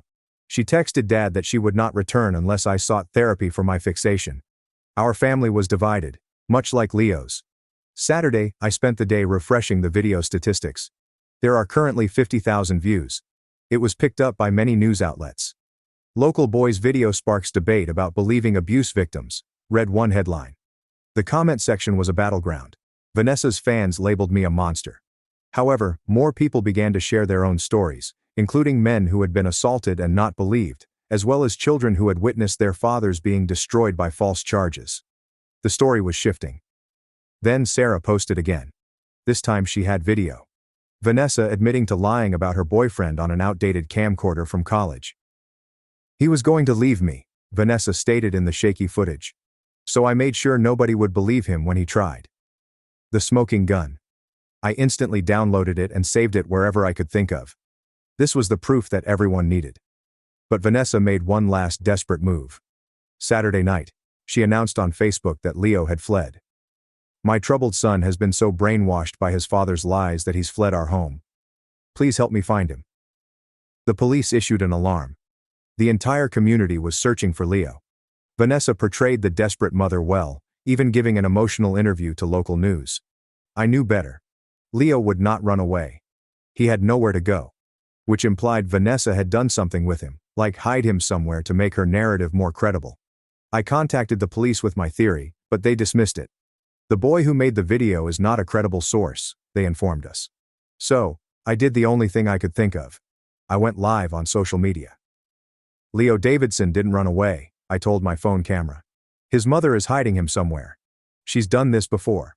Sarah's evidence proves it. Leo is in danger. Please, someone help find him. The live video circulated quicker than anything I'd previously posted. People began sharing Leo's photo, but not Vanessa's narrative. They shared it with warnings. This boy may be held against his will by his mother. Tips flowed in. Someone had spotted Vanessa's automobile at an abandoned property outside town. Another person noticed weird noises from a storage unit she hired. Faced with rising public pressure, the police had to conduct an investigation. They discovered Leo imprisoned in Vanessa's storage container with a sleeping bag and some water. She had told him that if he left, she would phone his father. The news broke on Sunday morning. Vanessa was arrested. Leo was safe, traumatized, but physically unhurt. Vanessa was led away in handcuffs by police while screaming about conspiracy, and the footage was all over the place. But the real vindication came when they looked at Leo's medical data with new eyes. The pattern was clear. Injuries consistent with abuse, all prior to his parents' separation, and all when he resided mostly with Vanessa. Leo's father was released immediately. The charges were withdrawn. The reunion video, showing Leo sprinting into his father's arms, went viral. The community that had condemned them was compelled to admit an uncomfortable truth. They had been mistaken. They had chosen comforting lies over painful evidence. They'd almost destroyed an innocent family because believing a mother's tears was simpler than doubting the story. Some people apologized. Principal Harris personally contacted to lift my suspension and Leo's father's school ban. Mrs. Patterson, shockingly, arrived at our home with a casserole and an emotional apology. Others, however, refused to back down, arguing that Vanessa was still the true victim and that we had all been duped. The parent Facebook group divided into parts. Friendships terminated. The community, which had before been united in its hatred, was now divided by truth. Mom arrived home Sunday night. She paused in the doorway to my room for a long time before speaking. I was wrong, she admitted simply. I was so focused on protecting you that I refused to see what was right in front of me. You were doing what you thought was right, I told you. No. She shook her head. I was doing what was easy. Believing what everyone else believed, because questioning it was too hard. Our family began healing. Slowly. The therapy sessions that Dr. Reeves insisted on became family sessions in which we went through what had transpired. Sarah established a GoFundMe, which helped Leo and his father find a new apartment. The same community that had spurned them suddenly donated thousands to help them begin again. At school, things were different. Some children treated me like a hero. Others whispered that I was a troublemaker who had destroyed a family. Leo and I ate lunch together, without caring what others thought. Thank you, he said one day, for not giving up, even when it cost you everything. You would have done the same for me, I answered. I don't know if I would have been brave enough, he said, to stand alone against everyone, to keep fighting when your own family turned against you. That took real courage. Vanessa's trial was months away, but her reputation had been shattered. The reality has finally caught up to her meticulously planned lies. She had lost her son, her freedom, and the sympathy she had been using for so long. The true victory, however, was not her defeat. Leo's smile returned. It was his father finding a new job, with no murmurs following him. It was a community gradually realizing that the truth is often more complex than the story they wish to accept. I also learned something. Standing up for the truth is not easy. It loses you friends, separates families, and causes you to doubt everything. But when you know you're right, when someone's life is at stake, you keep going, even if it means becoming the villain in everyone else's story. Because heroes must do such things on sometimes. Monday morning brought mayhem. The emergency custody hearing was planned at 2 p.m., but Vanessa refused to give up without a fight. She had hired 3 lawyers and launched a publicity campaign overnight, appearing on morning shows and alleging she was being persecuted by an online mob. I watched from my bedroom as she sobbed on television about how her troubled ex-husband had turned their children against her. She pulled up printed screenshots of my video, claiming it was harassment. The host nodded sympathetically as Vanessa described herself as a victim of cyberbullying. Dad knocked on my door. The lawyer wants to prepare you for testimony. Are you ready for this? I nodded, but my hands shook. It was one thing to broadcast films online, and another to face Vanessa in court. We met Mr. Chen, Leo's father's lawyer, in his office. He appeared fatigued, but determined. Your video changed everything, he said to me. But Vanessa's team will try to discredit you. They'll say you're just a kid who got manipulated. What should I say? The truth. Stick to facts, not opinions. And whatever you do, don't let them rattle you. Leo was also present, seated between his father and a social worker. He looked better than when I last saw him at Vanessa's house, but he still had shadows under his eyes. Every time Leo moved, the social worker would write a note. Leo murmured, "They're evaluating me," as she stepped out. To see if I'm being coached. The courthouse was packed. Parents from the school filled the gallery, separated into distinct camps. Mrs. Patterson sat behind Vanessa, and curiously, Mrs. Chen from the library sat on our side. Local news cameras waited outside. Vanessa entered wearing a conservative suit and blotting her tears with a tissue. She'd even prepared props, including a photo album of happier moments with Leo that she hugged tightly. The judge, a strict woman named Rodriguez, ordered the proceedings to order. Vanessa's lawyers quickly sought to exclude my testimony, describing me as an emotionally unstable child with an unhealthy infatuation. Your Honor, said a lawyer, this boy has stalked my client, posted defamatory videos, and encouraged a hate campaign against a protective mother. Mr. Chen stood up. Your Honor, this boy uncovered evidence of systematic abuse that authorities missed. His testimony is crucial. Judge Rodriguez gave me a long look. I'll allow it, but I'll be watching for any signs of coaching. Vanessa testified first. She was pretty good. She cried at the appropriate times, her voice breaking as she detailed Leo's father's violent anger and how she had lived in fear for years. She displayed images of bruises that were artfully edited to mask their age. I only wanted to protect my son, she cried. But his father poisoned him against me. Then began the cross-examination. Mr. Chen opened Sarah's movie on a laptop. Ms. Davidson, do you recognize your own voice saying, I made sure nobody would believe him when he tried? Vanessa's face turned white. That's taken out of context. I was young, dramatic.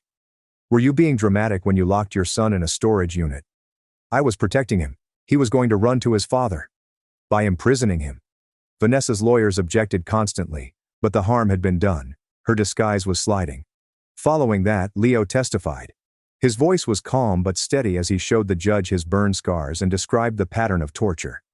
Vanessa kept trying to get his attention, mouthing, I love you, every time the judge looked away. She'd hurt us, then cry and say we made her do it, Leo recalled.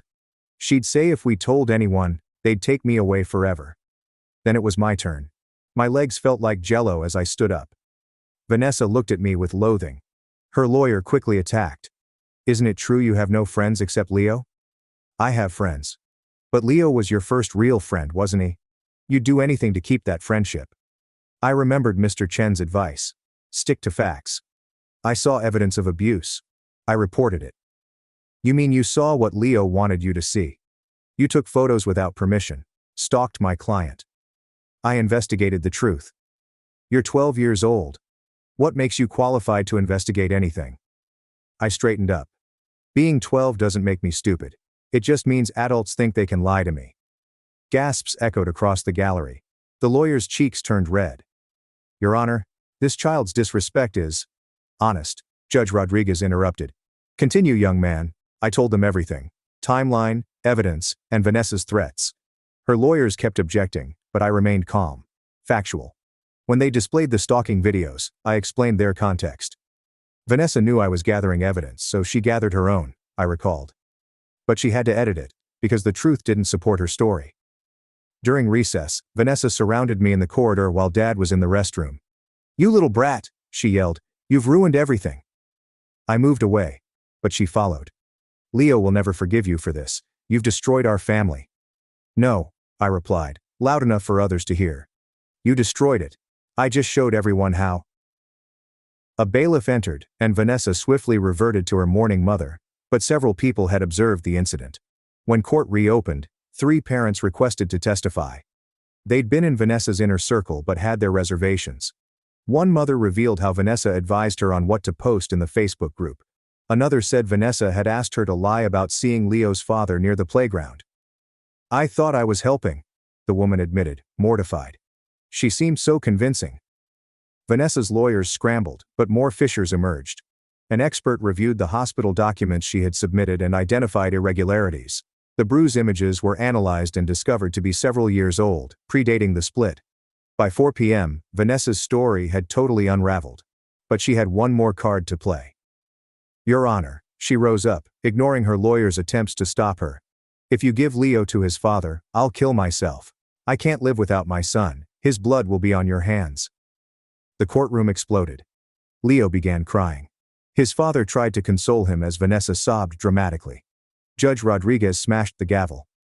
Miss Davidson, you've just made a threat of self-harm to manipulate this court. Bailiff, please escort Miss Davidson for psychiatric evaluation. Vanessa lunged at Leo. No. But was held by cops. He's my son. You can't take him. As they took her out, she yelled at me. This is your fault. You did this. The court ordered a recess to allow everyone to cool down. In the corridor, Vanessa's supporters appeared stunned. Mrs. Patterson approached me hesitantly. I owe you an apology, she explained quietly. I was so sure. She's a mother. Mothers can be abusers too, I said. She flinched and nodded. I helped spread those lies about Leo's father. I don't know how to fix that. Start by telling the truth, I advised. When the court reconvened, Judge Rodriguez read her verdict. Emergency custody to Leo's dad, pending full review. Vanessa will undergo psychiatric evaluation and supervised visits only if deemed safe. This court also recognizes the extraordinary courage of a young man who stood up for truth, despite significant personal cost, she said as she glanced at me. Adults failed Leo Davidson. A 12-year-old didn't. Outside the courthouse, reporters flocked. Dad sheltered me, but I overheard their queries. How does it feel to be a hero? What made you keep fighting? I was not a hero. I was just a child who couldn't bear witnessing injustice. That night our phone repeatedly rang.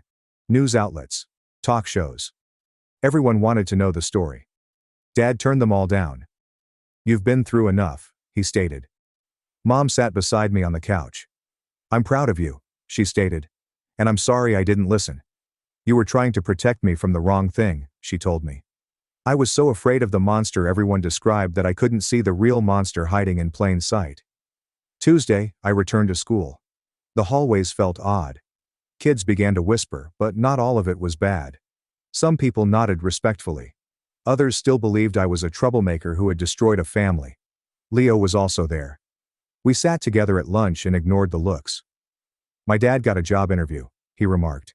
A company owner saw the news and said anyone who survived what he did deserves a chance. That's great. It's in another state, Leo explained gently. Dad thinks we need a fresh start. My heart fell. Regardless, I was losing my best friend. When? If he gets it. Next month, maybe. The remainder of the week seemed strange. Vanessa posted bail, but was told to stay away from Leo and his father. She quickly took to social media, alleging she was being persecuted, but her support had disappeared. Even her lawyers quietly dropped the case. Principal Harris gave an assembly about rushing to judgment and the value of evidence. He didn't specifically mention Leo's family, but everyone knew. Some of the teachers who had previously been chilly to Leo went overboard in their attempts to be pleasant, making things awkward. Dad's supervisor called him back to work early, apologizing for his suspension. We had to investigate the complaint, he replied.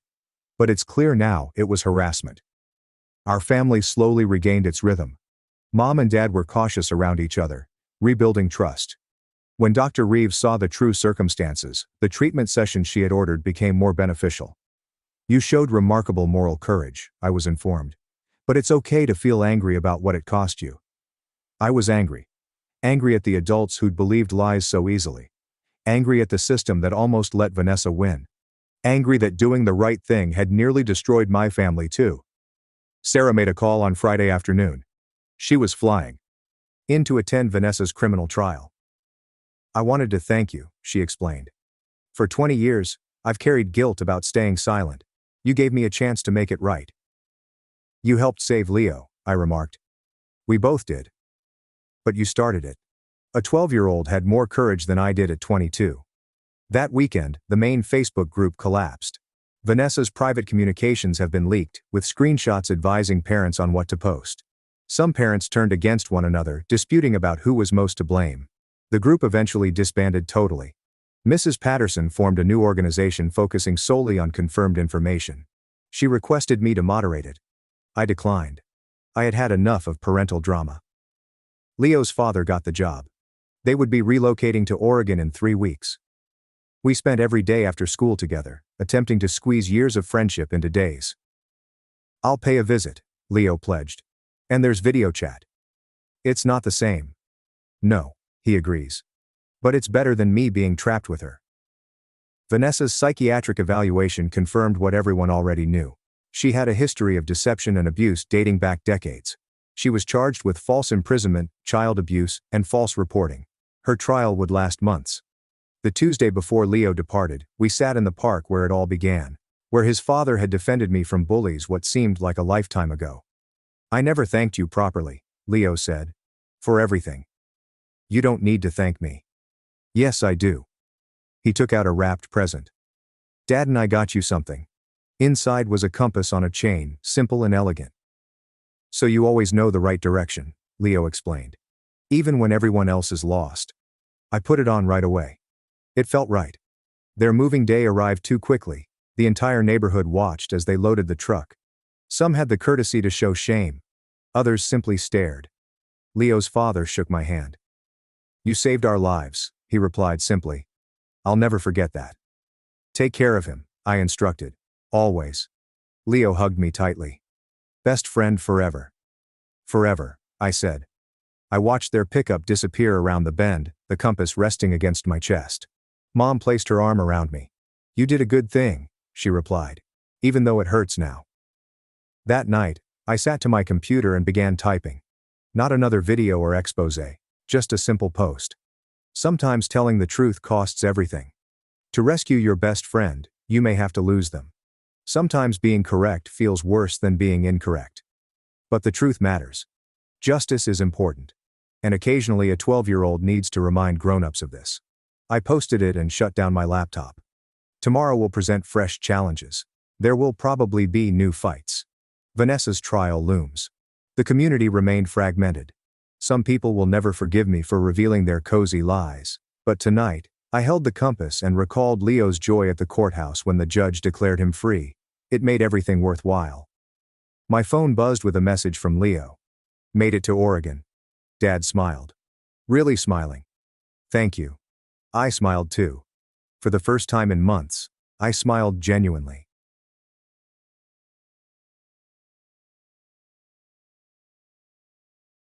"You ruined us," Dad screamed outside court. I handed the judge a 2015 scholarship letter in my name. It said, "Full ride." My parents went pale. I am Noah. I'm 28 years old, and my own parents sued me for stealing their retirement fund, which never existed. Before I tell you how a single forgotten online post from a decade ago blew their entire case apart in front of a judge, please tell me where you're watching from in the comments section. I'd like to see how far this story progresses. It all began after we had just completed a large software upgrade at work, and the office was filled with that distinct feeling of communal relief and accomplishment. For the first time in weeks, I departed before the sun had completely set. I was a senior software engineer who enjoyed the clean, logical world of code. You type a command, and it runs. There are rules. There is an order. It was a stark contrast to the impending upheaval in my life. Driving home, I felt a strong, pleasant sense of accomplishment. It was a feeling I'd been chasing for a decade. That morning, I made the final payment into my mortgage account, officially purchasing my first apartment, free and clear, years ahead of schedule. It wasn't a palace, just a one-bedroom condo in a good section of town, but it was my citadel. Every brick, every window was a tribute to years of ramen noodle dinners, missed vacations, and an unwavering dedication to a single goal: freedom. Financial, emotional, and complete independence. I walked into my flat with the scent of fresh paint and new beginnings still in the air. I dropped my keys into a ceramic bowl beside the door, a tiny but significant gesture. This was my bowl at home. I grinned as I looked around at the minimal furniture and boxes that I had yet to unpack. I made it. That evening, I had a little celebration. No fancy supper, no party. Just me, a giant pepperoni pizza steaming in its cardboard box, and a cold drink. I was seated on the floor, resting against the wall, scrolling through my phone, when the building intercom went off. A mail carrier delivered a certified letter. I needed to come down and sign for it. I assumed it was the county's final deed. More paperwork for the pile. I jogged downstairs, signed the electronic pad with a flourish, and carried the stiff, official-looking envelope upstairs. Back in my apartment, I opened it with my thumb. The letterhead was from Willocks, Crane and Associates, a law practice I had never heard of. My eyebrow wrinkled. I did not know any Willocks or Crane Associates. Then I noticed the first line. On behalf of our clients, Martin and Victoria Smith. The pizza in my stomach became lead. My parents. Why did they use a law firm to contact me? My gaze skimmed the paper, the legal language swirling before me. But some phrases came out rough and nasty. Breach of the verbal pact. Unjustified enrichment. Immediate repayment of parent plus student loans borrowed for your educational purposes.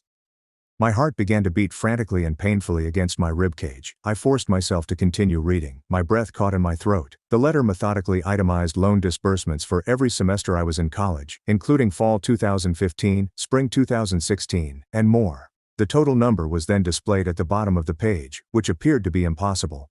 $154,212, plus accrued interest. I reread the number, thinking my eyes were deceiving me. Couldn't be right. It was a sum huge enough to consume my entire life. Savings. Could absorb this entire flat.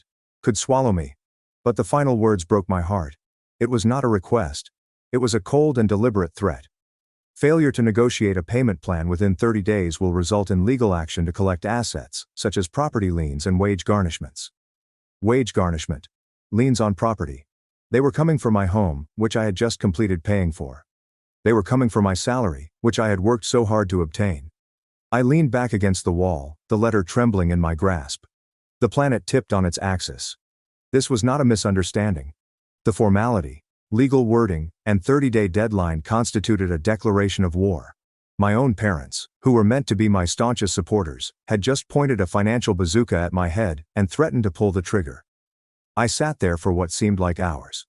The pizza grew cold, while the beer warmed.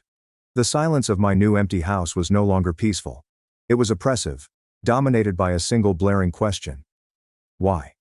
To comprehend the utter, earth-shattering shock of that letter, you must first understand the story my parents had built for me, which I had blindly embraced for 10 years prior. It was a story about their sacrifice, my compromise, and our collaborative endeavor. It was also an outright untruth. Let's go back a decade. I was 18, and my entire life spun around a single glimmering dream: Stanford University. It wasn't only about the prestige. I'd read about their engineering program, teachers, and culture of creativity. It felt like my mecca. I poured every ounce of me into my application. I forwent weekends for SAT prep, skipped parties for AP assignments, and wrote my application essay from the heart. I remember when the acceptance letter arrived. The envelope was thick and weighty, a good omen. My hands shook as I ripped it open in the driveway. The first word I saw was, "Congratulations." And a burst of pure, unadulterated delight escaped my throat. I ran inside, waving the letter like a victory flag. I got in, Mom, Dad, I got in, Stanford. The reaction was mild. It was the first red flag, but I was too high on adrenaline to notice it. My mother, Victoria, was putting flowers on the coffee table. She looked up with a tight, forced smile on her face. "Oh honey, that's wonderful." My father, Martin, was paying bills at his desk in the corner. He removed his reading spectacles and stroked the bridge of his nose, which I later learned indicated he was anxious or calculating. "Well son," he continued, his voice thick, "that's a hell of an accomplishment. But we need to be realistic." "The letter mentions a generous financial aid package," I added, my delight turning to bewilderment. "They're offering a big scholarship." They sat me down at the kitchen table for what they referred to as a dose of reality. My father brought out a yellow legal paper and a calculator. "Okay, let's break this down," he said. He began scrawling numbers. He mentioned tuition, but then he included room and board, health insurance, holiday travel expenses, books, and supplies. He inflated every available cost, resulting in a scary mound of costs. "Look, Noah," my mother said, placing her hand on mine. Her hand was calm and kind, yet her words cut like a knife. "The scholarship is wonderful, a real honor, but it's a partial scholarship. Covers a good chunk, but there's still a huge gap. A gap we simply can't afford." I looked at the numbers on the legal pad. They appeared unreasonably high. But are you sure? I asked. Maybe we can get loans. We don't want to saddle you with that kind of debt. Honey, my father responded, shaking his head with paternal wisdom. It would follow you for decades, and we can't co-sign. Our credit isn't good enough for a loan that big. Another falsehood. The state university here, he said, tapping his pen on the table, is an excellent engineering school. You can live at home. We can help you out, handle the paperwork. Maybe take out a few small manageable loans in our name to make it easier. We'll be a team. We'll get you through it. I felt the dream end right there at the kitchen table. It was a quiet and agonizing death. I wasn't the only one disappointed. I felt humiliated. I felt as if I had failed. I'd gotten into the greatest school, but I hadn't done well enough to receive a full ride. I had put my parents in an embarrassing, stressful situation. I was a burden. Okay, I muttered, my gaze fixed on the table. Okay, the state school is fine. I believed them. I was 18. They were my parents. Why would they lie about such a thing? The second act of their play started later. My oldest brother, Blake, was a kind guy, but he was not an academic. He breezed through high school with B's and C's. My parents called a family meeting one night, their expressions gleaming. We have incredible news, my mother declared. Blake has been accepted to a prestigious private university on the East Coast. I was floored. Wait, what? I thought we couldn't afford expensive schools? My father pushed out his chest. Well, your mother and I have been doing some creative financial planning. We've decided to make a significant investment in Blake's future. It's going to mean a lot of sacrifice for us. We'll have to put off retirement, maybe downsize the house later, but he deserves the best possible start. The hypocrisy was astounding. They could afford a full-fledged private school for him, but my Stanford goal was an unattainable luxury. I looked at Blake. He was staring at his shoes, a slight flush on his cheek. He knew. Even then he felt something was amiss. But he did not say anything. He accepted the present, which was built on the ashes of my dream. The following several years were a struggle. I enrolled at the local state university. To conserve money, I stayed at home in my childhood bedroom. My life was a repetitive cycle of school, homework, and employment. I found a job bussing tables at a greasy diner, with the aroma of old coffee and fried onions clinging to my clothes. On weekends, I worked at a warehouse, stocking big boxes as my muscles ached. I would return home fatigued, long after my parents had fallen asleep, and force myself to study for my engineering examinations. Meanwhile, Blake would call and text me. He would gripe about his hostile cuisine. He would tell me about his fraternity's ski vacation to Vermont. He shared photos from spring break in Cancun. He was having the quintessential college experience, thanks to my parents' huge sacrifice. Every day I had to swallow the bitter pill of resentment. But I channeled it. I used it for fuel. I promised myself that I would work so hard and achieve such success that I would never need anything from anyone again. So I did. I graduated at the top of my class. I got a terrific job. I got one promotion, then another. I was frugal with my money, saving every penny I could. Purchasing the flat was more than just a financial transaction. It was a proclamation of independence. It was the finish line for a long marathon. Now that I had that frightening letter, the marathon felt like a fake. The finish line had served as the starting gun for a new, more terrifying race. I needed an ally. I needed a professional. I called Rachel. We had been friends in college as part of a tiny, close-knit study group for a difficult thermodynamics class. She was extremely clever, with a mind capable of cutting through rubbish like a laser. After graduation, she attended a prestigious legal school. We hadn't talked in a few years, lost in the shuffle of pursuing our own jobs, but I knew she was the one. We met in a small coffee cafe downtown. I felt a rush of humiliation as I slipped the letter from my parents' lawyer across the table. It was like airing out my family's dirty linen. She read it, her demeanor changing from warm inquiry to hard professional concentration. She read it again, lips pursed. Parent plus loans, she finally added, lowering her voice. Nasty business. Legally, the debt belongs to the borrower, your parents. But they can, and often do, sue the student for repayment in civil court based on the idea of a verbal contract or unjust enrichment. It's your word against theirs. But there was no contract, I argued, my voice quivering. It's designed to be messy. They told me they were helping. They called it a gift. Rachel leaned forward, her gaze locked on mine. Noah, parents don't just wake up one day and decide to sue their son for $150,000 out of the blue. Something else is going on here. Something is missing. She stopped, then asked the question that would spark the entire investigation. Let's go back to the beginning. You got into Stanford. Tell me everything you remember about that scholarship. And I mean everything. I told the entire sad story. The huge packet. My parents' unusually restrained reaction, the legal pad with the inflated numbers, and their insistence that it was only a partial scholarship. Rachel listened intently, never leaving my face.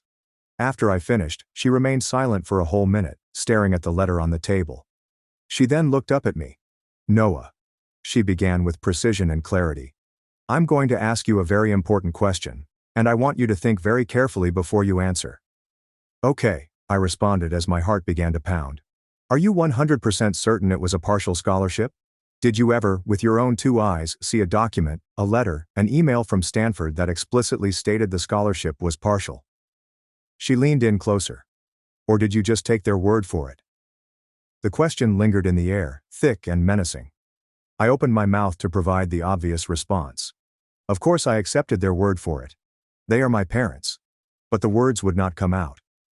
My father took the acceptance letter from my hand, and he and my mother read it together with their heads lowered in conspiracy. I never had a good look at the financial aid area. I had just accepted their summation and verdict. A terrible sense of fear washed over me, as if my blood were freezing. It was the dizzying, nauseous sense of discovering that the ground you'd been standing on your entire life might not even be solid. I muttered, my voice barely heard. I don't know, I never checked. I just believed them. Rachel nodded slowly, her face stern. Then that, she said, touching the letter from the lawyers, is not the real battle. This is a symptom. The real battle is discovering what they were hiding from you 10 years ago, and we need to find out now. The days following my meeting with Rachel were filled with new, apprehensive energy. The cloud of shock and treachery began to lift, leaving behind the cold, piercing focus of a man on a mission. I was no longer simply a victim. I was an investigator, and the focus of my inquiry was my own life. My first step was to take Rachel's suggestion and become an archaeologist for my own past. I began with the state university I had previously attended. I called the financial assistance office again, this time with a more confident voice, and asked for a detailed history of my student loan accounts. The administrator was helpful, offering to assemble and transmit the records within a week. The next call was to Stanford, which I dreaded. It felt like reopening a wound that had never fully healed. My palm was sweating when I dialed the admissions office's number. After being transferred 3 times, I finally met a man in the scholarship awards department. I stated my case as properly as possible, indicating that I was involved in a legal battle and needed official proof of a scholarship offer from the spring of 2015. The man, Mr. Henderson, was pleasant, but seemed tired. Sir, that was a decade ago. Those records are in a deep archive, and our privacy policies are very strict. I can't release that kind of information over the phone based on a verbal request. My hope dwindled. Please, I pleaded, desperation oozing through my voice. This is incredibly important. It's not just about money. It's about getting to the truth. The person on the other end of the telephone let out a deep sigh. Look, he replied with a softer voice. I can't make any promises, but I'll see what I can dig up. If I find anything, I'll need a formal written request from you or your legal counsel. What was the name again?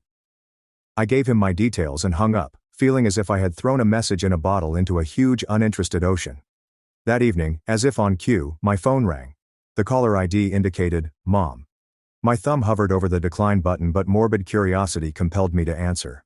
Her speech sounded like warm honey, a syrupy sweetness that sent off alarms in my head. Noah, darling, your father and I have been beside ourselves with worry. This whole business with the lawyers, it's just a terrible misunderstanding. They were far too aggressive. Why don't you come over for dinner tomorrow? Just the 3 of us. We can sort this all out like a family. The part of me that remained that 18-year-old guy, anxious for their acceptance, wanted to say yes. It wanted the nightmare to be a simple misunderstanding. But Rachel's voice was like a steel barricade in my head. They're not on your side. Each interaction is a calculation. I don't think that's a good idea, Mom, I replied, my voice flat. Don't be ridiculous, she chirped, her tone steady. We love you. We miss you. I'll make your favorite pot roast. Please, Noah. It would mean the world to your father. I consented against all of my instincts. I convinced myself it was a reconnaissance operation. I'd go. I'd listen. And I wouldn't give them 1 inch. I wanted to look them in the eyes and see if I could spot the liars hidden behind my parents' visage. The supper was a bizarre bit of theater. The house smelt like my childhood roast meat and memories. My father remained mostly mute, playing the role of the stoic, wounded patriarch. My mother was the star of the show. She didn't bring up the lawsuit explicitly. Instead, she took me on a tailored tour of my own history, taking out photo albums and pointing to images of a gap-toothed, smiling version of myself. "Look how happy we were," she exclaimed, her eyes welling up with precisely timed tears. "I just want to get back to this. We're not getting any younger, Noah. Your father's retirement account took a huge hit in the last recession. We're scared." The pivot was then smoothed out and practiced. She put her hand on mine. It felt cool. "We know how successful you are now, honey. And we are so incredibly proud. We just need a little help to see us through. A little support from the son we gave everything to. That's not too much to ask, is it?" It was a masterpiece in emotional blackmail. They were attempting to bury me in a landslide of guilt, believing that if I paid them, the feeling would end. I sat there, sliding the food around on my plate, my stomach in a tight, painful knot. I noticed the trap. I noticed the puppeteers pulling the strings. I murmured an explanation about an early meeting and rushed out the door, their sad sighs following me. When I got in my car, I called Rachel. "It was a full court press of guilt," I informed her, grasping the driving wheel. "They're trying to wear me down." "Good," she said, her tone harsh. "That's a desperation move. It means their legal position is weaker than they're letting on. Hold the line, Noah. We're waiting for our ammunition to arrive." A few days later, the first piece of ammunition arrived. A large envelope from the state university arrived. With shaky hands, I opened it. Inside came a detailed statement of my student loan account. And there it was, in bright black and white, 4 years of Parent Plus loans disbursed every semester, maxed out at the legal limit. The total was exactly what they had said. For a second, my heart fell. On paper, it was damning. I was ready to contact Rachel in a panic when I remembered her second piece of advice. I sat down at my computer and looked up the IRS rules for the American Opportunity Tax Credit for the years I spent in school. The AOTC was a large credit, providing up to $2,500 per year for eligible educational costs. The crucial term was expenses. You could only claim what you actually paid. This was the trickiest part. I needed to collect their tax returns. I contacted my father, my heart thumping. I pretended to be confused. "Hey, Dad. My accountant is asking for some old records and he mentioned needing to know what educational credits were claimed when I was in school. Could you send me your tax returns from those years? Just for my records." There was a prolonged pause. "Why? Would you need that, Noah?" he inquired, his tone tinged with skepticism. "I don't know, Dad. It's just what the accountant said. Something about making sure I don't get in trouble with the IRS down the line. It's no big deal, right?" I held my breath.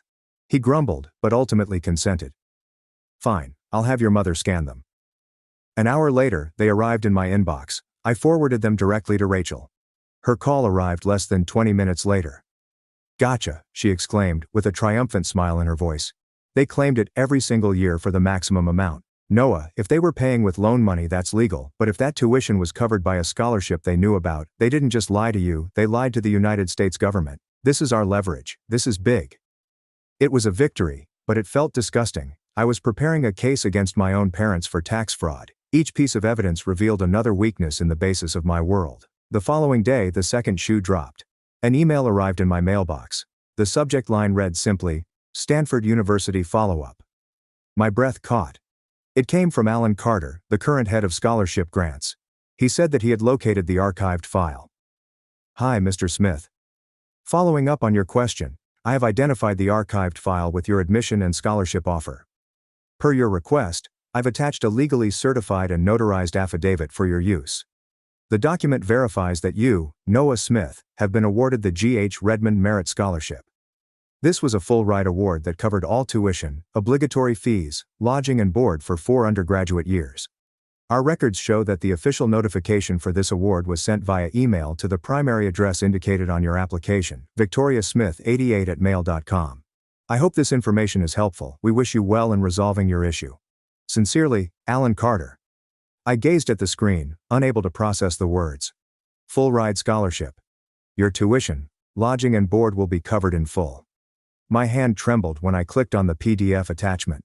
There was an official paper with the Stanford University seal, outlining the reality in cold, undeniable legal language. They'd lied. It was not a misunderstanding, it was not an exaggeration, it was a huge life-changing deception. They had buried a golden ticket to a future that I had won through hard work and intellect. They had allowed me to spend years working away, feeling like a second-class citizen, burdened by a failure that was never mine. They'd watched me struggle, knowing they had the key to my freedom in their inbox. And they did it so they could afford to send my brother to a prestigious school. And then, once their deception was complete, they had the audacity to sue me for the same money that the scholarship had saved them.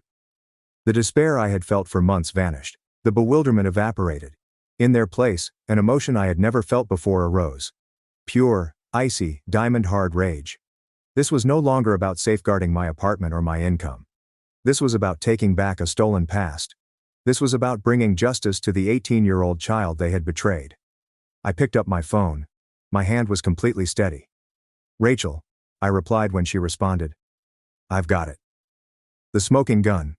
There was a slight pause. "Good," she replied, her voice harsh and ready. "Now we stop defending. Now we attack." Armed with Stanford's affidavit, I felt a wave of righteous power. I pictured going to court, delivering the document, and witnessing my parents' case disintegrate to dust. The truth was on my side. Victory felt unavoidable. But the legal system, as I quickly discovered, is not a truth machine. It is a grinder. And my parents' lawyer was excellent at feeding them rubbish. Rachel filed the affidavit along with a move to dismiss the lawsuit on the basis of fraud and misrepresentation. We sat back, expecting the nightmare to stop quickly. The letter we received was a masterpiece of legal evasion.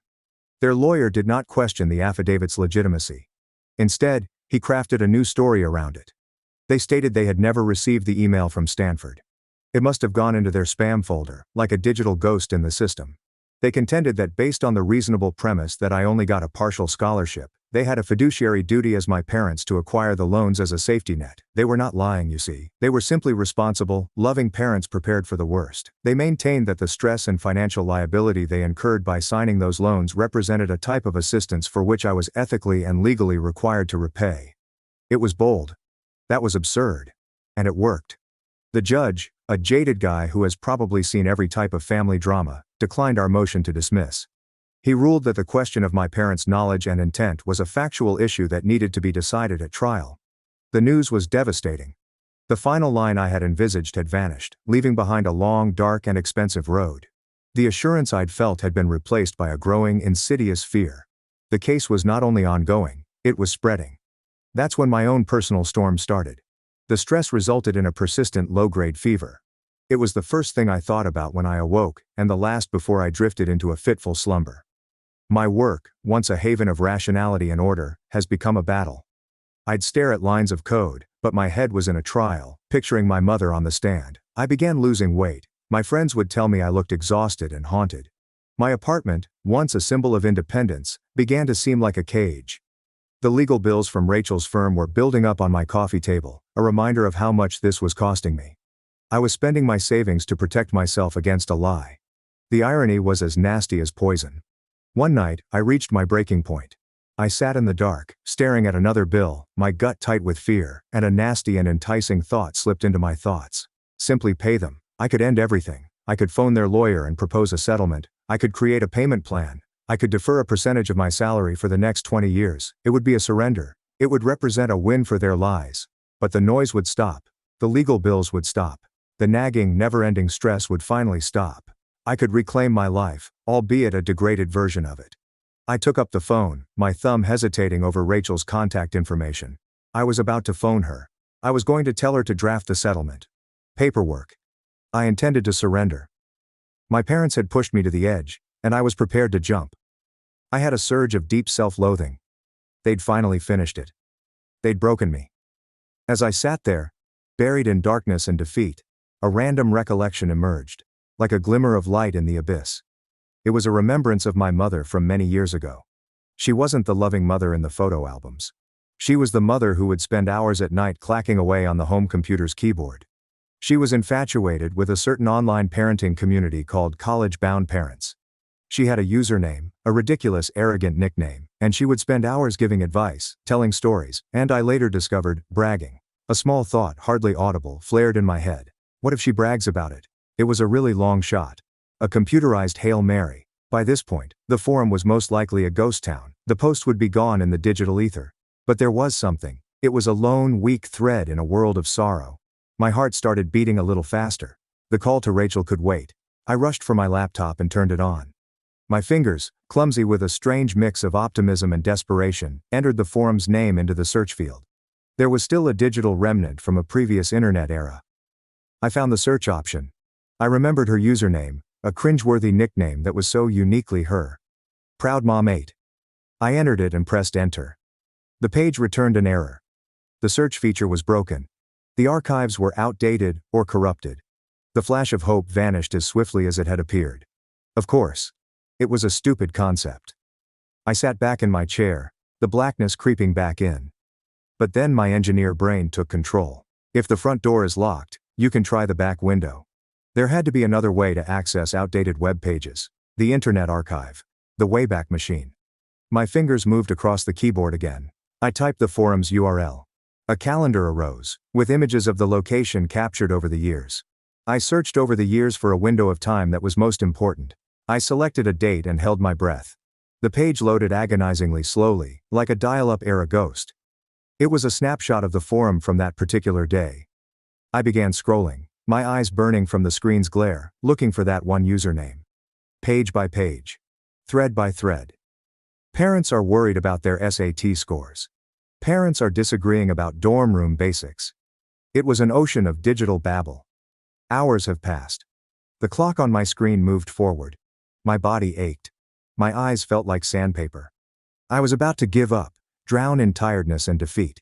And then I noticed it, nestled away in a sub-forum called College Admissions. The good, the bad, and the ugly. It was a thread. The discussion was titled, Dealing with an Unexpected Win.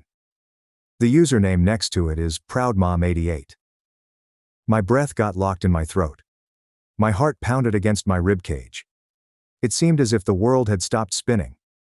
With shaky fingers I clicked on the thread. The post was brief, only a few sentences. When I read the lines, the entire foundation of my parents' case crumbled. Their entire universe of falsehoods was demolished. The mood in the courtroom on the day of the trial was oppressive.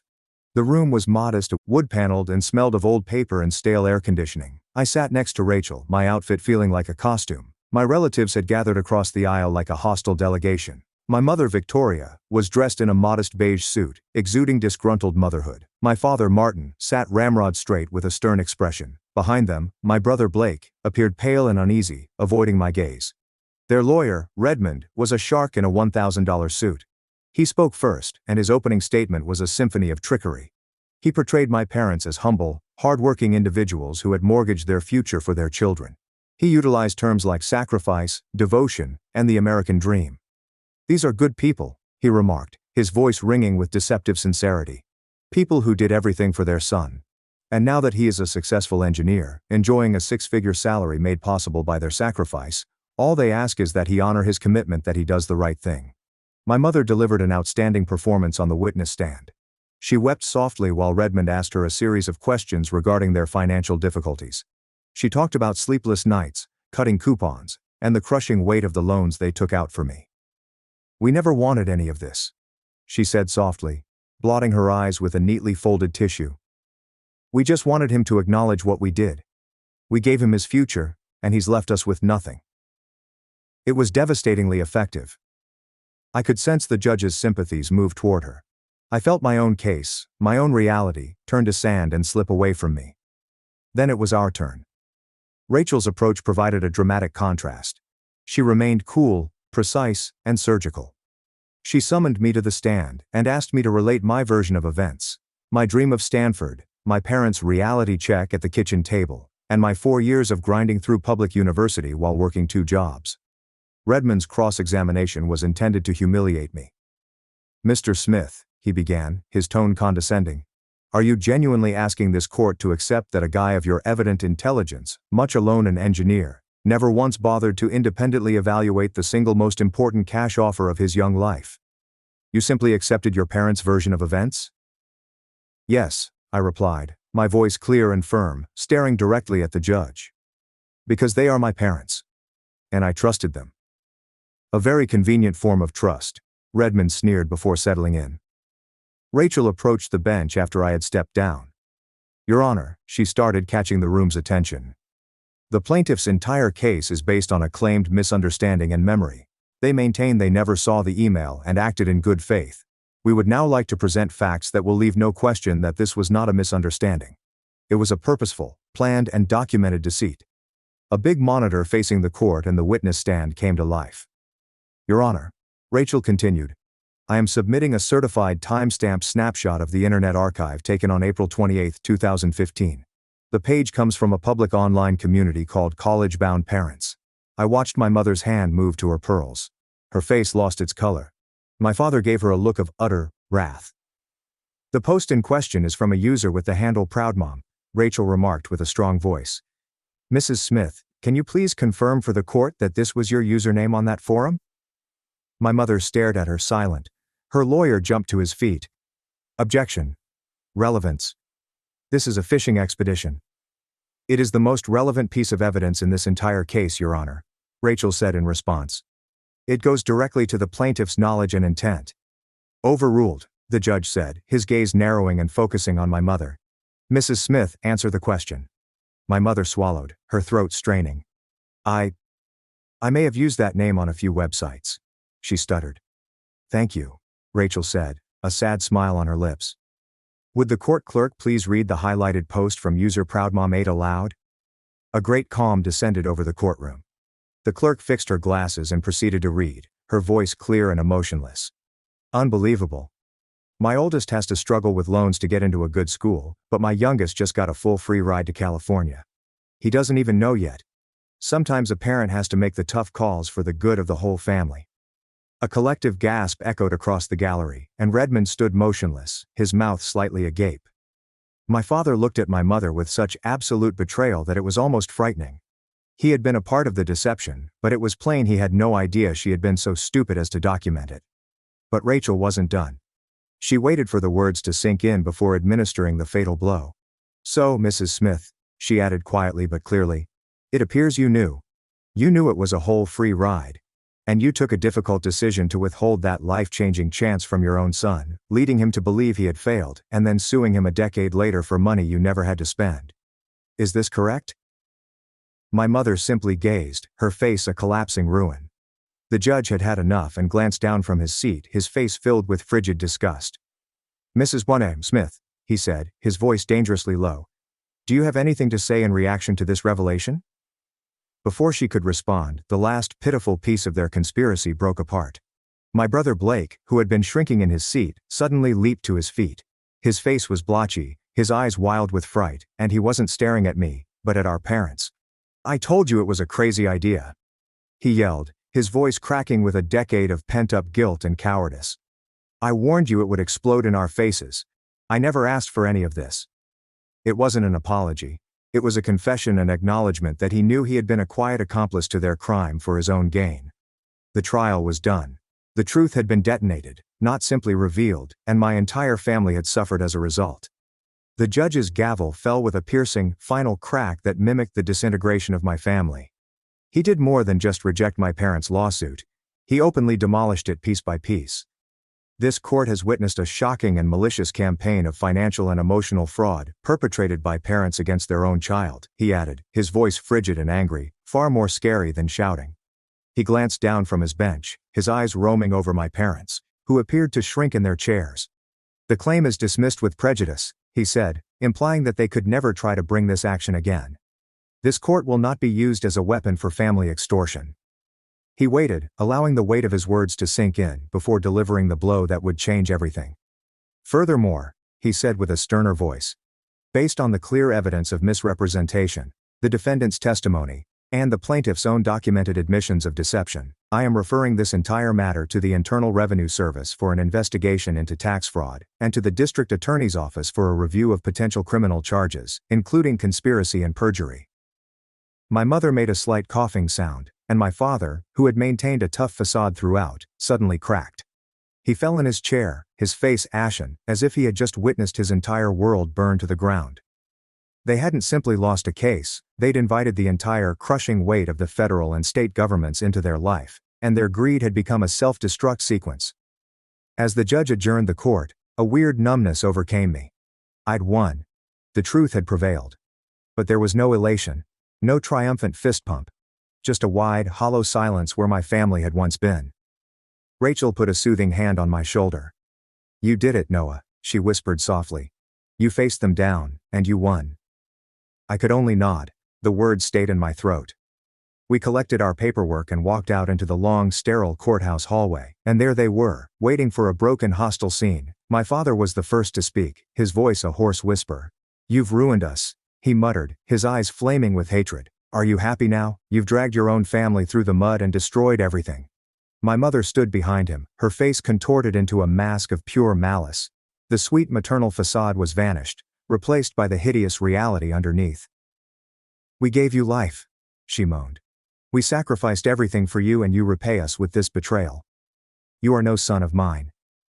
For many years, such comments would have been a death blow, sending me into a downward spiral of remorse, desperately attempting to repair what I had shattered, and pleading for their forgiveness. But something inside of me changed at that moment. The part of me that wanted their acceptance and feared their displeasure had died in that courtroom, replaced with a quiet, unwavering confidence. I glanced at my father, the weak man who permitted a monster, at my brother, the coward who benefited from her cruelty, and at my mother, the mastermind behind it all. "You have it backwards," I remarked, my voice unusually calm and steady. "I didn't destroy this family." "You did." I looked straight into my mother's eyes. "You ruined it in our kitchen 10 years ago when you decided my future was a commodity to be bargained over. You ruined everything each time you lied to me. You always made me feel inadequate while concealing the truth." I took a deep breath, and the words I had been meaning to speak for 10 years finally came out. "My achievement isn't your retirement plan. My successes are not for you to claim. And my life," I said, my voice dropping slightly, "is not yours to dictate. I loved the people I thought you were," I said, my words tasting like ash. "But they never really existed. I'm done trying to win the approval of ghosts." I kept their stare for a moment longer. Then I turned my back. I did not wait for a response. There was nothing left to say. I walked down the long hallway, past the security guards and metal detectors to the large glass doors that opened to the outer world. Each step represented a release. I was going away from the lies, manipulation, guilt, and 1,000 invisible strings that had been used to control me. I pulled open the doors and stepped out into the glaring, indifferent sunlight, and for the first time in my life, I experienced the profound, terrifying, and exhilarating lightness of complete and utter freedom. The months following the trial were marked by calm, careful reconstruction rather than celebration. You don't simply walk away from a building collapse unharmed, you must sift through the wreckage, tend to your wounds, and then gradually and cautiously begin building something new. My first step towards reconstruction was to sell the apartment. It was a lovely sight and my first major accomplishment, but it was tainted. The walls evoked too many memories of restless nights, pacing the floor with a phone to my ear, and staring at stacks of legal documents representing my family's betrayal. It was no longer a home. It was the scene of the crime. I took a promotion at work that included a relocation package, a new city, a few states away, with no one knowing my name or tale. It was the perfect fresh start. I purchased a smaller condo that didn't shout, "I made it," but rather whispered, "I'm safe." It became my refuge. Life fell into a new tranquil rhythm. My work was engaging. My co-workers admired me for my abilities, not for my heritage. I explored my new city, discovering a favorite coffee shop and a nice hiking track. I was establishing a life, not simply a career.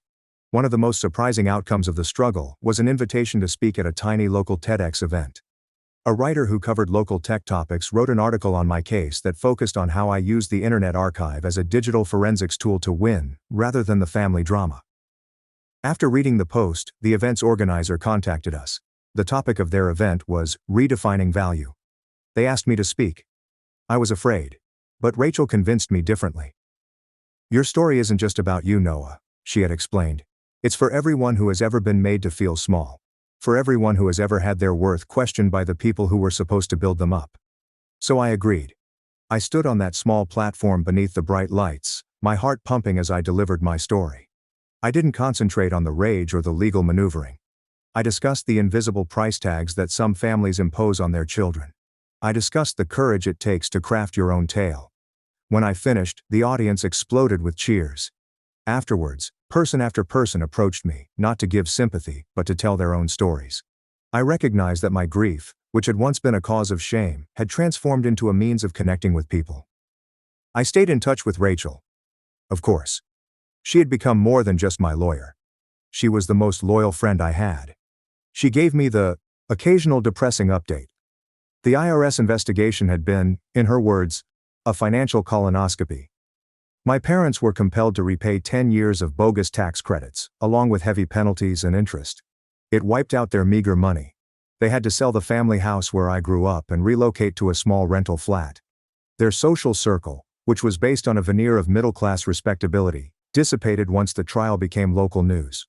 Blake, my golden boy sibling, had his own reckoning. His prominent firm has a zero-tolerance ethical policy. Being named in a fraud and perjury inquiry, even as a witness who admitted his involvement on the stand, rendered him radioactive. He was quietly fired. My parents had stolen his expensive education, but it had brought him nowhere. I assumed that was the end of it. I believed the narrative had ended. I was healing. I was moving on. I'd even adopted a scruffy terrier mix from the local shelter. Max was a fellow victim who was learning to trust again. Life was silent. Then a package arrived. It was a little flat-rate box addressed to me in a handwriting I knew immediately. Blake's. My first thought was to put it in the garbage, unopened. What could he say to me? But a deeper, more cautious side of me took over, one that had learnt never to underestimate my family's proclivity for drama. I brought it inside and set it on my kitchen counter, staring at it like it was a bomb. After about an hour, I carefully cut it open. Inside, there was no sentimental waste, no outdated photographs. There was only a letter and a hefty stack of paperwork kept together with a binder clip. I read the letter first. This was not an apology. It was a confession made out of pure, sad self-preservation. Noah, I know you despise me. I probably deserved it. What occurred has completely destroyed my life. I can't get a job. Dad and Mom won't even speak to me anymore. They accuse me of shouting in court. I have been doing a lot of thinking. I need to clear my conscience, but I also have to defend myself. The DA is still investigating this whole affair, and I do not want to be charged as a co-conspirator. The documents you need to examine are enclosed, and they show the entire truth. It was worse than you expected. Blake. My blood became chilly. Worse? How could it possibly go worse? I scooped up the stack of documents. These were brokerage account statements. The account was formed in Blake's name during the summer, when I was due to start at Stanford. Then I saw it. The initial deposit. $250,000. I stared at the number, my mind trying to connect the dots. Where did they obtain that much money? I looked at the date, and suddenly I understood. Stanford's annual tuition, housing and board costs were projected to be around $62,500 at the time. When multiplied by 4, the total was exactly $250,000. My parents had not merely saved the money from my scholarship. That was the story I'd pieced together. The one I assumed was the truth. But the reality was far more diabolical.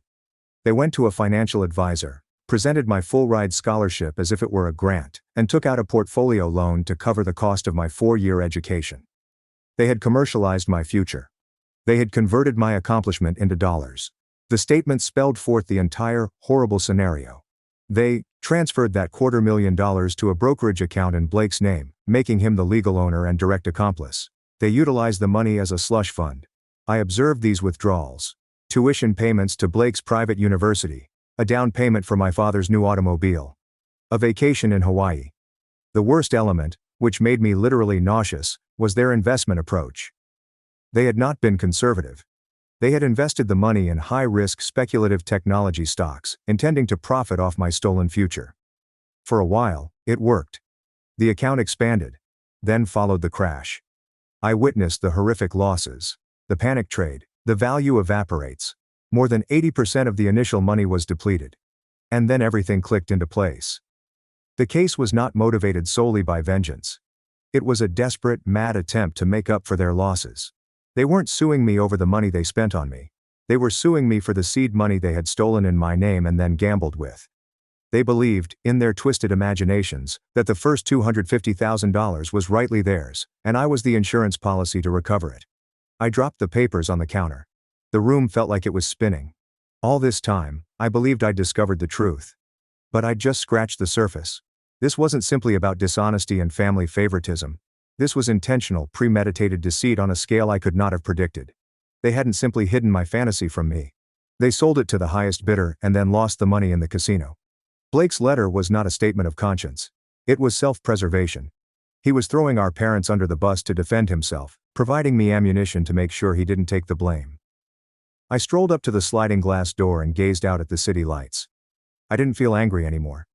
That sentiment was too little and simple for this. What I felt was incredible. Chilling clarity, a complete comprehension of who these people were. They were not simply imperfect, selfish parents. They were crooks who saw their own son as nothing more than a financial asset, a bearer bond to be cashed in. At that moment, any remaining uncertainty about whether I did the right thing was destroyed forever. I wasn't the one who wrecked my family. There wasn't a family to destroy. There was only one criminal business with a common last name. And I had finally, thankfully, escaped. I've realized that peace is not a destination.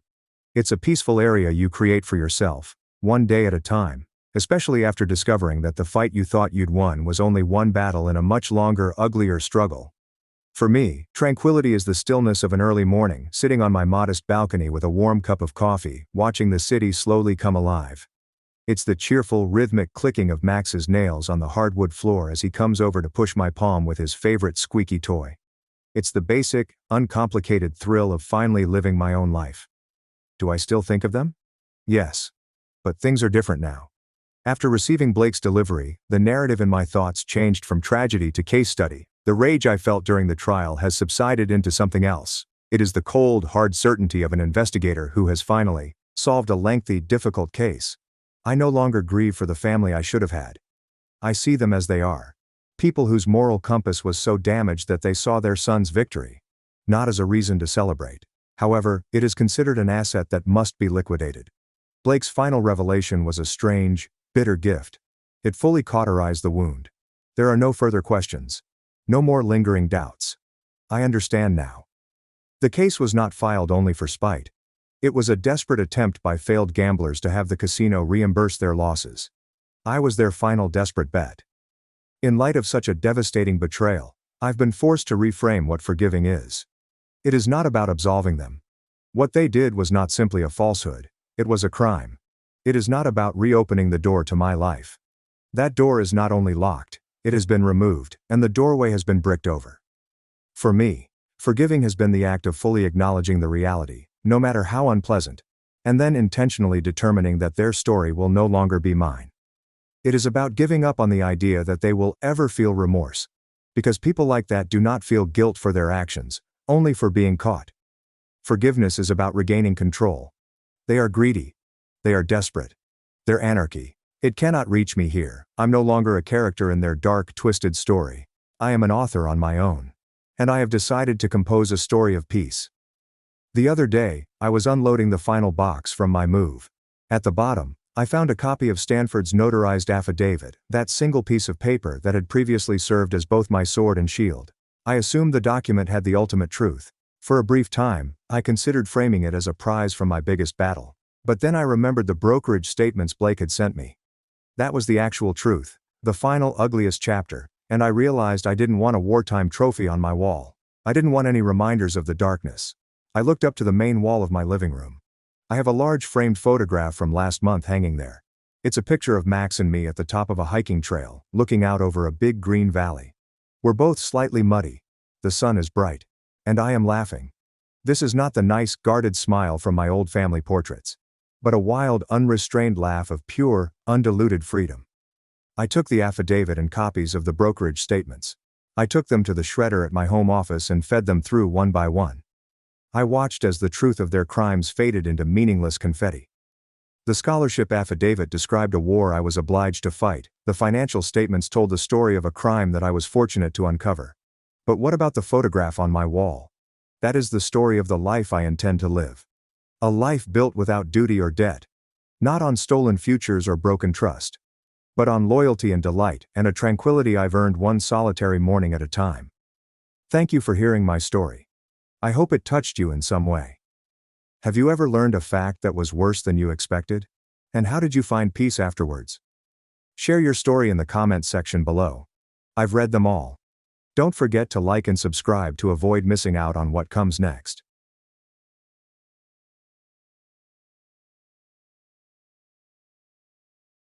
My parents cut me off on Thanksgiving, then bought my brother a lake house with my money.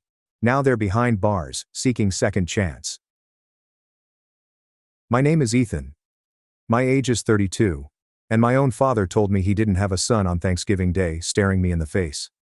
Tell me where you're watching from in the comments section before I explain how that one heartbreaking moment prompted the FBI to search their $1 million lake house and discover a felony that landed them all in jail. Every trip down memory lane was the drive to my parents' house. It was a treasured tradition to travel 2 hours from the concrete canyons of Manhattan to the peaceful, tree-lined lanes of my hometown in suburban New Jersey. With each mile marker, I would feel the constant tightness in my shoulders release as I rolled down the windows of my BMW and let the cool November air replace the city haze. I worked at Morgan Stanley as a senior investment banker. My life was filled with high-stakes meetings, billion-dollar deals, and the kind of strain that wears people down. However, this drive served as my escape. It was my way of returning to being just Ethan. The brother. The son.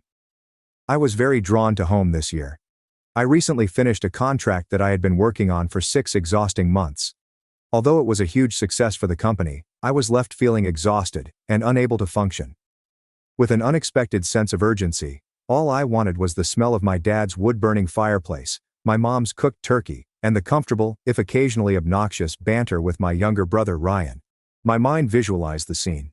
No amount of money could replace the warmth, the laughing, and the sense of community. The actual bonus I was anticipating was that I parked into the driveway of my childhood home, a traditional 2-story colonial with a warm red front door. It had an autumn leaf wreath hanging on it, which I knew belonged to my mother. Everything appeared just right, a picture-perfect example of suburban tranquility. My heart felt lighter than it had in months as I climbed up the well-known stone path, grabbing the pricey bottle of wine I had brought from the passenger seat and my briefcase, which included a Thanksgiving bonus check for them. I was already grinning when I rang the doorbell. The door opened wide. It was Thomas, my father. The entrance was totally blocked by a human wall as he stood there, broad-shouldered and motionless. His face was a mask of cold stone, usually prepared to meet with a rough but friendly demeanor. I said, "Hey Dad," with a shaky smile. The frigid draft from the entryway sucked away the warmth I had envisioned. "Happy Thanksgiving." He remained still. His eyes were like ice chips when he gazed at me. "We don't have a son," he stated in a flat, emotionless voice. For a moment, my brain refused to process the words because they were so strange and ridiculous. It must have been a strange, unfunny joke. I made an effort to laugh. "What? Dad, what are you talking about? It's me, Ethan." I could see movement behind him. With a deliberate casualness, my brother Ryan emerged from the corridor, resting against the wall. He had a smug, victorious look on his lips, but he wasn't smiling. He held a set of keys in his hand, jingling them repeatedly and softly. My former bedroom's keys.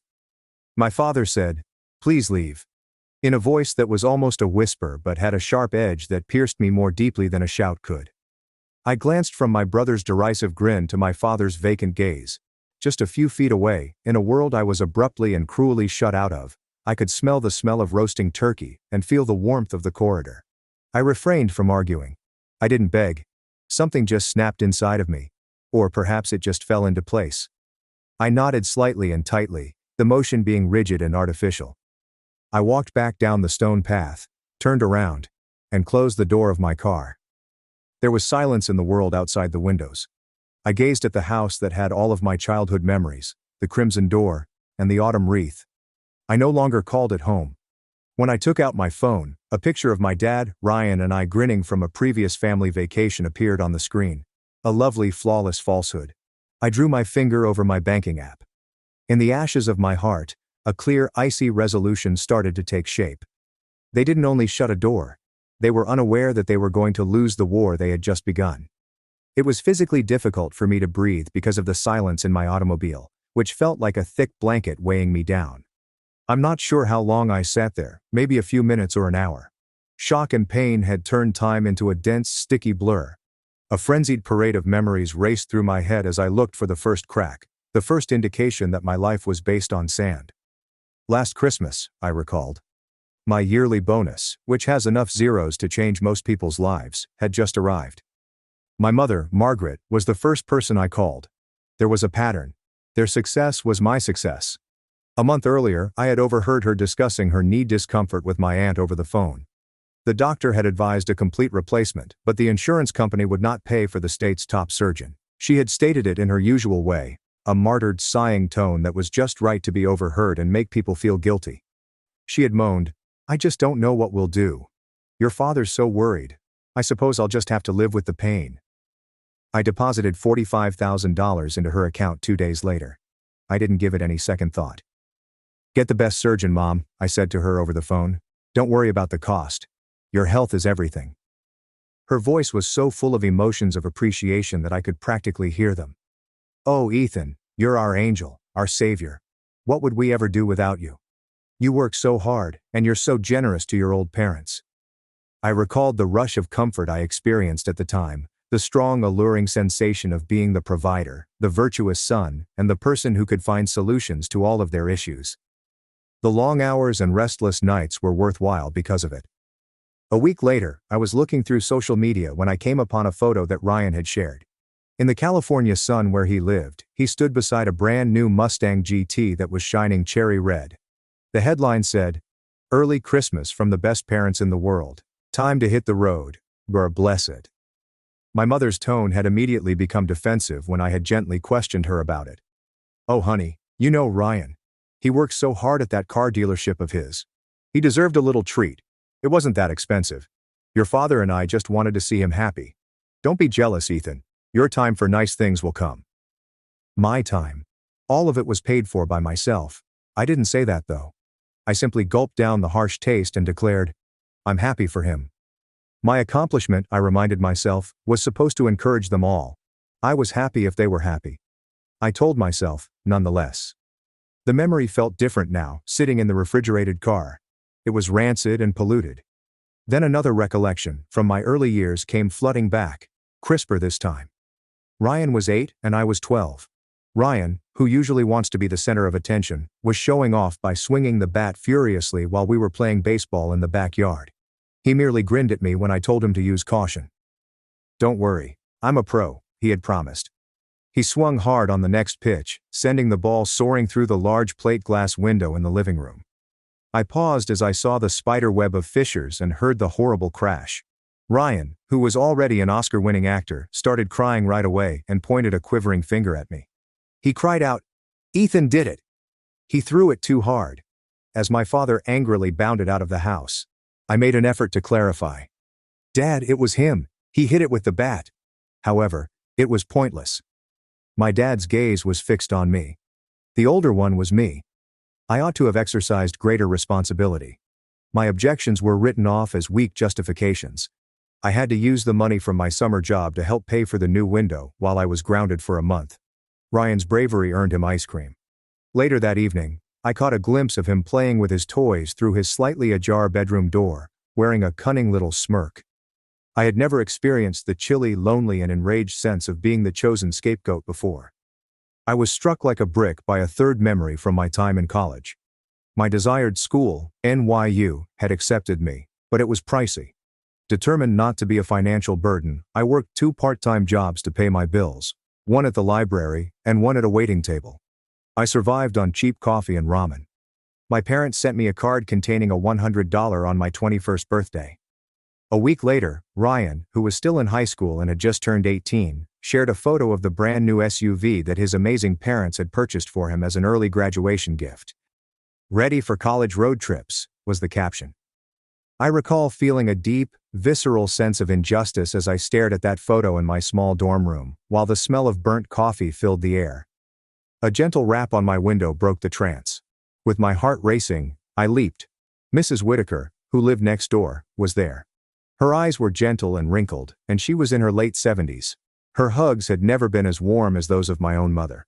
All my life she had been my neighbor. She had always inquired about my job in the city with sincere concern, and had handed me cookies after school. With tears in her eyes, she had informed me how proud my grandmother Eleanor would have been of me. While attempting to make my face look natural, I rolled down the window. She gripped her cardigan and murmured, "Ethan dear, I saw you pull in. Are you okay? You look like you've seen a ghost." I was unable to form the words. What could I say? My father just disowned me. My family is a lie. She seems to comprehend. Gently. Never mind, she said. It's cold out here. I just wanted to say happy Thanksgiving. I was a little surprised to see you though. Your mother told me the whole family was heading up to Ryan's new lake house for the holiday. Everything shook on its axis. Lake house? I said again, the words jarring and unfamiliar. Ryan has a lake house? Mrs. Whitaker's expression became confused. Oh yes, Margaret was going on and on about it last week at the grocery store. A beautiful place on Lake Hopatkong apparently.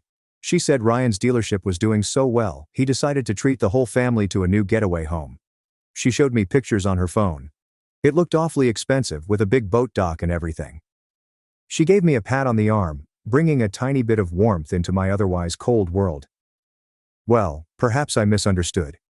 You have a good holiday, dear, and remember what your grandmother Eleanor used to say. A good heart is the only treasure that can't be stolen. I was left in a more profound and icy quiet than before she left. I kept thinking about what she had said about my grandmother. An irreplaceable gem. What is the property value of a lake house? $1 million? $2 million? In a faltering economy, on my brother's pay from a mid-size auto dealership? There was no way. At that point, the parts began to fit together to create a picture so hideous and grotesque that I couldn't bear to look at it, but I couldn't take my eyes off it. The transfers, each month. I provided them $2,000 for utilities and costs, $3,000 for the mortgage on this house, $1,500 for Ryan's auto payments, the very Mustang they bought him, $45,000 for the knee surgery, and countless more unforeseen bills and minor catastrophes. My mother had said in a voice full of lovely reason that I had opened a joint account for them years ago to help them control their spending. The only depositor was myself. They were the only ones who withdrew. I had complete faith in them. Their angel was me. Their source of income. My hands were shaking, yet all of a sudden my mind was clear and crisp. A cold, hard rage had joined the grief, which was still there, a raw, open wound. There was no miscommunication here. This deceit was lengthy, well thought out and incredibly nasty. This didn't require me to be at home. I traveled to a Marriott nearby, finding the impersonal, sterile room to be rather comforting. Comfort wasn't what I wanted. A battle room is what I desired. With a renewed sense of purpose, I opened my laptop and slid my fingers across the keyboard. It was there when I went into my bank account, which I had given them access to. The little frequent withdrawals I was accustomed to witnessing weren't the only ones. I found it by scrolling back 3 months. A transfer via wire. A single, enormous $750,000 wire transfer to a title company. The date was exactly the same as my mother's initial statement that Ryan was considering real estate. My breath caught. My vision became hazy. I had the money. To purchase a lake house for my brother, they had stolen $750,000 from me, money I had bled for in late nights and stressful meetings. Then they threw me aside like a piece of trash after giving me a glare. I took the phone. I spoke steadily and uncannily quietly. When my firm's private client banker responded, "David, it's Ethan. I need you to do something for me immediately. The joint account ending in 4758. I need you to revoke all access for Margaret and Thomas Callahan, and cancel all scheduled future transfers from my primary account, effective immediately."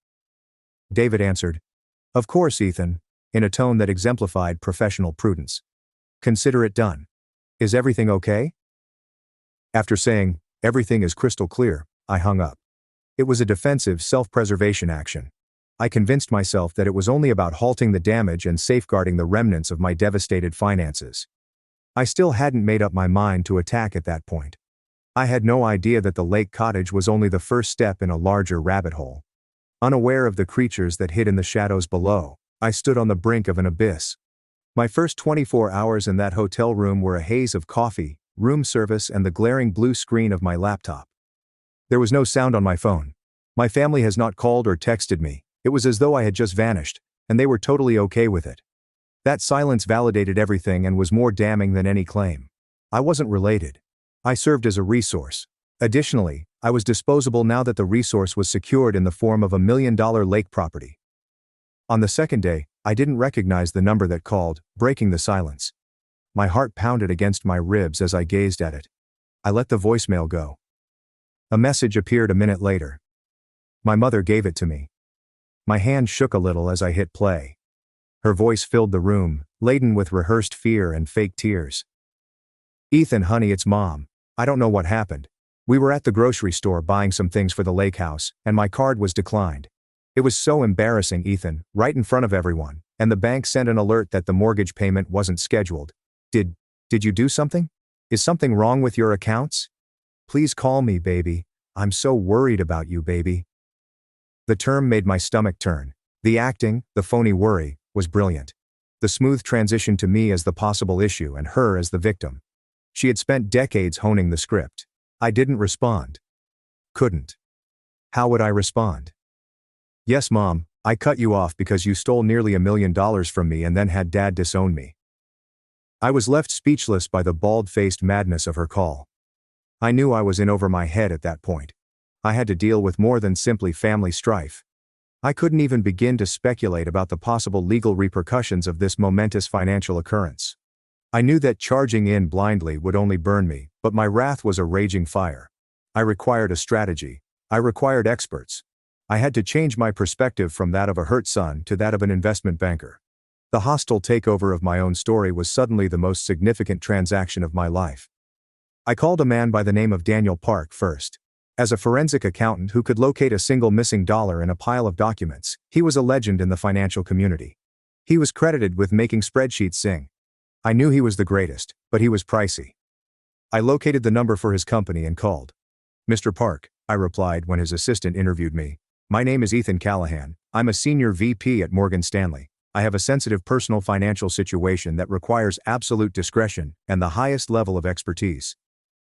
I gave him a concise, business-like explanation of the circumstances, including the joint account, the illegal wire transfer, and the acquisition of a significant asset. I didn't mention Thanksgiving. Sharing it with a stranger felt too intimate and unfiltered. That was a vulnerability I couldn't afford to display. Daniel remarked, "I see," when I was done. His calm, analytical voice was a comforting salve for my jangled nerves. "This is more common than you'd think, Mr. Callahan.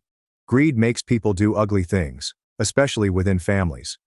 My goal here is simple: to trace every dollar, document every transaction, and give you a complete, undeniable picture of where your money has gone. I will be your financial bloodhound." I said, "What do you need from me?" "Complete, unfettered access to all of your personal and joint account statements for the previous 5 years. "And a retainer?" I answered, "You have it, without hesitation. Whatever you need." I felt as though a burden had been lifted when I hired him. I had never taken any proactive action before.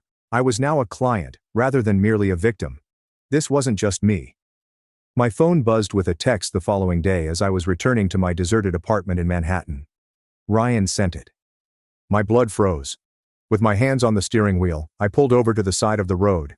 The message said, "Heard you stopped by. Too bad you couldn't stay for dinner at the new lake house. It's amazing, you should see it sometime."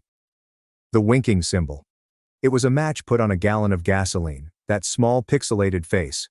It was a psychological warfare masterclass. It wasn't merely arrogance. It was a victory lap. A taunt. In the mansion he had purchased with my money, he was rubbing my face in the dirt, completely knowing that I now knew about it. He wasn't merely taking pleasure in his gains, he was taking pleasure in my suffering.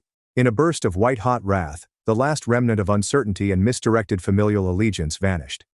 Getting my money back wasn't the only goal here. Justice was at issue here.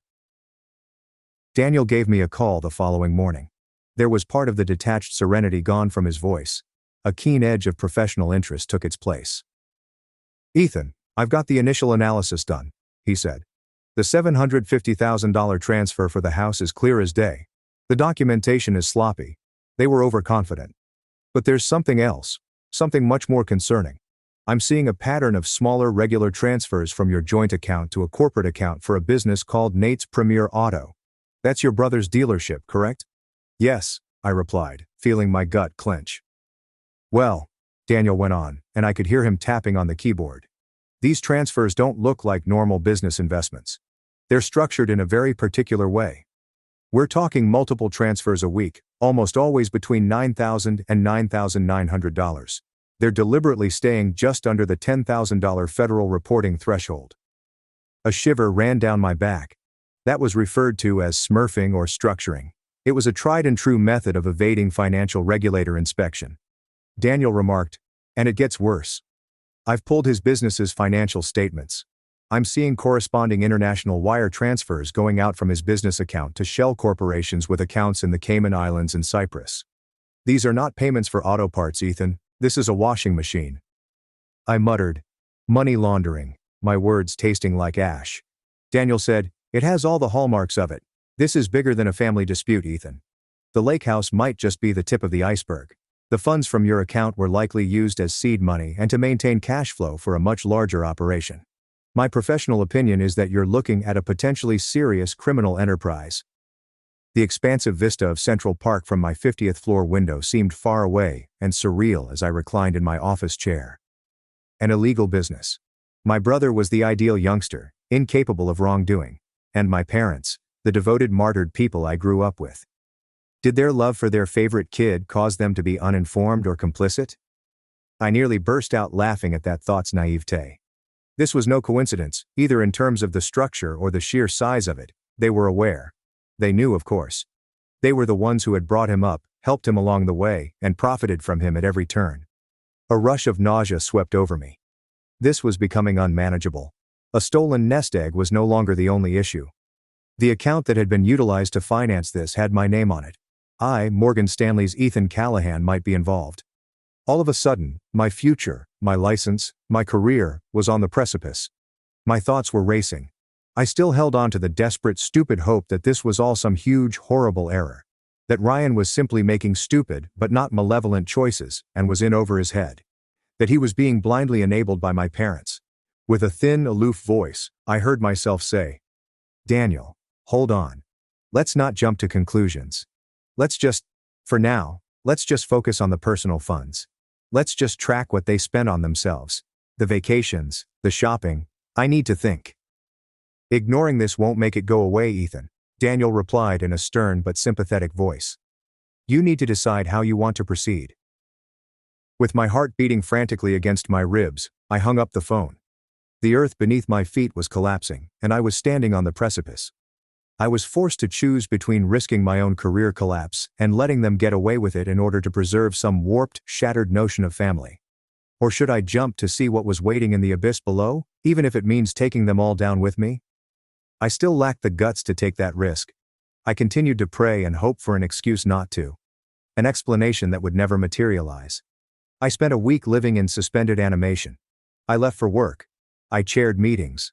I looked at market patterns. I've put on my professional mask. However, it was all a charade. Daniel was sending me encrypted emails that contained details of my true existence, each one a new spreadsheet and a new entry in the lengthy, vile ledger of my family's treachery. He complied with my requests and solely considered his own expenses. It was a horror show, though. A $5,000 Gucci buying spree for my mom. A pair of Rolex watches worth $15,000 for both parties.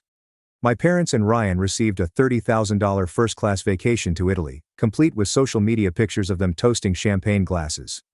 Posted only a few days after I gave money for a plumbing emergency repair. My money, paying for a life I wasn't even asked to see, much less live. However, everything was clouded by the bigger subject of the dubious corporate moves. Daniel's caution about a criminal operation encircled my thoughts like a thorny vine, smothering any chance of a straightforward solution.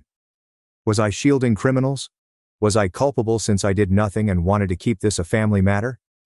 An unexpected source provided the tipping point, the instant that propelled me from indecision to definitive action. Daniel was meticulously attempting to build a comprehensive financial picture of the family, in order to comprehend the entire extent of my losses. During one of our calls, he stated in a strictly academic tone, Ethan, do you know of any other significant family assets, inheritances, trusts, anything like that from the past decade? I need to understand what they legitimately had in order to understand what they've taken. Deep within me, the question rang a harsh, resonant chord. My maternal grandmother, I uttered softly, my mouth feeling heavy. She passed away about 10 years ago. Her name was Eleanor. She and I were very close. In a home where I always felt like I had to prove myself, my grandma Eleanor was my haven. It was she who freely offered love. The only person who actually saw me was her. She would spend hours listening to my stories as a child, including those concerning school and my aspirations to move to New York. I got my first proper suit for a high school debate tournament thanks to her. She had exclaimed, "You look like a captain of industry, Ethan," with pride glimmering in her eyes. "Don't you ever let anyone make you feel small." Her late husband's prudent investments mostly contributed to her modest but comfortable estate. In the solemn days following her funeral, I recalled my parents informing me that she had bequeathed the majority of her wealth, almost $2 million, to Ryan. My mother had squeezed my hand and murmured, "It's what she wanted, honey," her eyes brimming with crocodile tears. "She knew you were going to be so successful on your own. She always said you had the Midas touch." She wanted to give Ryan a little head start in life. It had hurt at the moment, a sharp, deep agony of being passed over for the final time. I'd accepted it though. It matched the family story. Ryan was the one in need of assistance, while Ethan was the independent one. Daniel drew me out of my trance and asked, "And this inheritance? Did you ever see the official will?" "No," I said, feeling a weird chill creep up my back. "My parents handled everything. They were the executors." The person on the other end of the line paused. "I think you need to see the will. Not a copy from your parents. An official court-certified copy from the county surrogate's court where your grandmother passed away," Daniel remarked to Ethan in a kind but stern tone, akin to a surgeon delivering bad news. The chilling sensation became a surge of ice fear. I took a personal day the following day. I was aware of the terrible irony when I informed my office that I had a family emergency. In the little town where my grandmother had spent her last years, I made the 2-hour drive to the county courthouse. I completed the request form with clammy hands, and my signature resembled a stranger's handwriting.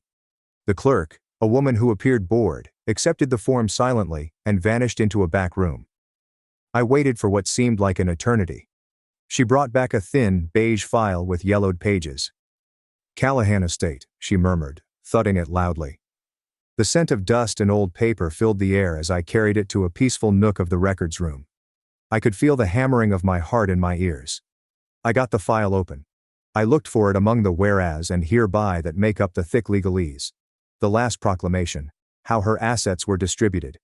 "I give, devise and bequeath the entirety of my residuary estate, without encumbrance or condition, to my beloved grandson, Ethan Martin Callahan." To Ethan, to me. With a gentle rustle, the file dropped from my numb fingers and onto the floor. The world fell silent. The $750,000 for the lake house wasn't the only amount. It wasn't the incessant lies or the wasteful spending. This was it. They had stood with me at the funeral of my grandma, whom I loved above all others, and they had lied while looking me in the eye. They had stolen my entire past, created a phony will and falsified documents. My final relationship with the only member of my family who had ever shown me genuine affection.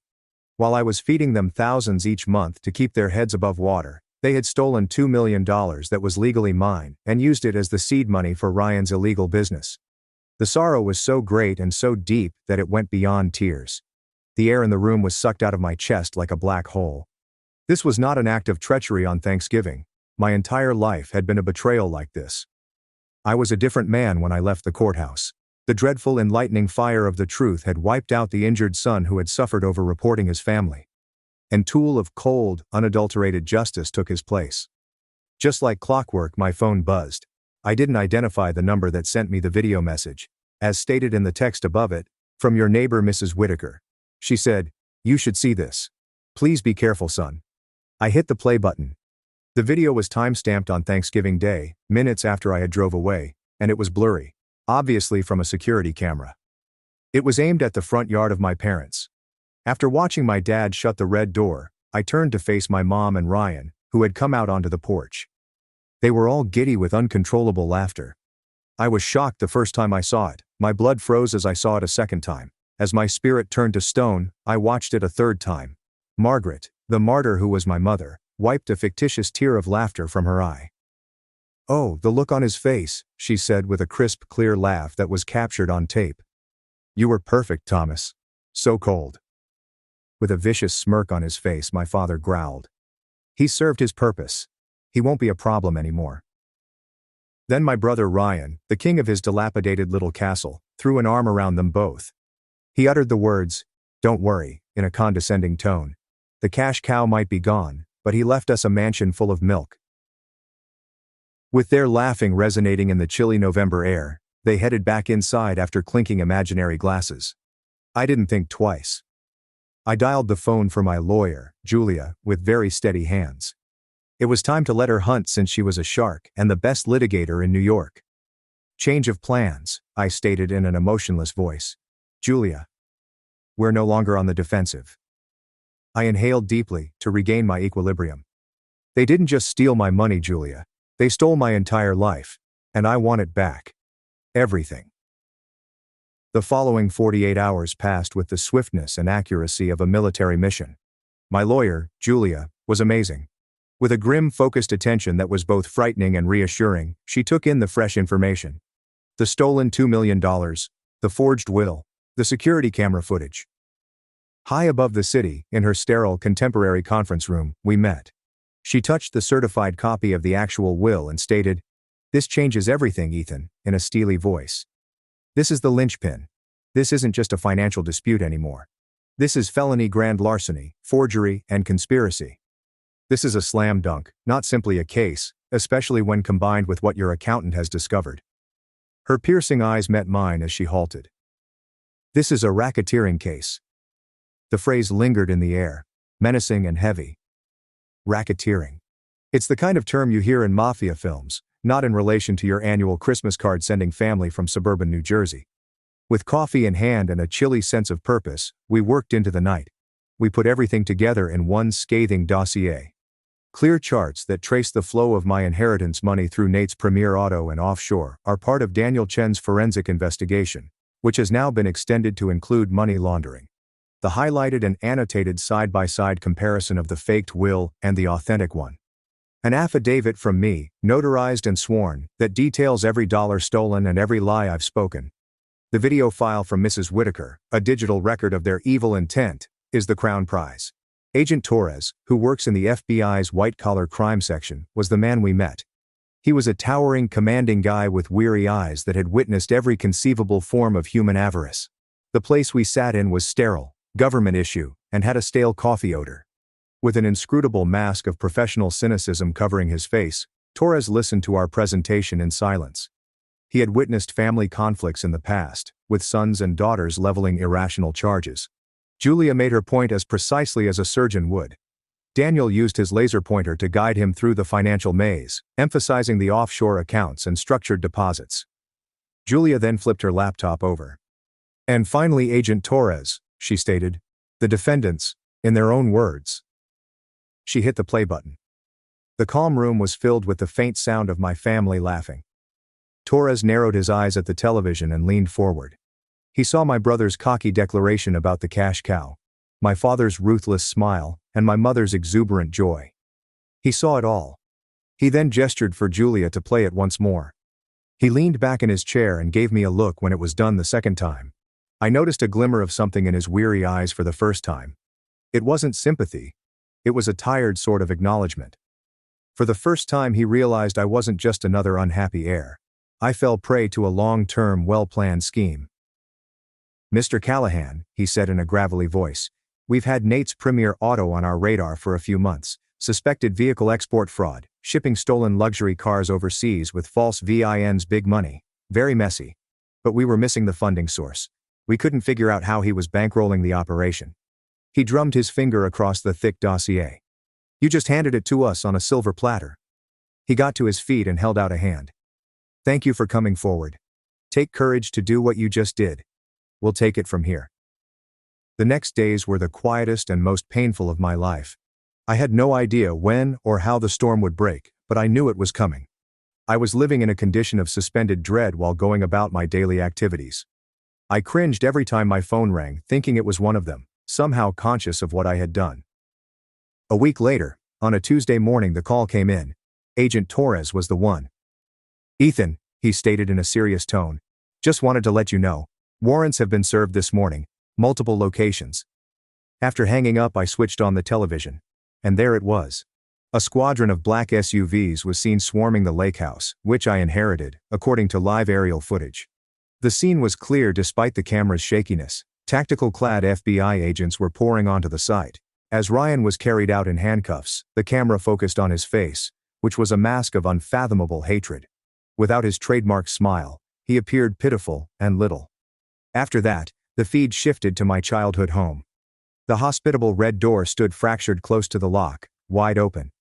Thomas, my father, stood on the porch, his face slack and pale with shock, his shoulders drooping in defeat. On either side of him stood an agent. Margaret, my mother, was led out a moment later. This time, her face wasn't acting. The delicate patient matriarch's meticulously crafted facade had been destroyed. Raw, nasty dread was all that remained. Using terms like multi-million-dollar vehicle export and money laundering ring, raids in 3 counties, seizure of assets, and multiple arrests, the news anchor's voice continued to ramble. No one ever mentioned my name. I was an unnamed source, a ghost in the justice system I had started. With a glass of water trembling in my palm, I saw it all from the sterile silence of my apartment. There was no happiness. No victory was achieved. Just a huge empty space where a family once existed. Then came the most bizarre part of all. With startled eyes, my father looked up as the agents were loading him into a car and noticed the TV helicopter hanging overhead. He was aware that everyone was observing. A sudden desperate rage twisted his expression. With a harsh voice he yelled, "It was him!" and gestured back to the residence where Ryan had been taken into custody. It was all him. He was going to run with all the money and leave us with nothing. He told us. He's the monster. His face was captured on video for an excessive amount of time. The last piece of the puzzle came together in that instant. It was more than just a criminal family. Each viper in the nest was prepared to turn on the others in order to protect themselves. My father wasn't only a complicit party. An idiot. He had been on the point of betrayal himself. They were all being buried in the debris as the lies upon which they had based their lives finally collapsed. I turned the TV off. There was complete silence in my apartment. It was the sound of both the beginning and the end. I observed the aftermath from a distance, but it was a storm all its own. Although my name was not included in the first reports, I had to provide formal testimony as part of the judicial process. In the world of financial news, the tale generated a minor sensation. The family of a well-known banker is connected to a large fraud ring. The rumors were wild, and the headlines were graphic. Morgan Stanley, my company, was really helpful. Their top legal counsel summoned me in for a meeting. With the support of Julia's painstaking documentation, I presented the complete story. Within a week, their internal inquiry exonerated me of any misconduct, acknowledging that I was both the main victim and the informant who had exposed the entire scam. They provided me with all the resources I required, including paid leave, and protected me from the media. My managing director had told me, "Take care of yourself, Ethan," with sincere concern in his eyes. Family is complicated. The actual fallout, however, wasn't professional. It was intimate. Calls from a blocked number were the source of it. Answer the county jail's calls. Ryan's was the first. I agreed to it because I was morbidly curious and needed to hear it for myself. His voice had lost all of its natural sweetness and was now a poisonous hiss. He spat out, "You son of a," crackling over the line. "You did this. You ruined us. You were always jealous, weren't you? You couldn't stand that they loved me more. That I was the one who got the breaks." "The breaks?" I inquired in a low voice. "You mean the $2 million you stole from my grandmother's estate?" On his end, there was a sputtering sound. He growled, "You'll pay for this, Ethan," as he recovered. "I don't know how, but when I get out, you're a dead man. I swear to God." With composure, I hit the end call button. Nothing could be said. All he knew to do as a cornered animal was to bite. His character was as hollow as his threats. My father called me a day later for the second time. He didn't sound angry. It was terrible. It was confusing, horrible. His voice was weak and aged, and all he murmured was, "Ethan. Why? She was your mother. I'm your father. We're your family. You don't do this to your family." I flatly retorted, "You told me you didn't have a son, Dad," putting a mirror up to his own statement. The static and commotion of the jail filled the extended pause on the other end of the line. At last he said, "It was for your own good." A lie so flimsy that it was obvious. "Ryan. He was into some bad things. We were trying to protect you from it all." With a laugh devoid of humor, I said, "Protect me? By stealing my inheritance? By letting him use our joint account to launder money? By throwing me out of my own home?" I left the questions open-ended. "You weren't protecting me, Dad. You were protecting your investment. Your golden boy. Turns out he was about to cash you out too. Goodbye, Dad." I interrupted his pitiful poison by hanging up before he could respond. That night came the last call. The one I had been anticipating and dreading. My mom was the one. With my heart a cold, heavy stone in my chest, I allowed the phone to ring 4 times. It was a lifetime for each ring. Then I responded. She had perfected her performance over the course of 32 years, and her voice was a flood of frantic tears. "Ethan, oh Ethan, thank God. Baby, you have to help us. This is all a terrible, terrible mistake." My face remained fixed as I listened to her spin a desperate, frenetic story. Ryan was solely to blame. They were poor, plain old people, and he had deceived them. What he was doing with the dealership was not clear to them. He had forced them into everything, including the lake house. Like me, they were victims. She simply loved her son too much as a mother. Was I unable to comprehend? A ghost of the young child who merely desired his mother's praise was practically palpable to me. I recalled being ill with the flu one day when I was 7 years old. She had spent the entire afternoon sitting beside my bed, applying cool cloths to my forehead and reading stories to me. Was that also a lie? I hesitated for a split second at the remembrance. Her voice shifted as she hesitated, feeling a fracture. "Please, baby," she pleaded, lowering her voice to a whispery plot. "You have the money. You can hire the best lawyers. You can make this go away. Just tell them you made a mistake. Tell them you were confused. We can fix this. We can be a family again." That was it. A chilling clarity took the place of the hesitation. Her initial reaction, even now, was to ask me to tell lies for them, to compromise my morals for their convenience. I gave her space to finish. Let the final cry reverberate through the quiet. After that, I inhaled, saying, "I saw the video, Mom." The crying abruptly stopped. There was a dead gap of stillness on her end. I went on. "I saw you laughing, in a voice as steady and serene as a frozen lake. I heard you call me your cash cow. I heard you say how perfect Dad was when he threw me out." The phone rang with a stifled gasp that sounded like a fish being dragged out of water. My final blow was, "And I saw Grandma Eleanor's will," I said. "The real one. The one that left everything to me. The $2 million you stole from me the week after her funeral, while telling me how much she loved Ryan." Now there was such a deep silence that I could hear the prison phone system humming. She couldn't speak. There was nothing more the master manipulator could say. The victim's supply of lies had run out. "On Thanksgiving Day," I continued quietly, "you made your choice. However, every word was a nail in our relationship's coffin. You told me who you were. And I finally believe you. This is me making my choice." Her voice was a pitiful murmur, the final sigh of a dying force. "Ethan, please." After saying goodbye, Mom, I hung up the phone. I placed the phone on the countertop. The city lights outside my window were glimmering like a million cold, distant stars as I stood there in my quiet kitchen. Anger was gone. Don't worry. A vast, silent, complete emptiness. After 32 years, the bonds that had shackled, suffocated, and defined me were finally broken. I was totally by myself. And I was free for the first time in my life. The ensuing year was spent in silent, methodical reconstruction. I was no longer in charge of the faraway engine of justice that was the judicial case against my family. I testified in a number of depositions, narrating the facts in a cool, collected voice that seemed to belong to someone else. I had the impression that I was discussing a fictional character rather than my own life. The world had a particular expectation of me. Either a broken man, lamenting his family, or a vindictive son, reveling in his triumph. I wasn't either. I was just starting over from scratch. I listed my penthouse in Manhattan for sale as one of my first actions. Once upon a time, the expansive flat with its expansive views served as a tribute to my accomplishments and a sign of my success. It felt like a golden cage now.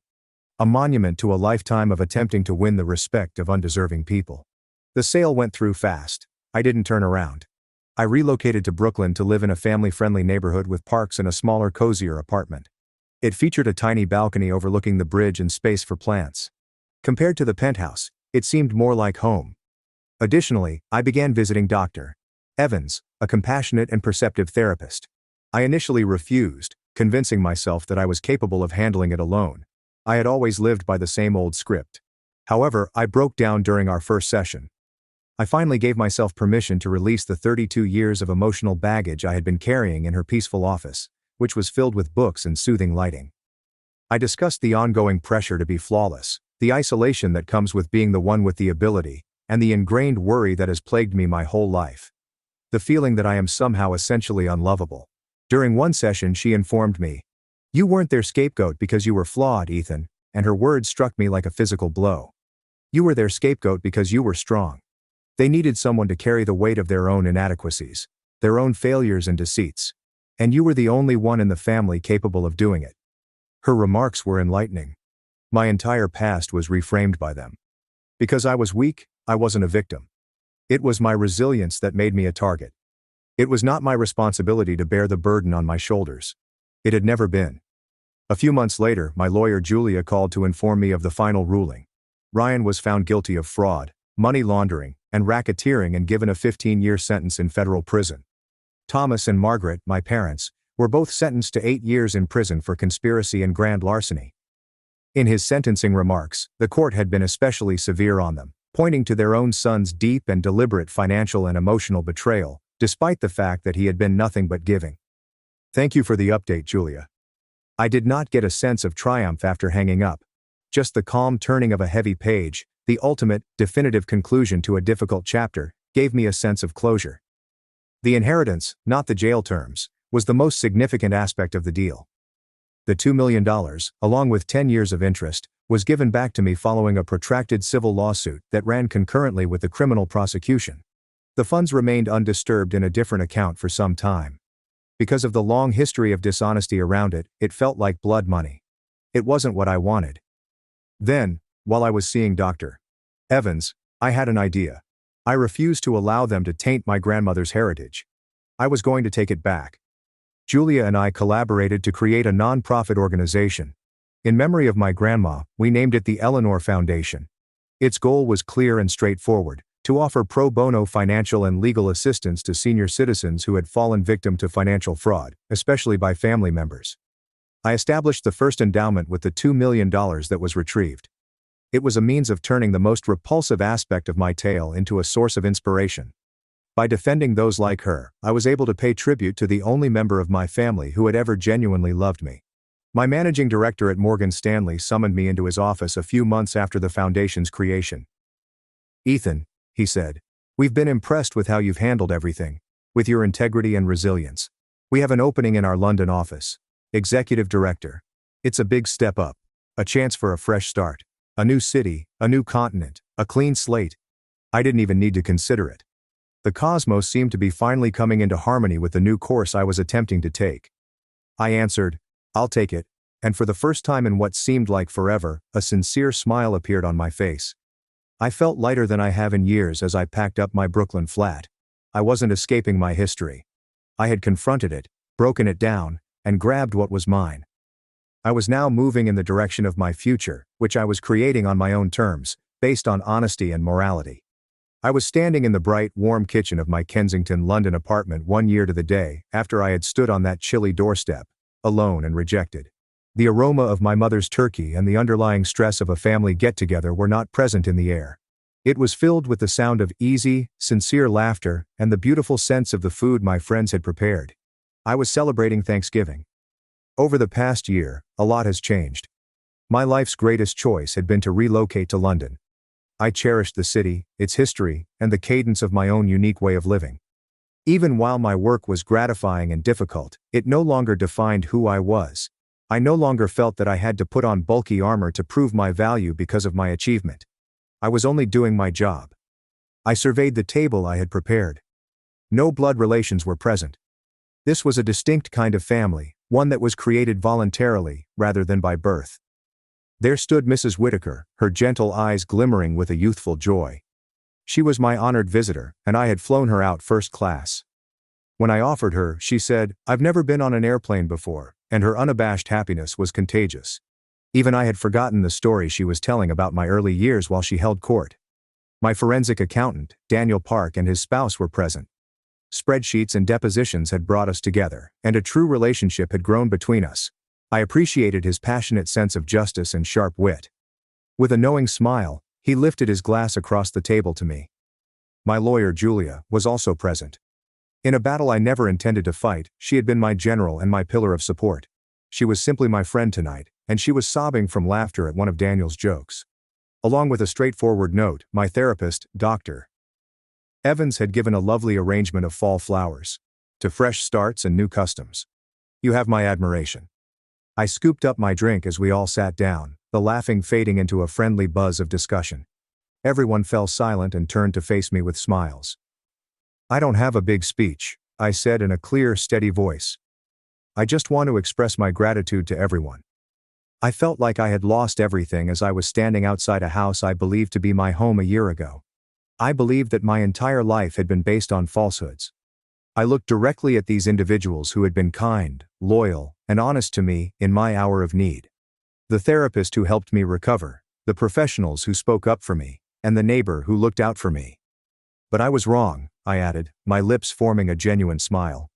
I didn't lose a family that day. I escaped a prison. And in the years since, I've learned that real family isn't about the blood you share. It's about the respect you give, the trust you earn, and the truth you choose to live by. I used to think my value was something I had to prove, something that was measured by the numbers in my bank account or by the approval of others. Now, I know my value is measured by the peace in my own soul and by the people I'm lucky enough to share my table with. And that's something no one can ever steal. I lifted my glass. I said, to the chosen table. To new beginnings. We clinked our glasses together, the sound of crystal echoing in the warm air, and a chorus of "To the chosen table" reverberated around the room. I felt entirely, wholeheartedly, and genuinely at home for the first time in my life.